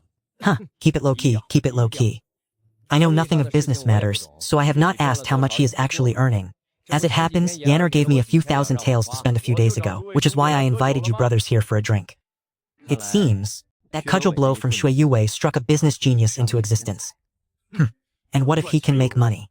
Can he, Su Yan, fight on the battlefield? We are a family of generals, not a house of merchants. If you have the confidence, let Su Yan spar with my Chongur and see who is the superior combatant. I say, old Chen, you blockhead. You are merely disparaging the grapes because you cannot reach them. Ha ha ha, Su Mongzi. Tell me, have you lost your nerve? Are you too cowardly to compete? Damn it, how many in the imperial capital could possibly best your son, Chen Shuzhong? Ha ha ha, does this not prove that I, Chen Batian, have raised my son well? Raised him well indeed. He cannot even recognize a handful of characters. And yet he tries to imitate the scholars, stumbling over flowery language. Are you not ashamed? Regardless of your words, my son is superior to yours. My son Chen Chuchong is not only valiant in battle, but also understands the bigger picture. He has never once brought trouble to my door. Now look at your own son Su Yan, fighting every other day. What kind of behavior is that? Master, it is a disaster. Can you not see we have a guest? How dare you be so flustered? Where is your decorum? Master, it is regarding the young master. News has arrived from the other side. It is said that the young master traveled to Wanyan County yesterday. By that very night, he had slain several men. Even the magistrate of Wanyan County was killed by his hand. What is the meaning of this? Speak, damn you, and be quick about it. I do not know the details either, master. I only heard that the son of the Wanyan magistrate and the scions of the local gentry were bullying women and children. The young master was overcome with rage upon witnessing this and ordered the execution of the oppressors. Bullying women and children, if that is the case, then slaying them was justified. But what of the magistrate? How do you explain his death? It is rumored that the Wanyan magistrate was in league with the local gentry. They were implicated in a scheme involving the trafficking of human beings. The young master slew the magistrate in his wrath. The local populace has heaped praise upon him for it. Human trafficking? Regardless of the circumstances, he should not have resorted to summary execution. Even if the magistrate had committed a crime as vast as the heavens, could he not have apprehended him and handed him over to his majesty for judgment? Alas, this matter has become troublesome. Those civil officials already harbor a deep hatred for Su Yan. Now that he has stirred up such a grave incident, the situation is dire. However, old Su, do not be overly anxious. As long as that magistrate was truly complicit in human trafficking, there is still room for maneuver in this matter. Old Chin is correct. Do not let your temper get the better of you. It was merely the killing of a corrupt official. In my day, I have slain many such men. His Majesty is a reasonable man. Furthermore, your boy is the imperial son-in-law. No matter what, His Majesty would never take his head, Duke of Susu. I have not yet finished my words, old servant. If you have something to say, speak it plainly. Do you not see how anxious your master is? Regarding the matter of the magistrate's execution, Captain Chen participated in it.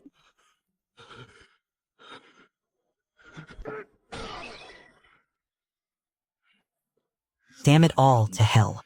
Is that rabbit spawn courting death? You Wei. Father, save me. Get me out of here. I cannot endure this any longer. This place is no abode for a human. Rest assured, you shall surely be set free. You must be starved. Quickly, eat something. Eat slowly. Do not choke.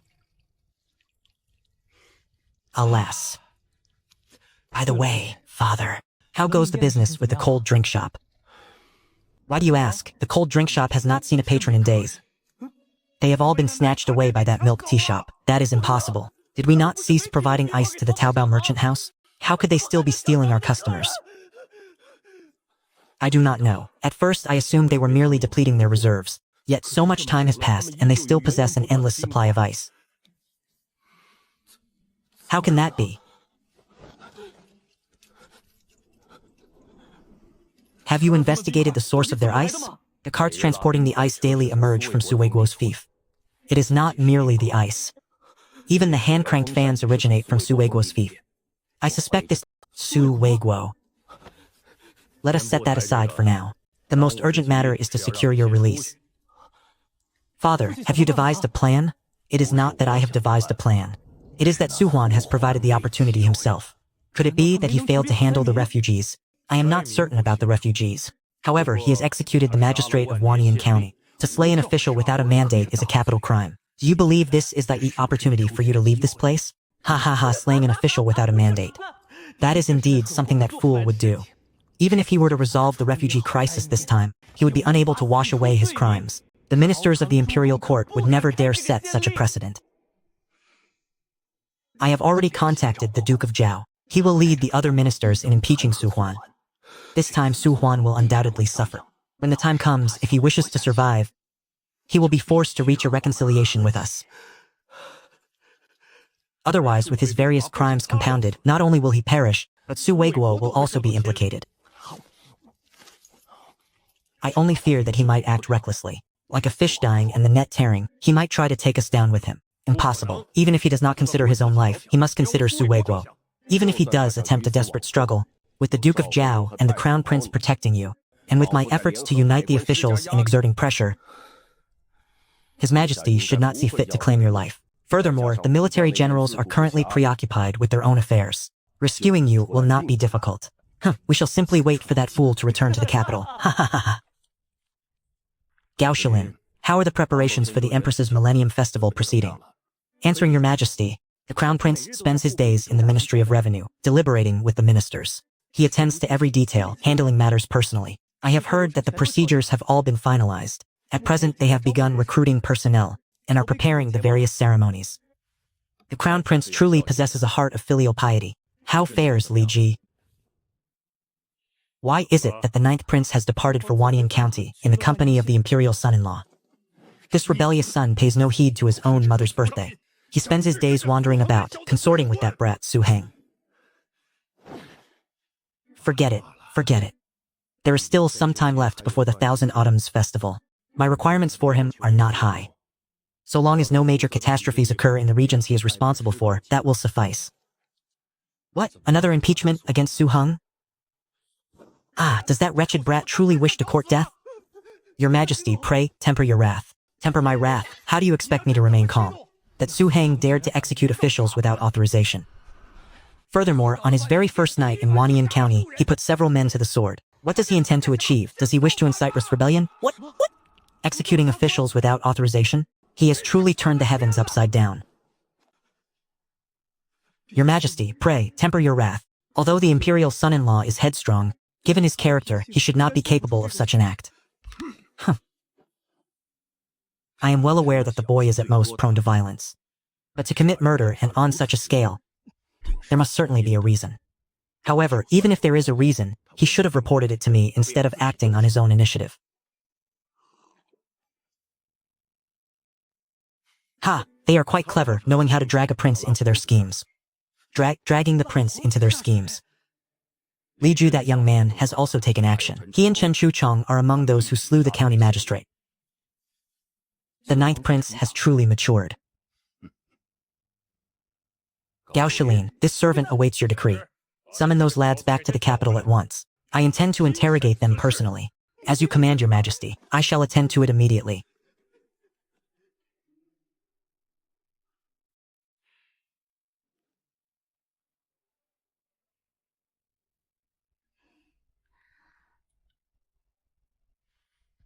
Princess, have you grown weary of these dishes? Would you like this servant to have the kitchen prepare a different spread? There is no need. When you went to his estate, did you happen to encounter Master Su Yu? I have not seen him for several days. He must have been delayed by some matter. Could he be preparing a new business venture? I am afraid I do not know, Your Highness. Shall I have someone investigate? There is no need, since the princess is so curious about him. Why not allow this servant to investigate? I too am keeping matters hidden from him. If I were to have him investigated, would that not mean I am deceiving him unilaterally? You truly know how to keep things interesting. Princess, a momentous event has occurred. What is it? This servant hears that it is the talk of the entire city. Master Suhan has executed the county magistrate of Wanyan in a fit of rage. The entire city is now abuzz with the news. Executed the county magistrate?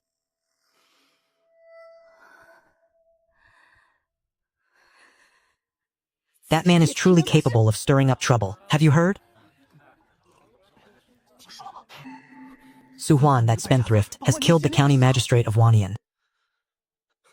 I heard long ago that Suhi's arrogant and domineering.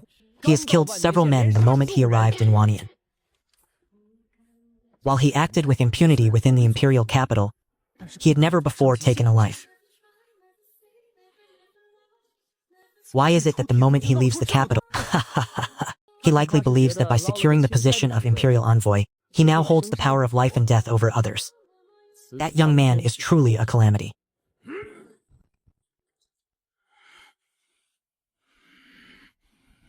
I heard that Su Heng executed that wretched official precisely because he uncovered the magistrate of Wanyan County's involvement in human trafficking.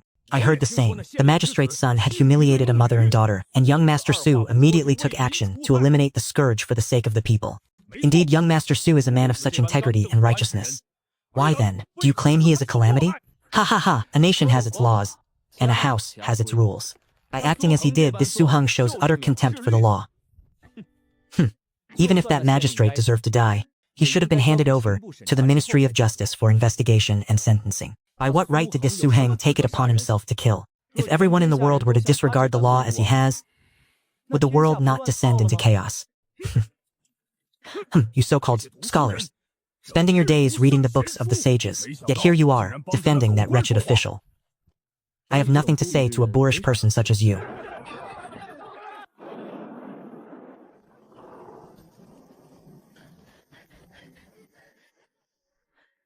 Master. I failed to slay him. I have performed my duties poorly. I await your punishment. You have served me for many years, and you have never once failed. Why did you falter at the hands of a mere stubborn fool? He is a good man. Ha ha ha ha ha ha. A good man? Since when do you consider whether a target is a good person before taking their life? Do you have any idea how much this failed contract has cost us? I deserve death 10,000 times over. You cannot die. If you die, who will earn money for me? This is your first transgression, so I shall spare you this time. Should there be a next time, you are well aware of the consequences. Many thanks, Master.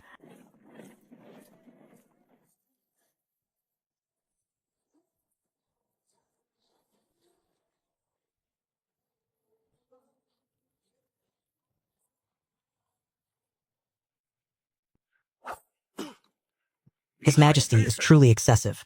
It was merely the execution of a corrupt official. Was there truly a need for an imperial emergency decree? Executing an official without an imperial mandate is a grave crime. The matters regarding the disaster victims have been mostly resolved, and remaining there served little purpose. Returning early is for the best.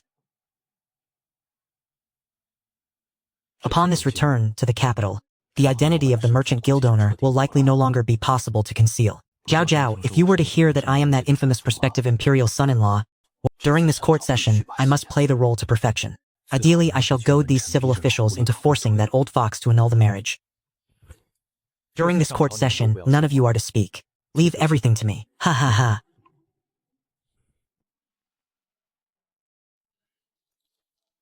Old Su is finished this time. All of these civil officials have arrived. It seems they are determined to see this through. This matter is neither grand nor trivial. Ultimately, it depends on the Emperor's intent. There is no use in fretting aimlessly. We shall act according to the circumstances when the time comes. Your Majesty, the Imperial son-in-law and his party have arrived.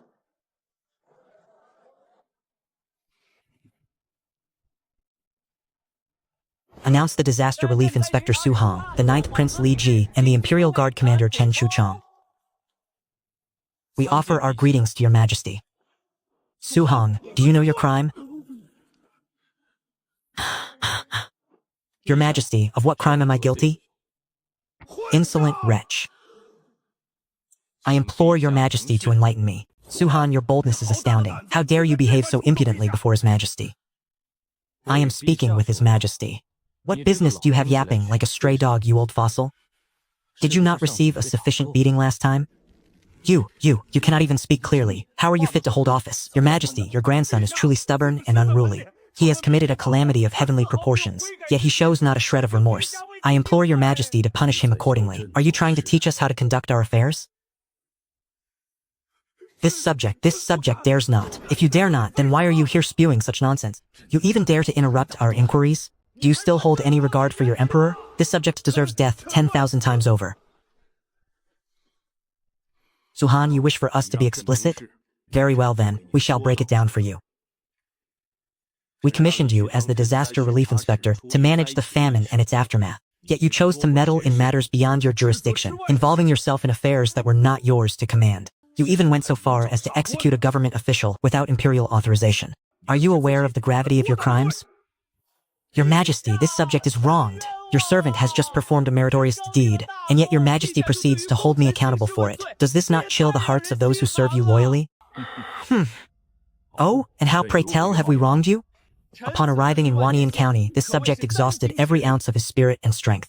I acted with utmost devotion to address the disaster, and the moment I arrived, I utilized my own wit and resourcefulness to unravel a massive conspiracy. Over these past 2 days, in order to gather the displaced refugees, this subject has been sleeping no more than an hour or two each night. Your majesty, look at how severe these dark circles under my eyes have become. Blatant self-aggrandizement, have you no shame? Speak less of such trivialities and get to the heart of the matter, Su Han. The magistrate of Wanyan County was colluding with the local gentry to engage in human trafficking. I endured countless hardships to apprehend them all in one fell swoop. If this is not a great meritorious deed, then what is? Lord Su, you are choosing to downplay the severity of your actions. Lord Shangguan, what is the meaning of this? Your majesty. Even if the magistrate of Wanyan County was involved in the trafficking of human beings, it was not the place of an inspector to investigate such matters. It should have been delegated to the Ministry of Justice. Lord Su not only overstepped his authority, but he also executed a court-appointed.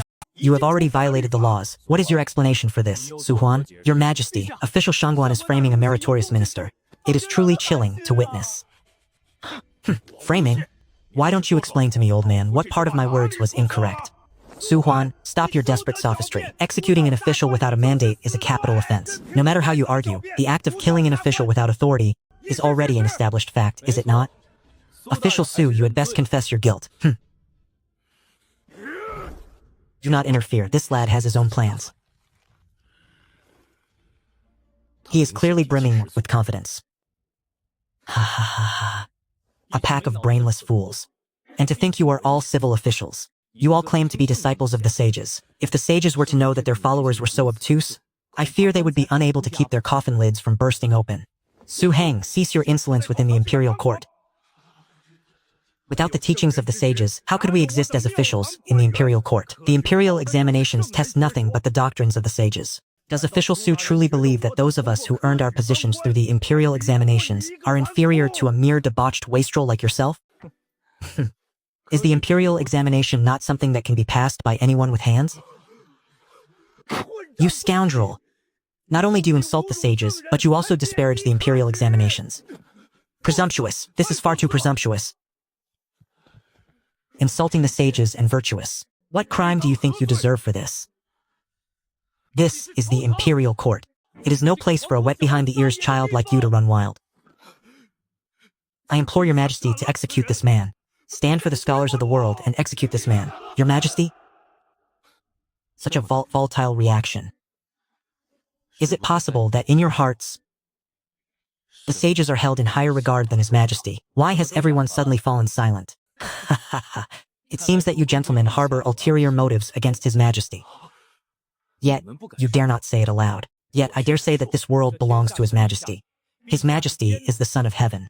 How then, can a mere sage be mentioned in the same breath as the son of heaven? Good heavens. When it comes to arguing and debating within the imperial court, these civil officials are all masters of their craft. Yet, in front of my elder brother, they were reduced to whimpering curse with just 2 sentences. The study of the sages is primarily to enlighten the common people. My duty is to govern the world. Our roles differ, and there is no comparison to be made. This old fox wears a mask of solemn gravity. But deep down, he is likely savoring the victory. Your Majesty, your servant does not think so. Why? The so-called study of the sages is meant to enlighten the common people. But how many of the common people are actually able to read?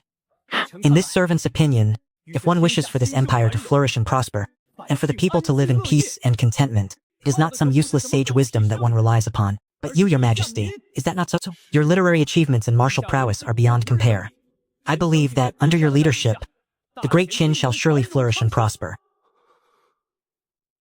I also believe that with your Majesty's capabilities, you will undoubtedly achieve greatness for the ages, and become the heavenly Khan to whom all dynasties submit. Can I truly achieve this? Your Majesty, we are here to discuss disaster relief. Do not wander from the topic. Indeed, Lord Su, you are merely trying to divert the subject. The merits of the sage's teachings aside, regarding your unauthorized execution of an official, Lord Su, you owe the ministers here an explanation. I shall give you an explanation. It is you, a pack of corrupt officials who occupy high positions without performing your duties, who owe His Majesty an explanation, is it not? Suhan, you all stand in this imperial court, speaking with such grandiosity. Your mouths are filled with talk of benevolence, righteousness, and morality. You claim to be the pure stream of integrity, devoted to the nation and the people. Yet, the magistrate of Wanyan County has been trafficking human beings under the guise of disaster relief. And you, all of you, claim to have been entirely ignorant of this? What could human trafficking possibly have to do with disaster relief? Do not change the subject. We are currently addressing your crime of murdering a government official without a warrant. Do not distract us with these irrelevant matters. Lord Su, you would do well to stop attempting to divert the conversation. Your Majesty, I wish to impeach every official within the Ministry of Revenue. They occupy their positions only to feast in idleness. They are perpetually negligent in their duties. I should like to see what sort of tricks you intend to play. Speak.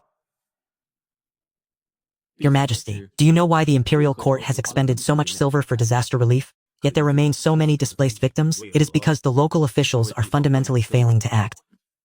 Absurd. I have been closely monitoring the disaster relief efforts in Wanyan County. Every day, porridge is served outside the city walls. I ordered Juquan to unite with the local gentry, who are known for their charity, to provide relief to the victims. These are facts that all have witnessed. It is indeed true. There are porridge stalls outside the city serving food every day. But, Magistrate Shu, are you aware that the porridge is repeatedly watered down and reboiled day after day? Yet the daily ledgers record a massive consumption of grain. Impossible. The Ministry of Revenue has consistently had officers overseeing these matters, and they have never discovered the issues you describe. Furthermore, the ledgers are perfectly balanced. Magistrate Shu is the official in charge to whom you refer, Lord Wen Yuan. I have been overseeing the disaster relief efforts continuously. Wanyan County serves porridge daily, and all accounts are fully reconciled. If there were any discrepancies, I would certainly have noticed them. Then, what if Lord Wen and the magistrate of Wanyan County are acting in collusion? Would it not be a simple matter to fabricate such ledgers? Your Majesty, Lord Su is slandering an official of the Imperial Court. I implore your Majesty to uphold justice for your servant. Your Majesty, your subject has prepared substantial evidence. It is just outside the hall. Let it be brought in.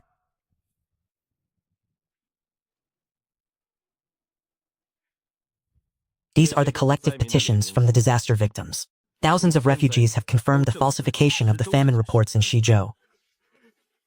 The refugees are simple-minded and easily swayed, and since Magistrate Su holds the position of inspection envoy, is it not trivial for him to coerce them into signing such petitions?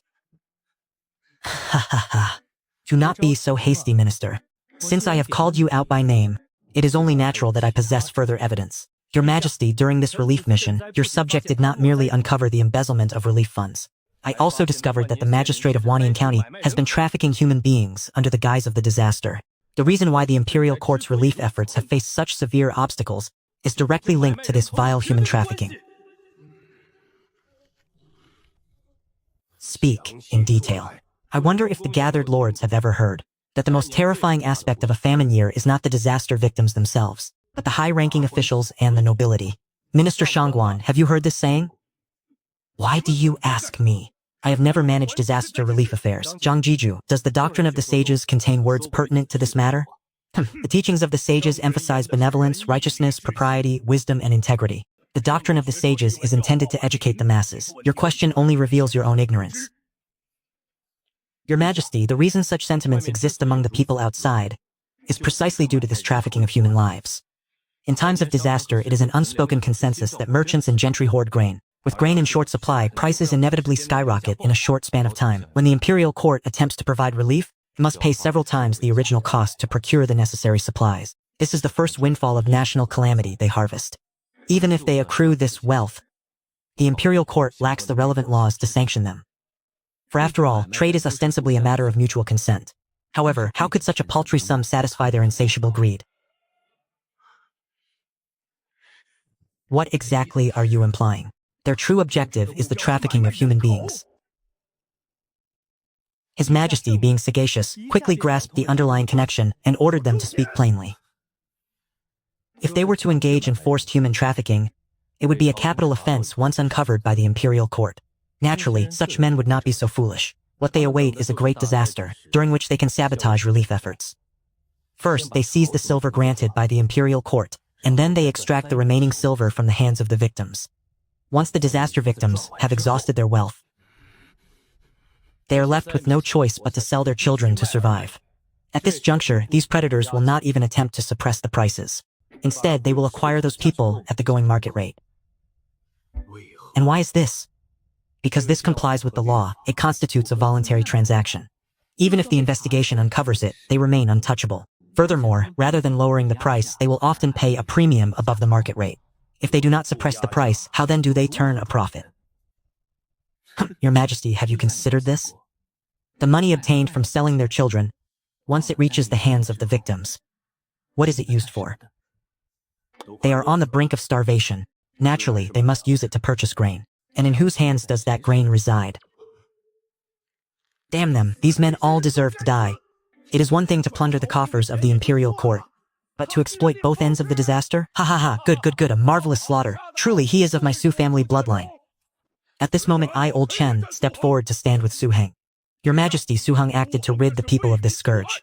Not only is he without fault, but he has actually performed a meritorious deed. That magistrate of Wanyan County and the local gentry deserve 10,000 deaths. This action taken by Su Huan has brought great satisfaction to the hearts of the people.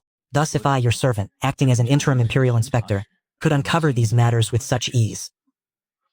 Why is it that not a single one of the esteemed lords in the Ministry of Revenue had any knowledge of it?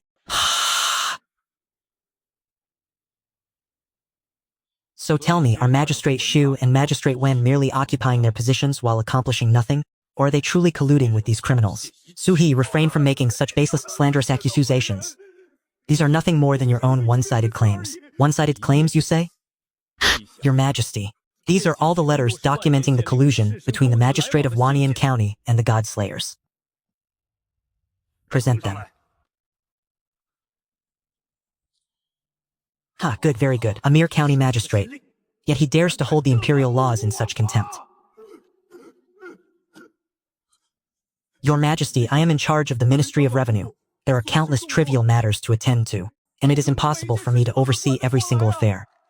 Your Majesty, it was a momentary lapse in judgment on my part. A momentary lapse? Do you have any idea how many commoners have suffered because of this lapse, or how many have cursed me in the shadows, calling me an incompetent ruler? This is indeed my dereliction of duty, a dereliction of duty. I told you long ago. Since your name was brought up, it could not have been without cause. Your Majesty, these are the written correspondences between the Magistrate of Wanyan County and Wen Yuan, Vice Minister of the Ministry of Revenue. They explicitly detail the matters of their collusion. You corrupt official, you dog of an official, Your Majesty, spare my life.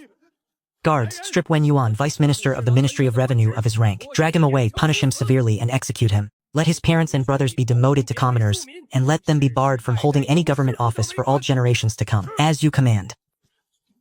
Your Majesty, one moment. When I exposed the Magistrate of Wanyan County for his human trafficking, he behaved with utter fearlessness. I suspect that the person backing him is not limited to Wen Yuan alone. It is possible that they have already formed a highly sophisticated criminal network. However, I only managed to recover the letters from Wen Yuan within his residence. Only he knows the identity of the person pulling the strings from behind the scenes. I beseech your majesty to conduct Your Majesty, I believe the most pressing priority is to provide disaster relief. All other matters can be investigated at a later date. Lord Shangguan, you are so eager to obstruct these proceedings. Could it be that the mastermind behind this is none other than yourself? I merely prioritize the well-being of the people. Lord Su, why must you cast such baseless accusations? Lord Shangguan, do you not realize that if these vermin are not purged, whenever disaster strikes in the future, we will find ourselves trapped in the same desperate plight once more? Enough. We shall reach a final decision once Prime Minister Fang returns. For now, cast this corrupt official into the Dali Temple and ensure he is kept under strict